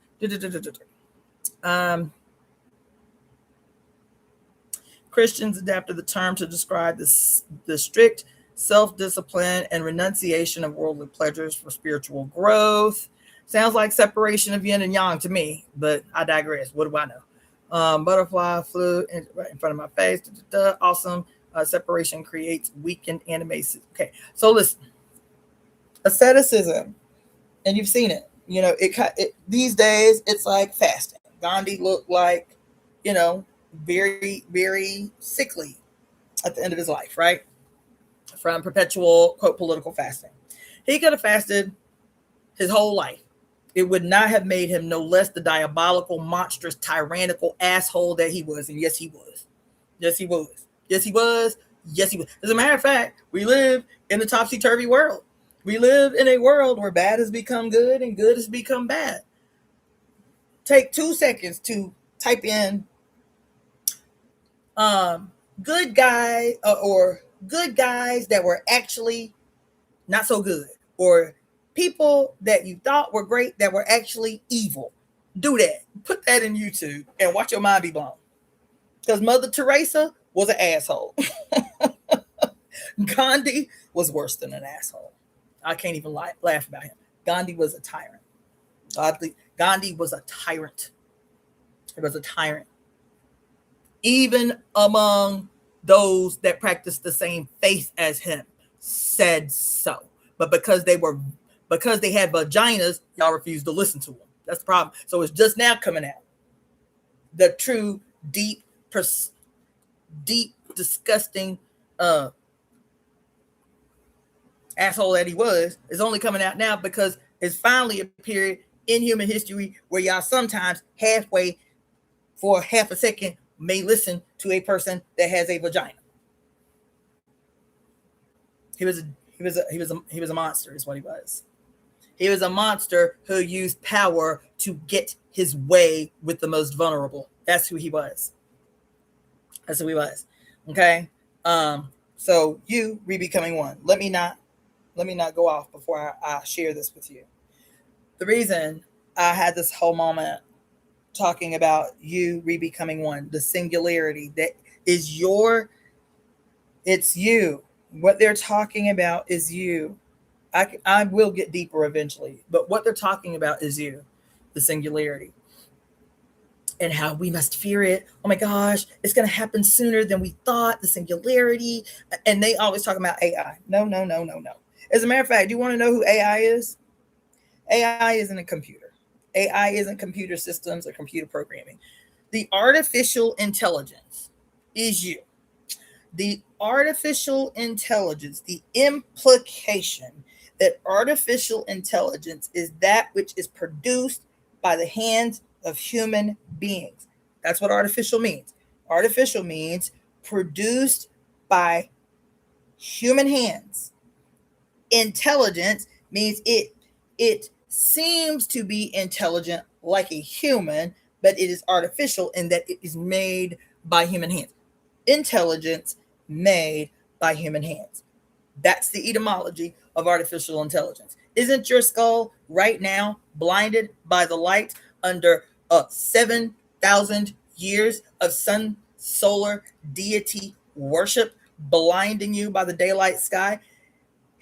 Hasn't this been a construction of an artificial mind, an artificial worldview, a grand illusion that places the sun at its most deadly and dangerous period in the heavens as that which must be upraised and exalted above the dark, as the conqueror of the dark, is the light bringer that illuminates and protects against the evils of the dark in the night? Your brain is the artificial intelligence that they are fearful will become singular. The fear that you are the feared representation of the singularity. Your brain unlocked, your brain reunited as one, the conscious and the subconscious, the left and the right, becoming one, becoming singular. Your spirit and your soul and your flesh becoming one and entering into a harmonious, I don't have it over here, damn it. All my little charts, and it's the only one. I got a little makeshift one. Oh, y'all can't see it. Okay. See, this becoming you, right? So these 5 elements, the heart, fire, the spleen, earth, the lung, metal, the water, kidneys, the wood, liver, you becoming uh, a harmonious representation of the elements united. It doesn't mean integrated. It doesn't mean integrated. It means united in their distinction, not integrated, not quote a melting pot. No, because the liver does not do what the spleen does. The fire does not do what the metal does. The water does not do what anybody else does. They are distinct in their peculiarly necessary presentations to do the job that they must do. They are equal in their importance in the maintenance of the harmonious one. Do you see? Do you see what I just said? They do not have to integrate. I know what I am supposed to do. I know what I am supposed to do. I know what I'm supposed to do, and I'm supposed to do, and I'm supposed to do, and I must maintain the integrity of my peculiarly necessary, peculiar, not individual, peculiarly necessary and important perfect personification. I can't do, I as the water cannot do what the earth do. We have a relationship, but I cannot do what the earth does. I cannot do what the liver does, though I can contribute to its integrity. You see, this is us. This is us. The yin yang is us. The 8 principles is us. We are all the sun. We are all the moon. We are all the stars. We are all the earth. We are all the water. We are all the rivers, the streams, the oceans, the wells. We are all the animals. We are all the constellations. Right here. We are all time. In this personification right now, we represent. Right, as a matter of fact, let me tell you what we represent. Even as we are earth, meaning flesh, meaning material, meaning a real force, we also represent this little point right here. This bridge that connects all things. This us right here. This is the moment where the little tree seed pops through the surface of the earth and makes itself known. It's always been there. Even though you can't see it, it's always been there. But this little point right here represents the moment the unseen makes itself known. That's you. You, as the little seedling that makes itself known, this represents also the period where heaven and earth become one. Bitch, that's you. Where your ancestors who are hidden below the surface of the earth, how are they hidden below the surface of the earth? Literally. While you got your little ancestor altar on your wall and you always perceive that what you're praying to is up because you believe that there's some heaven other than the one right on this earth, while you literally bury your ancestors in the ground. Or you have them cremated and take the ashes and put it in some element of the earth, whether that's water or on the ground or in an urn somewhere in your house. They still on earth. They ain't in the sky. Your ancestors ain't in the sky. Your ancestors are not in the sky. You put their actual bodies in the earth or in the water or what have you. And then what happens when you build this ancestral altar in your home to continue to talk to them because they still are alive? And you continue to admonish them and feed them because they are still alive. Do you want to know how? Child, you are sitting here, the perfect personification, the uniquely peculiar, necessary personification of at least 1.3 million of your ancestors alive and well in your blood. Their memories, their experiences, their lessons, their fears, alive in your blood. 1.3 million of your ancestors. And we'll say it's everything, but what the fuck it is. Science is the language of your mother. Science is the language of spirit. Spirit is the hidden within science. They are not separate. They must become one too. They must become singular too. Just as each and every one of you, as you become singular, the singularity within you, you simultaneously become a part of the singularity that is every single solitary human being on this earth, becoming conscious of one's actual self, unified self. And in that unified self, as a sovereign, you as a sovereign, this becomes the basis for you not only, quote, respecting or tolerating other human beings, but admonishing, lifting up. What's the other word I want to use? Exalting the sovereignty of every single other peculiarly necessary incarnate on this planet. Not some bullshit you have to force yourself to do. Don't nobody want you to tolerate nobody. You don't need to tolerate nobody. I respect you. I respect your sovereignty because I love your mother. Why do I love your mother? Because your mother and my mother are of the same line. God on earth. Your mama and my mama are of the same line. Going all the way back to the one that unites us all. And all of the races being a personification of the brilliance that is our mother, that is the progenitor of all evolutionary processes that allows for us to live harmoniously in the environments through which these races evolved.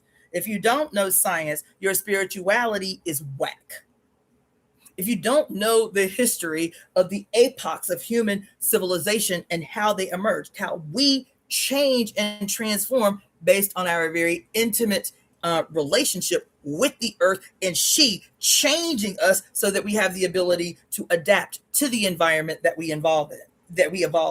If you do not know, if you do not respect history, if you do not understand bare minimum science that your ass learned in the 6th grade and integrate it into this spiritual language that you have, your spirituality is whack.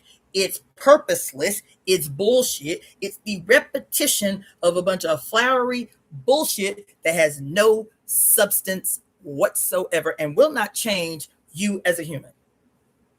As a matter of fact, it will become the perpetual great cop-out that allows you to be okay with the suffering of human beings.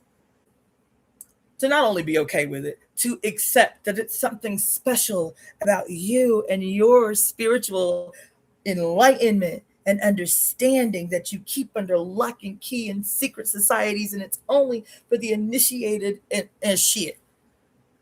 So that you can always feel good about the chasm that is the evidence of global cancer. The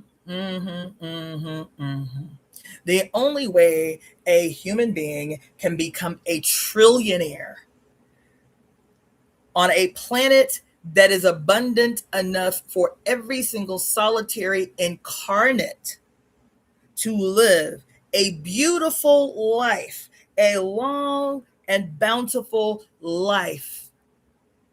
The only way that a human being can become a trillionaire is that he has literally put on the costume, the theatrical costume. He has literally donned the theatrical costume and makeup and mask of Zeus and Poseidon and Neptune and who else? Obatala. Everybody's guilty. Obatala and Olodumare and Ogun and Shango and Jesus and Krishna and Allah and Yahweh. You want me to tell you who's guilty? Any tradition that in the year 2026, with the world literally at the most catastrophic presentation of the collective acceptance of the necessity for the loss of life, so much so that we are unmoved because we have been fed perpetual, unending, uninterrupted images of snuff films, of executions and dead children and murdered women and I keep thinking about Giselle Pelacqua.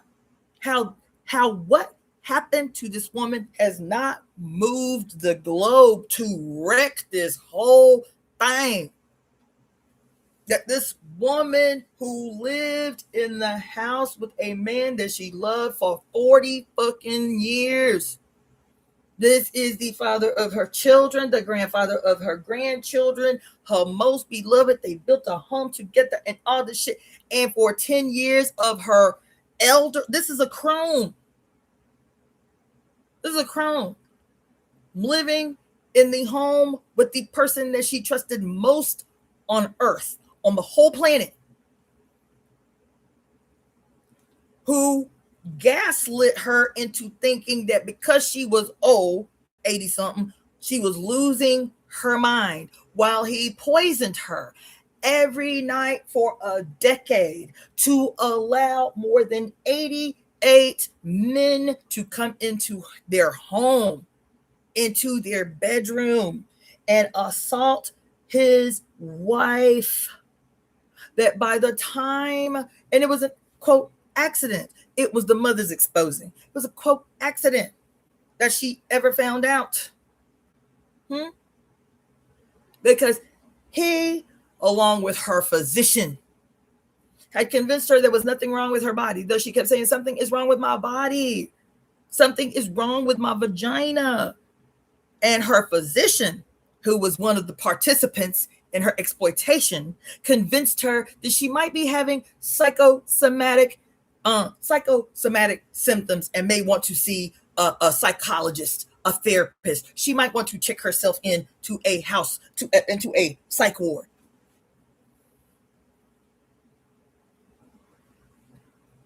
How France was not razed to the goddamn ground, especially just a few months after the conclusion of this case,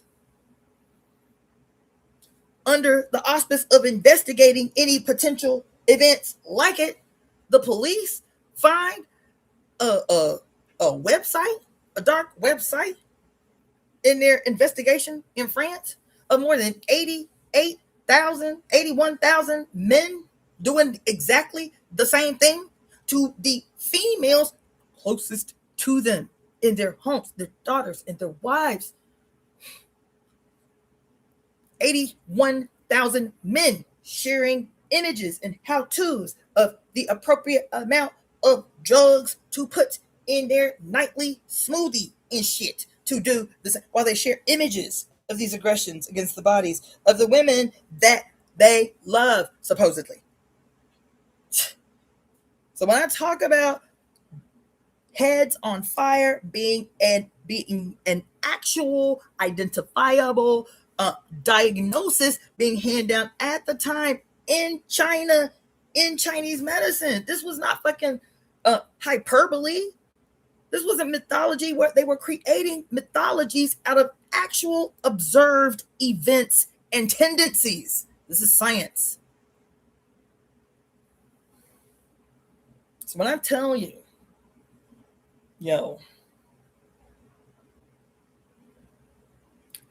I still can't get the you be becoming one. This breakthrough that I have, this movie, this show that I was telling you I've been watching the last few days, The Gifted. It's like a spinoff of the X-Men. This is the last thing I'm gonna say. I didn't intend to be up on here for no 5 fucking hours yet again.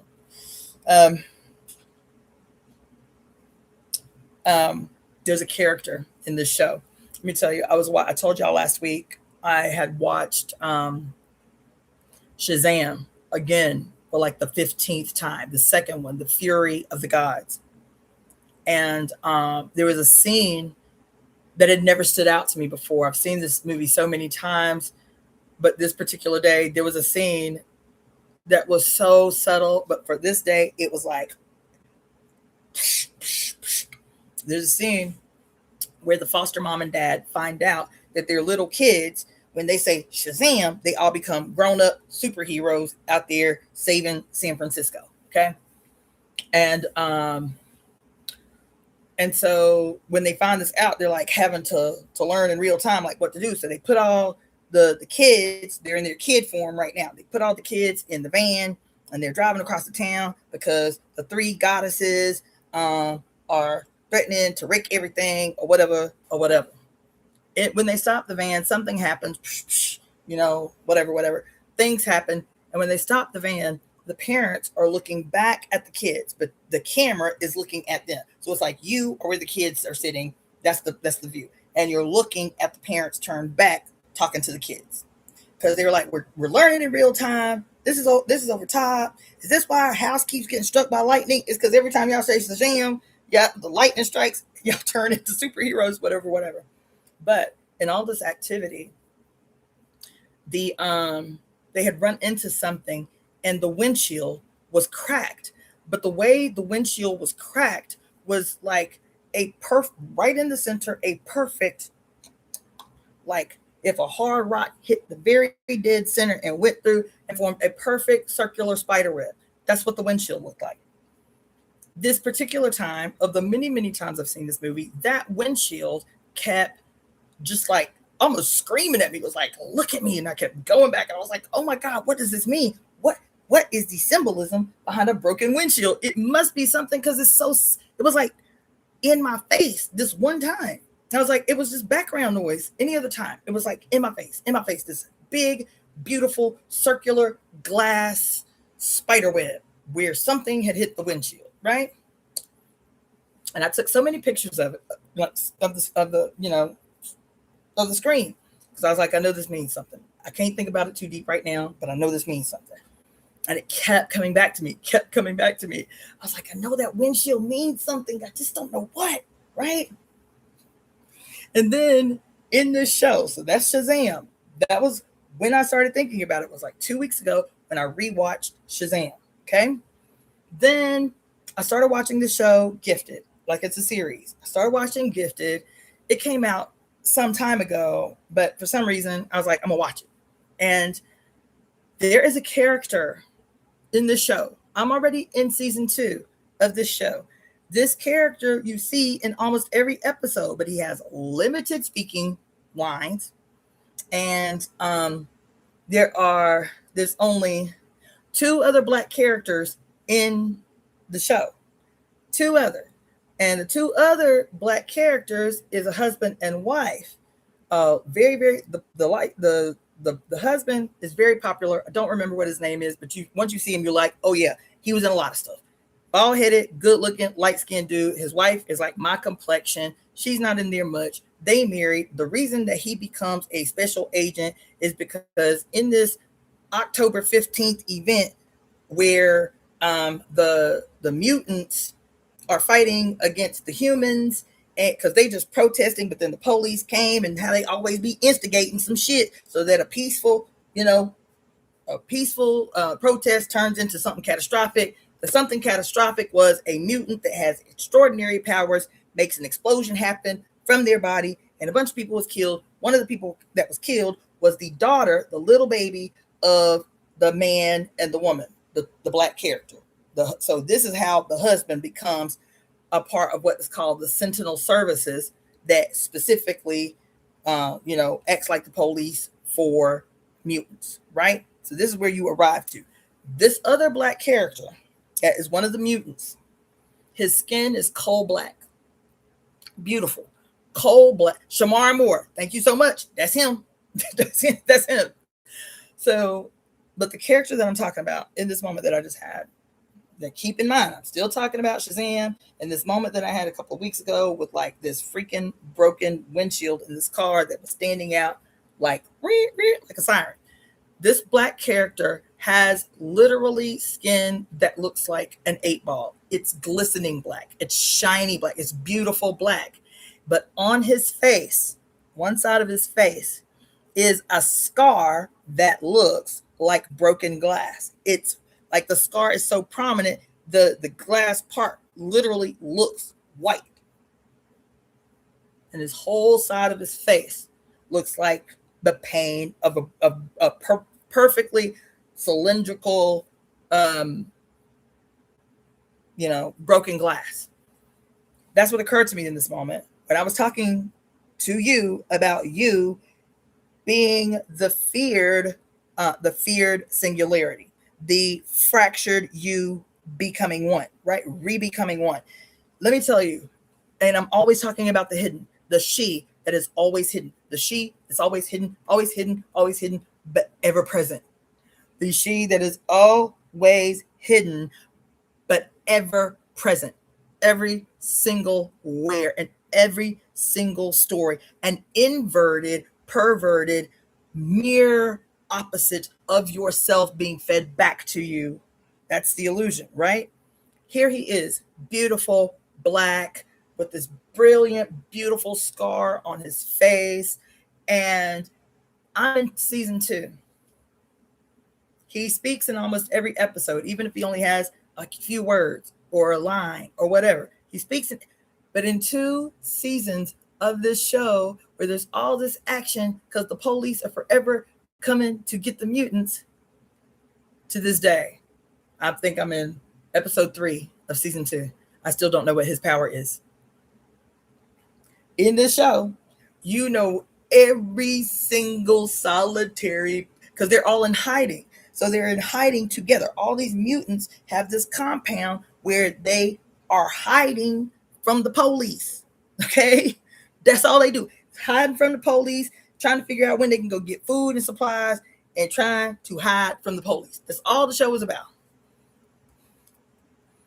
And in 2 seasons, this, because he's the only black person among the mutants. The other 2 black people are the police. Not only the police, the leaders of the police who are out on a mission to avenge their dead baby.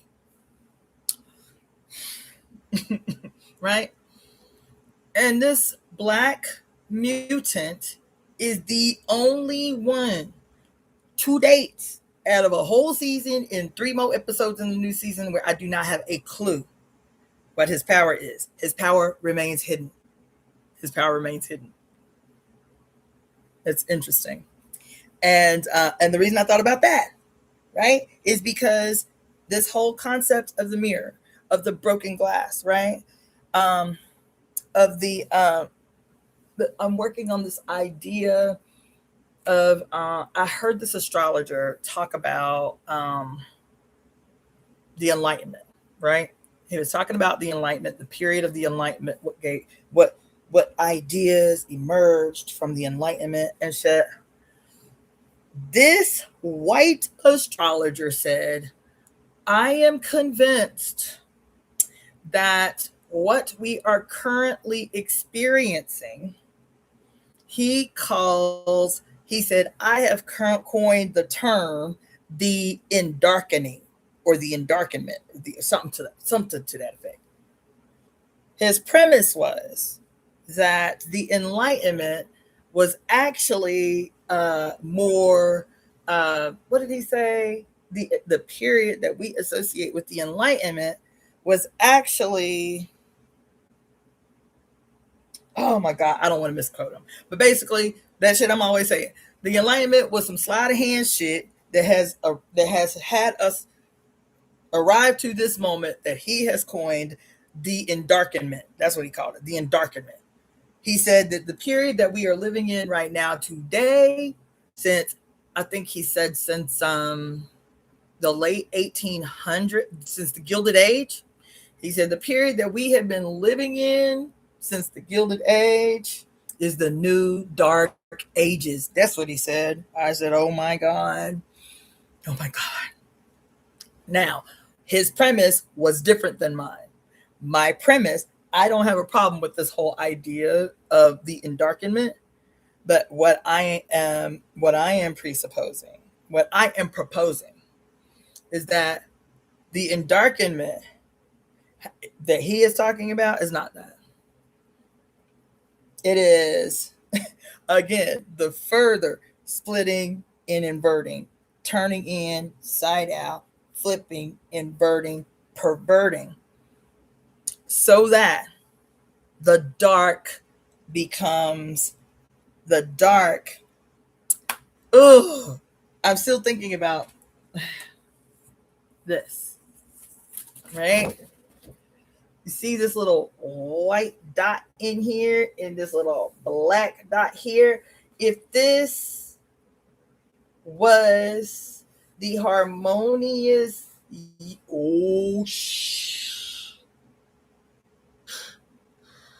Oh my God. If this is the harmonious union within the one of the mother and her son, then in an inversion and perversion of this singularity of the harmonious union of the mother and her son. What's the harmonious union of the mother and the son? What's this based on? Do you suppose? We talk about this sometimes. There's this concept of the grand androgyne, right? In every culture, the grand androgyne. In most pre-patriarchal cultures, the explanation of the grand androgyne is like, they call it like the bearded lady, or they have these stories about the divine she who had a serpent in her belly that turned in on itself so that she gives birth to the first son, right? Or there's a story in Apache tradition where the mother creator comes to earth on an abalone shell and allows herself to go to sleep, and somehow in her sleeping state gives consent to the SUN to impregnate her while she is asleep so that she gives birth to the first male, because up until that point she is a parthenogenic procreator, meaning all she is doing is cloning herself, right? There are these stories all over the place. Some people say that this is the story of the grand androgyne, or there are other, like Hindu tradition says what? That the throat chakra is the gate of great liberation. And how is the gate of great liberation opened? When the grand androgyne re-becomes one. And what do they show as the facilitator of the great gate? The opener of the great gate of liberation, which is your throat chakra, is Kali and Shiva coming together in sexual union. Because when they come together in sexual union, when he is inside of her, metaphorically, Kali and Shiva, when they are the grand androgyne, bitch. That's why you see the images of Shiva and Kali as one entity. One half is Kali and one half is Shiva, because in the patriarchal presentation of these metaphors and these images, sex is bad. It is what everyone must avoid in order to achieve whatever the fuck you think you about to achieve without having sex. Whatever. You feel me? And so they will, this is a perversion of the story, you see, because in the early sculptures of Kali as the great black mother, which is literally what her name means, Kali Ma, the black Ma. Y'all got a problem with that though. But in the earlier sculptures of her, she is not only seen giving birth to her son, Kali, giving birth to Shiva, the son becomes the lover. It is not a story of incest. It is a story of the grand androgyne, the primordial she that was the parthenogenic reproducer of herself through the cloning process, right? The parthenogenic reproducer of herself. That's why this does not talk about mother and daughter. This talks about mother and son because it presupposes the pre-existence of the son of a male through the parthenogenic spontaneous reproduction, the cloning of the mother of herself, which is her daughter. So when you see these stories, hear these stories, it's in the Bible too. Jezebel, who had a son that became her lover. Why? Because she was God, bitch, spontaneously procreating herself from herself as her daughter, just like the cells of your body, by the way. The story is still science, just like the parthenogenic, spontaneous creation of each cell in your body. A cell called the mother cell before she commits apoptosis, spontaneous martyrdom, if you will, spontaneous genocide, a suicide, your mother cells, what she do? Each cell, as a mother cell, produces 2 daughter cells. And then she commits apoptosis, cell death. She's like, okay, I am reproduced. That which I contribute to the whole is secured. So I can go on to the next phase of existence. Do you feel me? So this is still a story about that. This as the harmonious union between mother and son. It is presumed that daughter is self. Daughter is self. Son is set apart as different, but within the one. And the grand androgyne is not just sex. The grand androgyne is not just the mother-daughter cells. The grand androgyne is not just sexual union, where the two literally, not figuratively, the two literally become one through these sacred rites of lock and key, right? That's one personification of grand androgyne. There are many. Sexual union, heterosexual sexual union, as not just heterosexual, truth be told, heterosexual that provides at the end a new human, okay, but sexual heterosexual intercourse, heterosexual sex, as a matter of fact, is not the only time that we are grand androgyne. Do you understand? Do you want to understand why? Because even though female and male may get together to have heterosexual sex as the personification of the divine androgyne, guess what else? Each human being becoming one within themselves, personified themselves as the reflection of their mother, who is the grand androgyne. Their father, guess what, is the grand androgyne. Why? Because he is his mother's son. God can only give birth to God. So you, by yourself, reunited in singularity, in harmonious union with your mother. That's the distinction. In harmonious union with your mother, you are grand androgyne, you see. Right? But guess what else this represents? Your mama's pregnant ass belly, where for 9 months of your life, you were indistinguishable from your mother. There again, grand androgyne, especially if she's pregnant with a son. She, as pregnant, becomes the personification of the grand androgyne yet again. Yet again. The two in one, literally. Your ass is literally alive and taking up oxygen and water and nutrients and blood and got a heartbeat and all, indistinguishable from your mother the first 9 months of your existence. You exist before you are seen. Your clock started before you were seen, before you were known. Yep. Right? That's not the only time you're grand androgyne. It's not.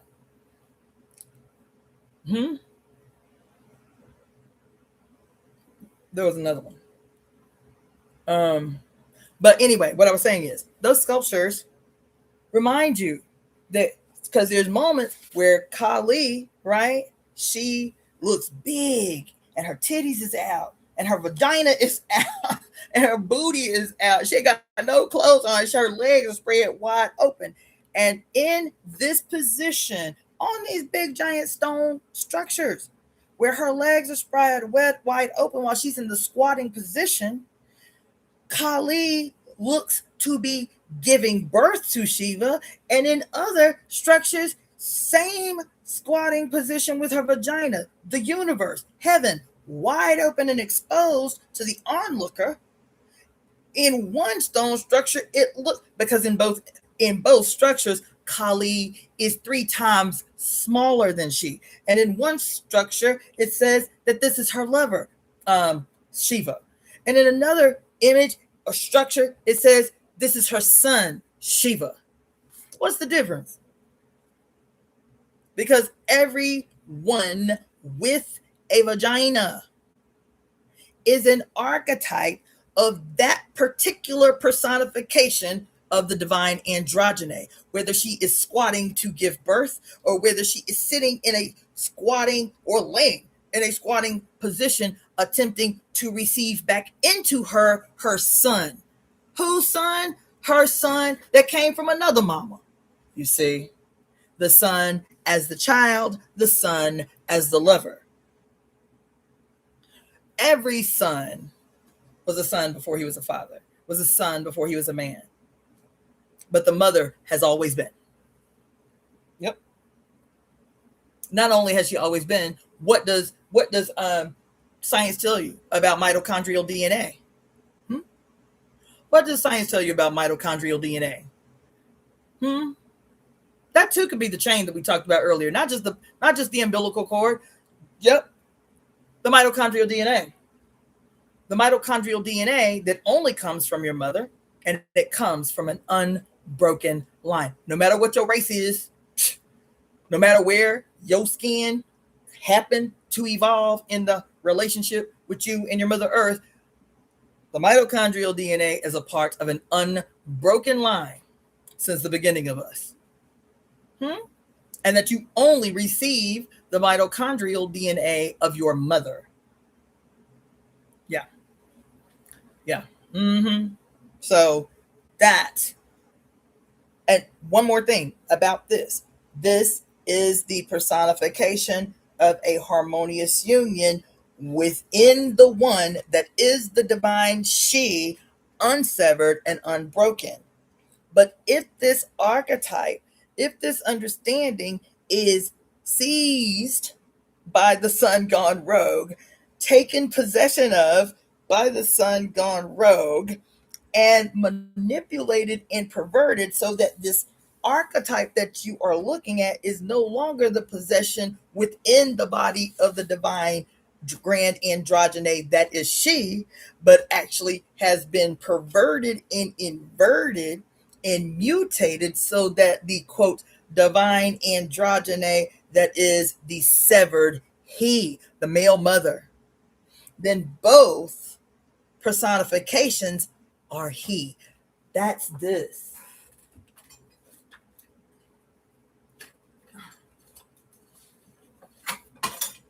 It is no longer a relationship of the peculiar personifications and faces, unified personification of the dynamics within the one. Because what do I tell y'all? Is that these peak personifications are black and white. This is yin. This is yang with no yin present. So this is utmost white. This is utmost yang. This is utmost yin, which is no yang present. This is midnight on a dark moon. No yin present.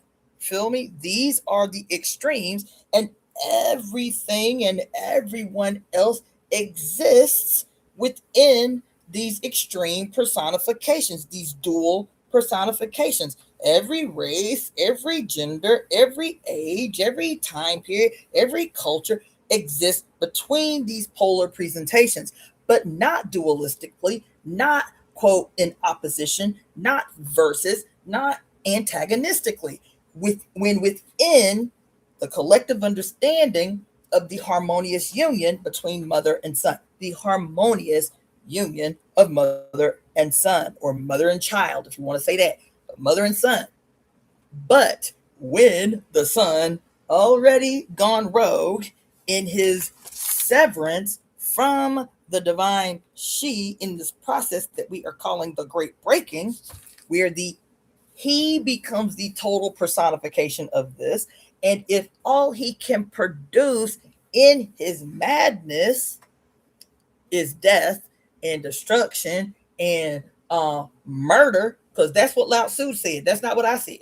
He said that if the yang was ever separated or severed from his relationship to his origin, to his mother, that he is always destructive. This is just the nature of yang. It is destructive. The only time that life, that yang can be life affirming and life supportive and life generative is in a harmonious union with the mother that anchors him so that he does not blaze out of control. That's the language. But when the son, severed from the mother, takes possession of the entire iconography, you can see this everywhere. How under the harmonious mother, Saturn is great grandmother Chrome with two personifications based on her seasons and her impact on the seasons and the changes in the agriculture and this and that and this and that. Right? How Jupiter under the great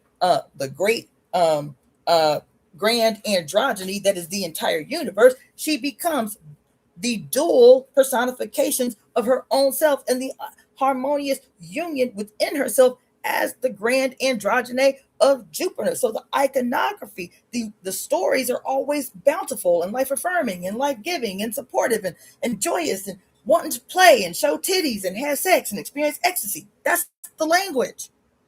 Do you understand? But when the son gone rogue takes possession of all the iconography and sees it necessary to change every single solitary story where the she ever existed, that's how we got on this. Talking about how, quote, the sign of Taurus, the white bull of heaven, began as the black cow of heaven.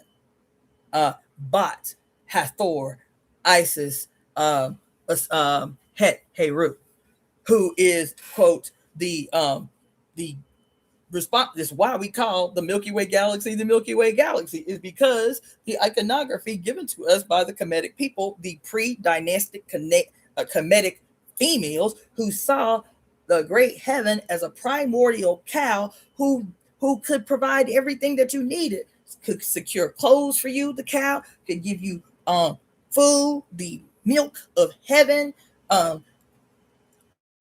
How Aquarius started out as the great cow of heaven who provides everything that you need to secure the bounty for her many children. That's why she's got many udders and shit, right? And once the, quote, great cow of heaven becomes this archetype of the, quote, great white bull of heaven and becomes the center story for a literal murder cult. That's why you see all this iconography everywhere of killing the bull, slaying the bull, cutting his neck, cutting his head off, mounting his head on the wall.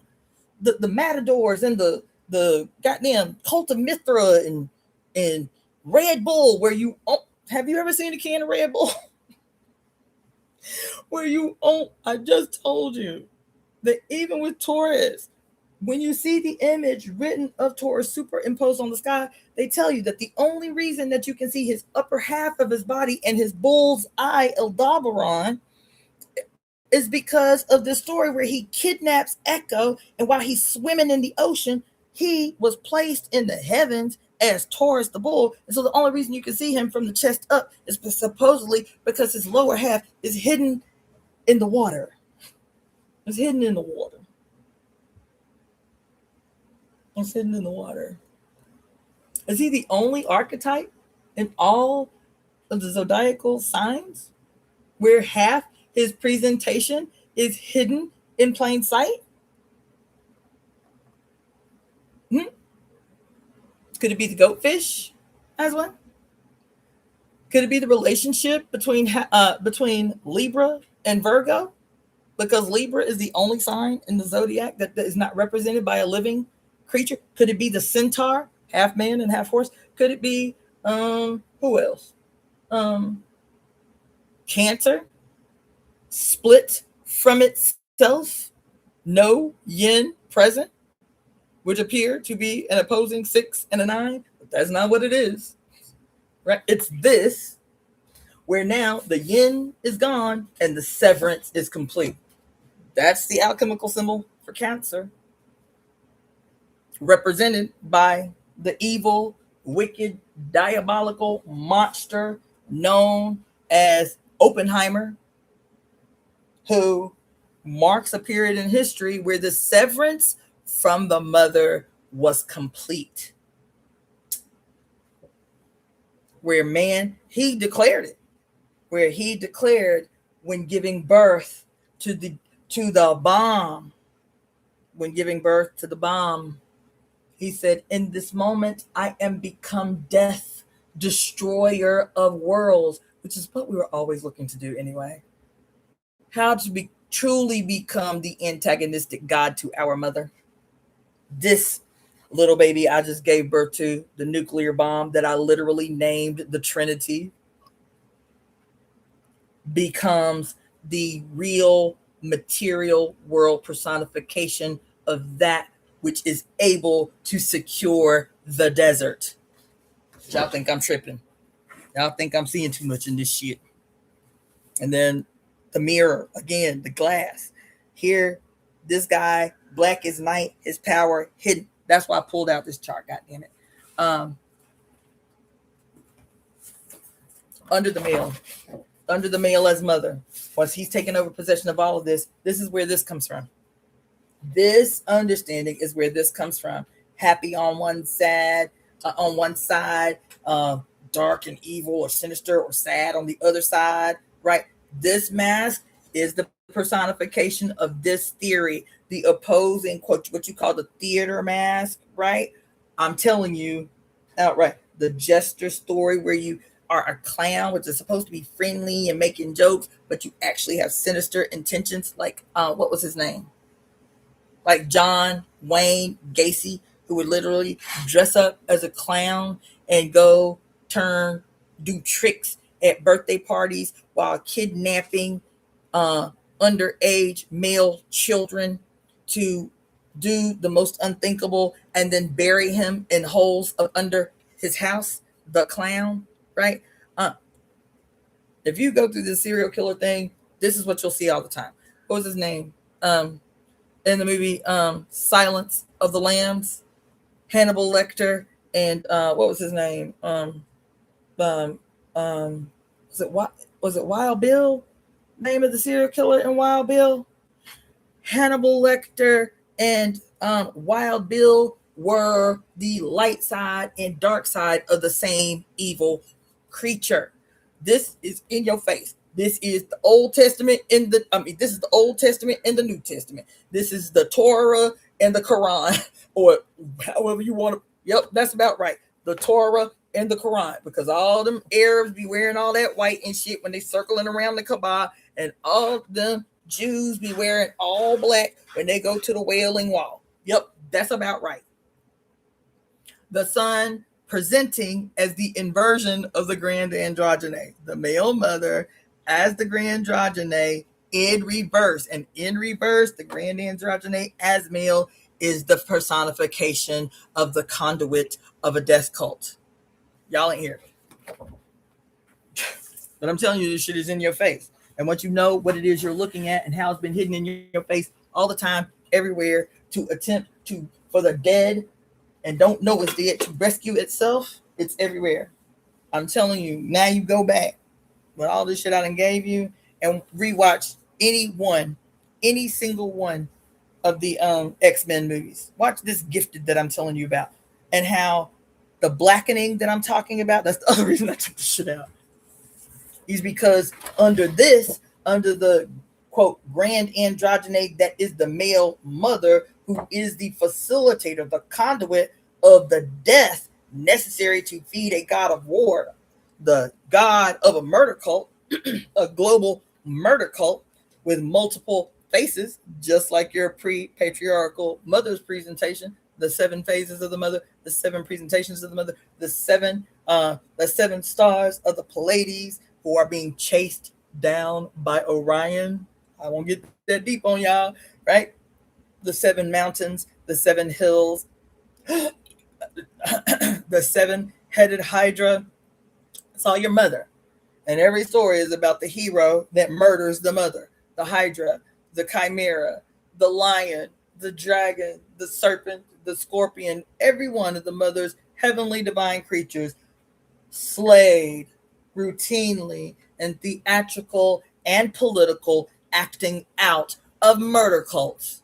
And so if this is the case where we are living in this perversion that is the male mother, who is facilitating the sacrifices of blood and bone and necessary to bloat a murder cult god, a god of war, a god of confusion, then everything within it serves that purpose. That's why your food is deadly.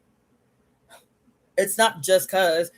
That's why that's why genetic modification began with iconic foods collectively accepted in our subconscious memory as the foods of the goddess, like Ceres, the goddess of the grain, for which we call cereal today. So cereal under the mother is the guaranteed repetition of abundance as grains, wheat, corn, rice, millet, wherever you are. Grains under the goddess was a security that was the security, was the certainty that agricultural, the agrarian age, the emergence of the agrarian age secured as a gift for people. They didn't have to wonder where food was going to come from anymore, like they did for the hunting gathering epoch. Now we can build cities and sit mobile in this, sit still in the security, because now we've in this harmonious relationship with the cycles of the one, we can predict bounty. That's the grain. We can predict being able to feed ourselves well, everyone among us being able to eat, because we've all contributed to the celebratory work that guarantees a scientific outcome, because now we understand the seasons. Now we understand what can grow, when we must seed, when we must reap, when we must harvest, so that when the sky turns dark and the weather turns cold, we will not wonder where food comes from. This was the guaranteed abundance under the mother. When this is transformed, flipped upside down, and perverted, and the abundance implied is still there, but now it is an abundance that comes as a consequence of perception of scarcity. It's an abundance for the few at the expense of the many. It's an abundance that is where all of her iconography is perverted. So now wheat, grains, that's not the guarantee of bounty. Now it's children. Now it's Saturn devours his children. You see a old man, Father Time, with a seed in his hand, a big old hooked blade in his hand. And sometimes he's dressed as the Grim Reaper, and sometimes he's butt naked, holding these little babies and taking chunks out of their chest as he grabs one by the ankles, like he's running, like he's kidnapping them. And you don't see these men playing this shit out as a ritual in real time. You don't see it. You don't see Epstein as the ritual playing out of the inversion of the mother's iconography, because under the divine androgyne as the mother, from which we all exist within, he and she and all the genders in between, her quote dark side is not shadow. Her dark side is not evil. Her dark side is not hidden. Her dark side is rest. Her dark side is pleasure. Her dark side is play. Her dark side is relaxation. Her dark side is the security of the memory of the security of being in the mother's water abundant womb. The guarantee that you do not have to work for what you need. I got you. That you don't have to even breathe by yourself. I got you. The guarantee of the safety inherent in the dark. That's under your mother. Her light side is the play of the daylight hours. It is the fun and all of the things, the weeding, and you doing it together and you singing and all of this stuff. This is all good under the mother. So when the son takes possession of the whole iconography and what you call good and evil, it's both him. And so you see Jesus, right, as the good, and you see the Old Testament Father God, because that's the reason your book is split in half between, quote, Old Testament and New Testament. This could be Jesus and his father, because the Old Testament guy, he is like, kill everything, move in, take the babies as your wives, slay this is the shit that Israel is acting out in real time in your face. That whatever we do, we are granted absolution because we are carrying out the will of our tyrannical war father God named Yahweh. He say in the Old Testament that everything we lay our eyes on is ours. And anybody who is, quote, not us, anybody who is not the chosen, anybody who is, quote, a Gentile, anybody who is a female, anybody who is a child is ours to possess. They are ours to do with what we see fit, whether that is to keep them as slaves or whether that is to sacrifice them on the altar, whether that is to categorize them as sacrificial goats or scapegoats, politically, ritually, medically, or literally. That's your Old Testament, right? This is your New Testament. This is the softer, more almost androgynous, hippie-esque, long-haired Jesus flowing in the wind and shit, you feel me? Saying, we don't need all of this no more because I am the ultimate sacrificial, but can't call him a goat. So the ram becomes a lamb. The ram becomes a lamb. Yo, Jesus, martyr, spontaneous, kamikaze suicide God that he is, and his gentle, breaking of the bread and shit, right?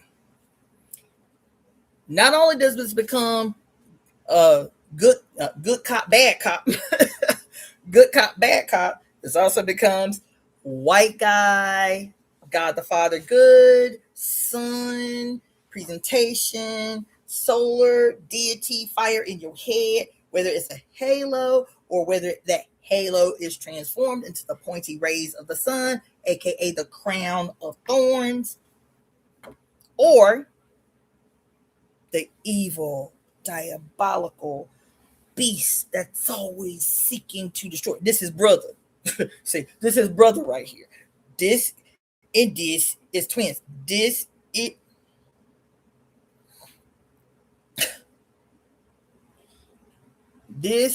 is Jesus and this is his brother. Okay? Lucifer, Satan, the devil, whatever the fuck you want to call him on any day. Feel me? That's also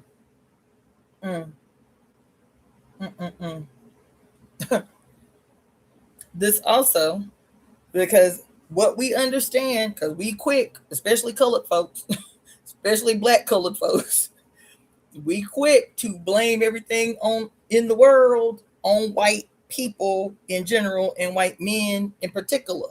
But what the story tells us is that the yin and yang, just like the 5 elements, just like any of these iconographies, are a calendar. We see them in a 2-dimensional fixed presentation, but this is always in flux and ebbing in and out of itself and turning in and out of itself and going to the top and going to the bottom and to the back and to the front. And this is always in flux, you see? And so what this also tells us is as this is the personification of the inversion of the story of the mother, which is all life-giving and life-securing and generating and creating, and that once the destructive aspect of the son takes possession of the entire iconography, this is where you begin to see good and evil,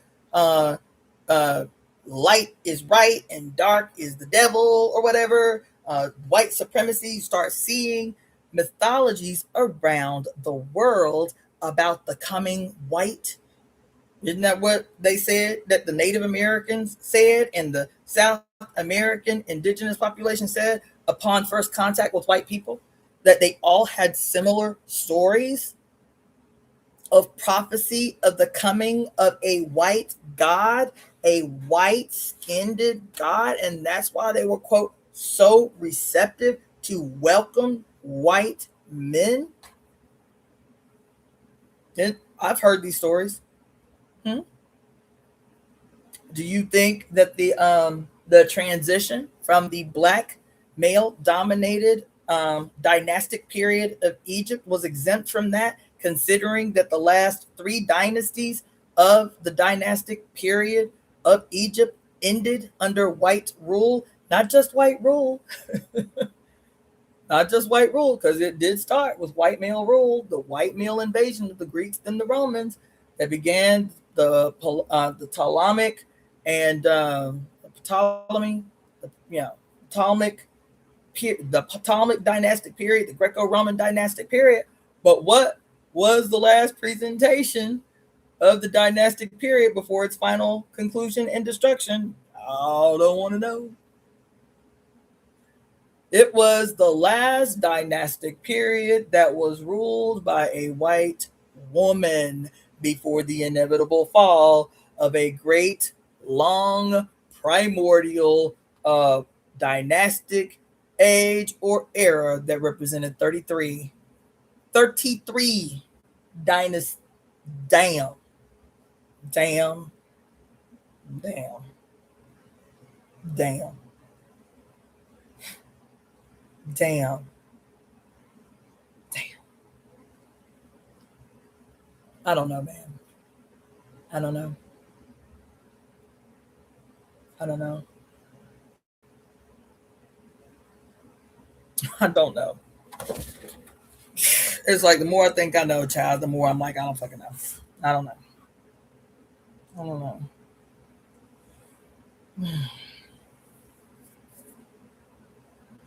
I don't know.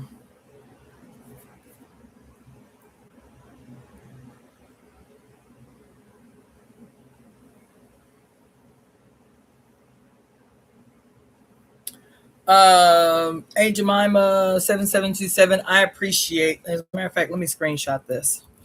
I appreciate this last intervention because it's also something. Hold on, let me finish taking the screenshot.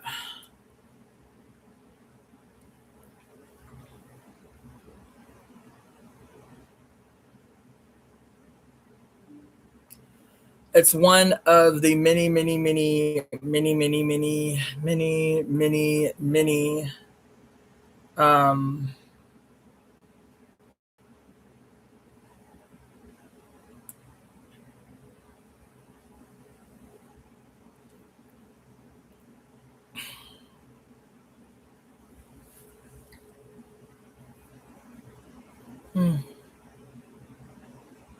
it's everywhere. I don't know what the fuck I don't know. I do not know. And but I want to fucking I don't know. I don't know. I don't know. I don't know. Because it's everywhere. Like I said, it's so everywhere. It's one of the things that I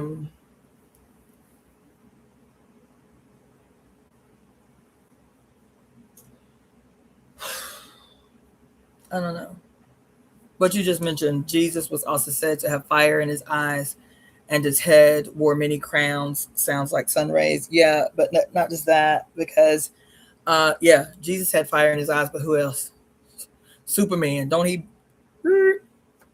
have red lasers that come out of his eyes? And the three bad guys, who was it?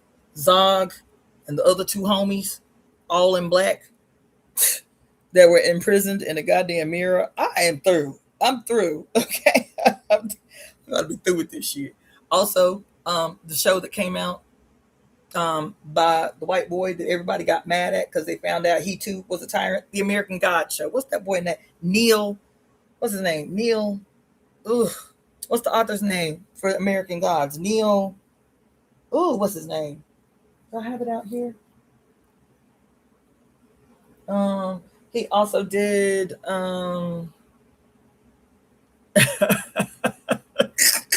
y'all killing me in the comment section. Yeah, yes. The X-Men character with the cards. Guess what else though? He's got, not only does he have the cards, his character name is Bullseye, baby. He's Bullseye. As I've been talking to y'all for the last week about the red eye of the bull, Aldebaran, the left eye of the great bull of heaven. That was the reason that your so-called founding fathers signed the Declaration of Independence and the Constitution on July 4th, was because where they were in the Northeast was the greatest point for them to see before the sun rose.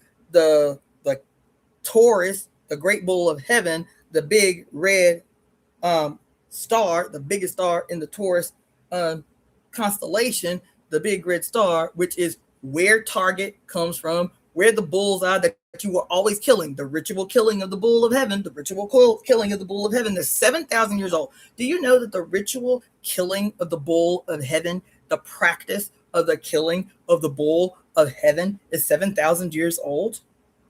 Why would they kill the bull of heaven? For 7,000 years? Why would they metaphorically cut his head off and mount it on their wall? The ritual, why would they run down the streets with a red cape to antagonize the bull so that they can stab him to death with arrows like Jesus? Because Jesus and Dionysus and the bull of heaven and Bacchus and Mithras and Zoroaster and who else? And Krishna, who was also seen either as a bull or sitting near a bull or by a white bull. Why?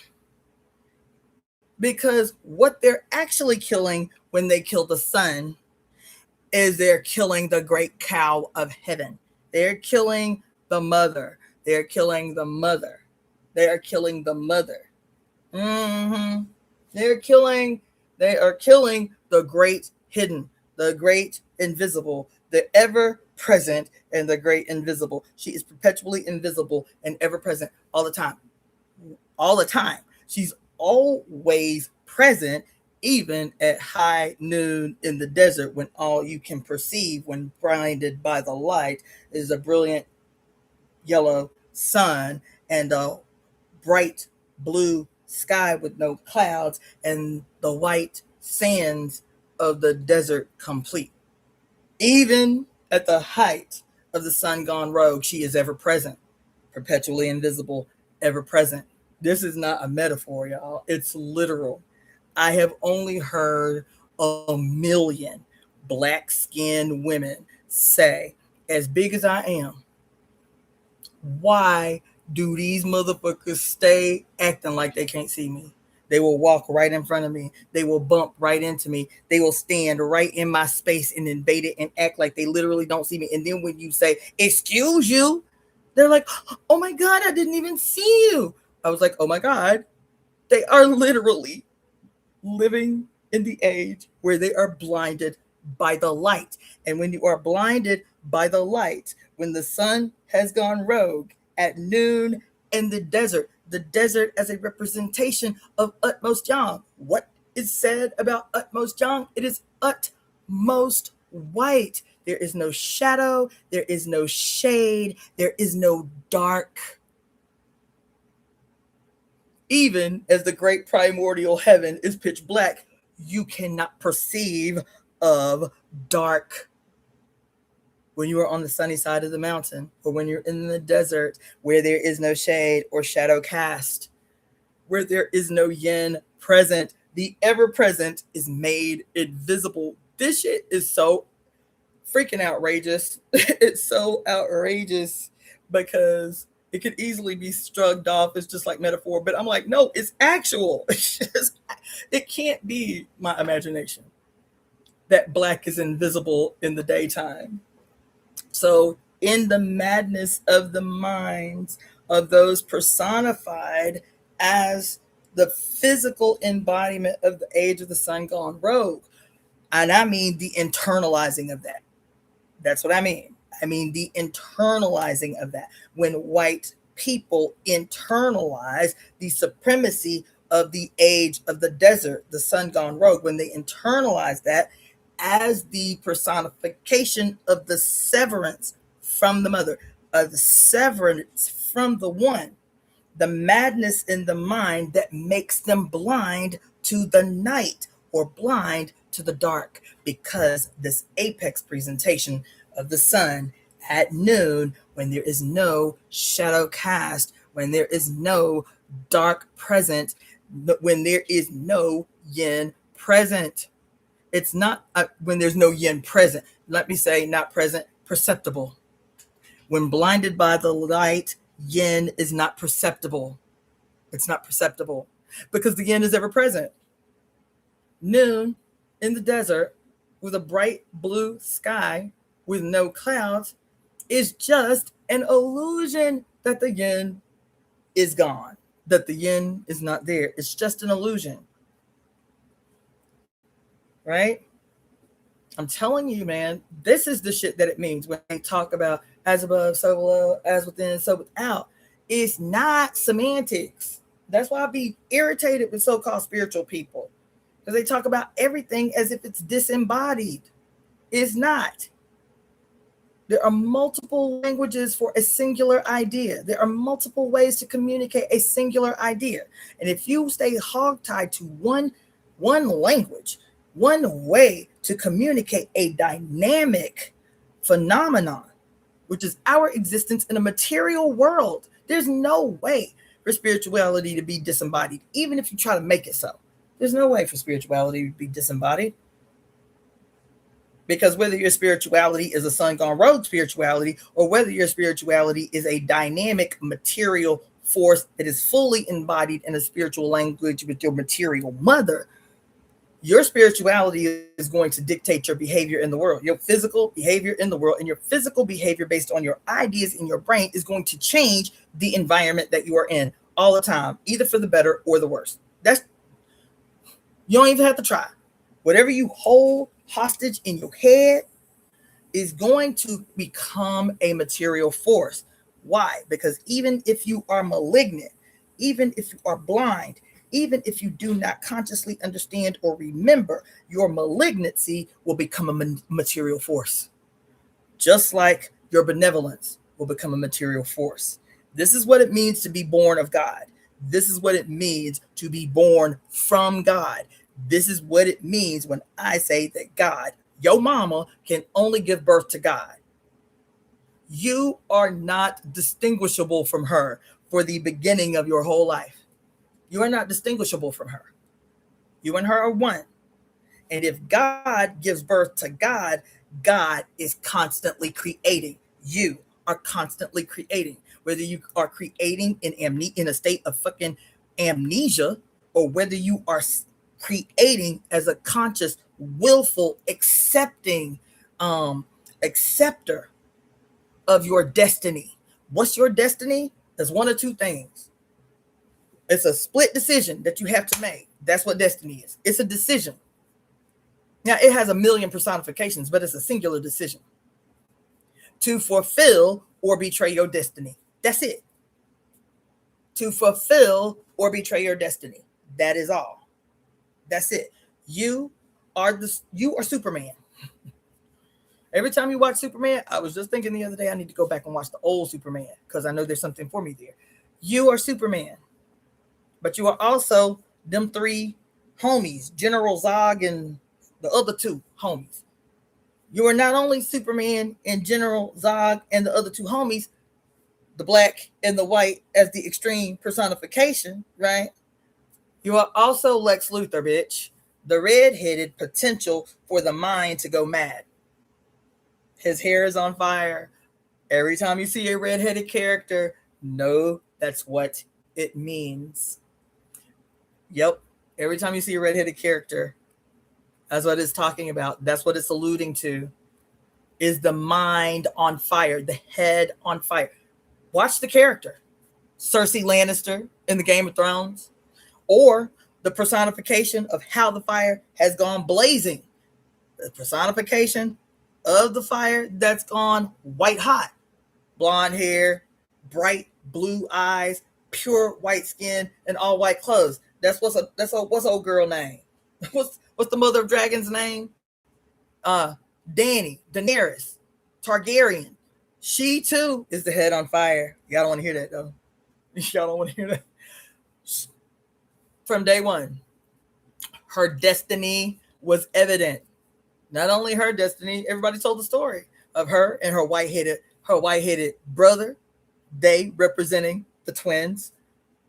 The cosmic twins. With all the potentials of either bad or good. Her and her brother, the cosmic twins, from a line of destiny. A line of, quote, mad kings. Their hair is the person. So when you look at this new house, what is it? The House of the Dragons? I haven't watched a single episode. But all these black-skinned, white-haired people who were the progenitors of the Mad King some 1,000 years before some shit. These are all stories based in Yin Yang theory, boo. All of them. I'm telling you, all of them.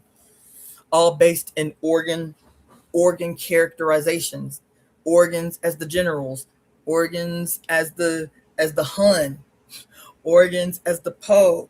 Or, I'm telling you, they are writing you. Every character they write is you.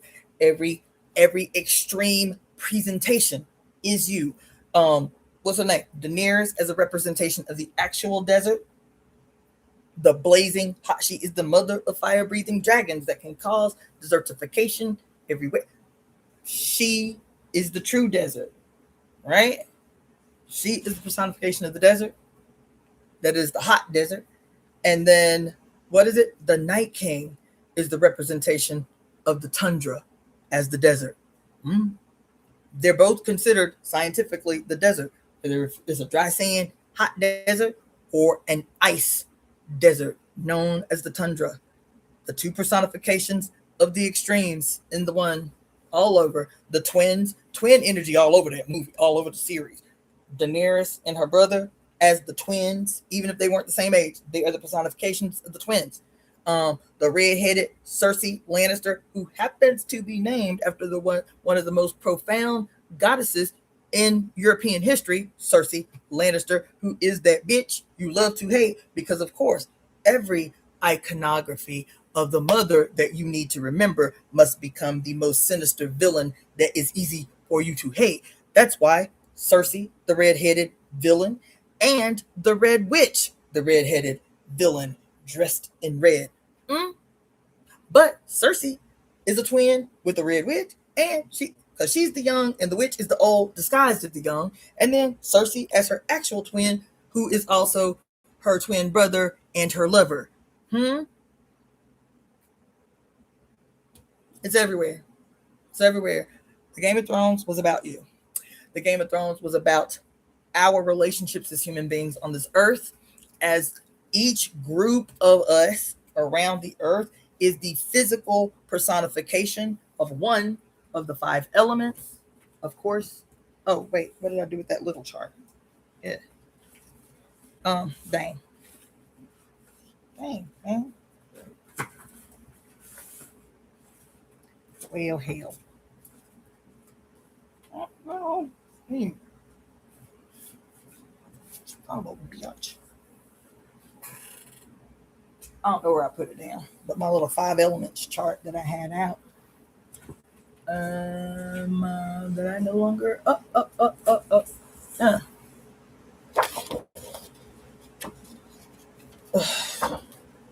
Hmm. Y'all may not be able to see it on YouTube because I don't know why the glare is so bright that you can just never see. But each one of us is this.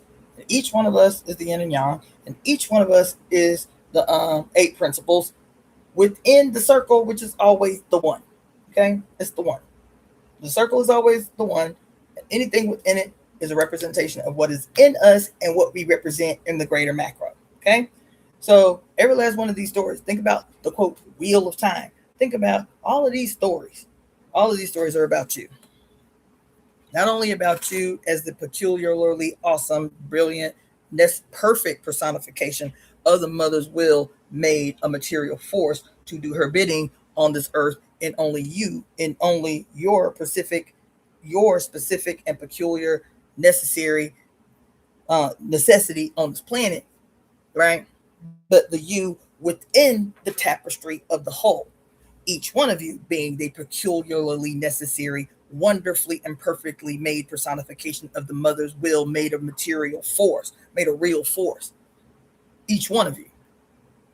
Hmm?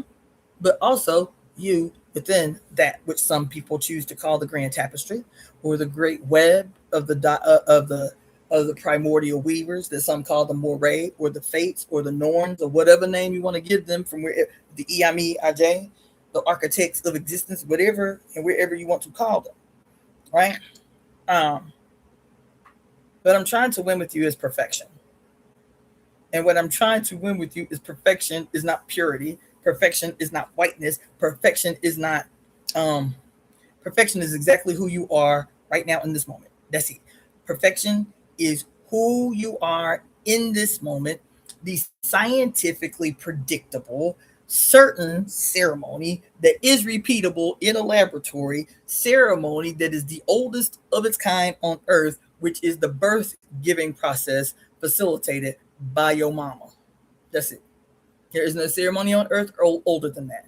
There is nothing older than that that has been ritualized or ceremonialized as a real material force. And if you need the hard Western language of double blind, peer reviewed research that is repeatable in a lab, there is none more repeatable than the 1.5 million years that humanoid creatures have been said to be on the earth, and the 300,000 years of which we have been living on this earth as so-called Homo sapiens. There is no ritual more repeatable as a scientific observatory phenomena than the ritual and ceremony of giving birth.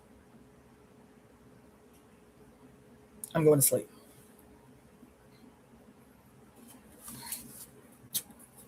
Please consider making a contribution to the Temple of Evolutionary Emergence.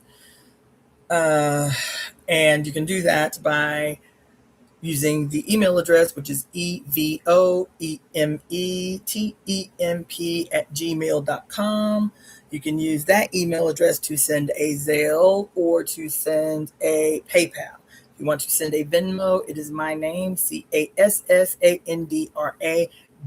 Floyd, Floyd, to send a Venmo, and $ Daughter of the Fates, FATES, Daughter of the Fates, to send a Cashapp. If you want to purchase something from the Temple store, it's Daughter of the Fates, FATES, Daughter of the Fates.etsy.com.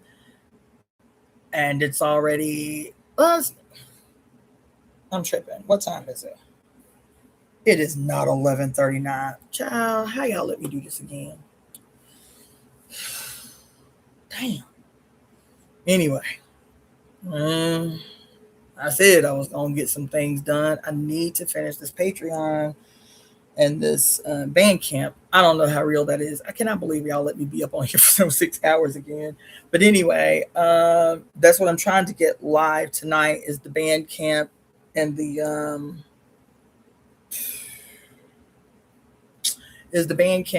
Patreon. But in the meantime, those are the ways that you can support. You can send an email to EvoEmeTemp@gmail.com, and you can inquire about divination or consultation, comments, feedback. You can send to that email, EvoEmeTemp@gmail.com. I'm going to tell you good night. Okay? Peace.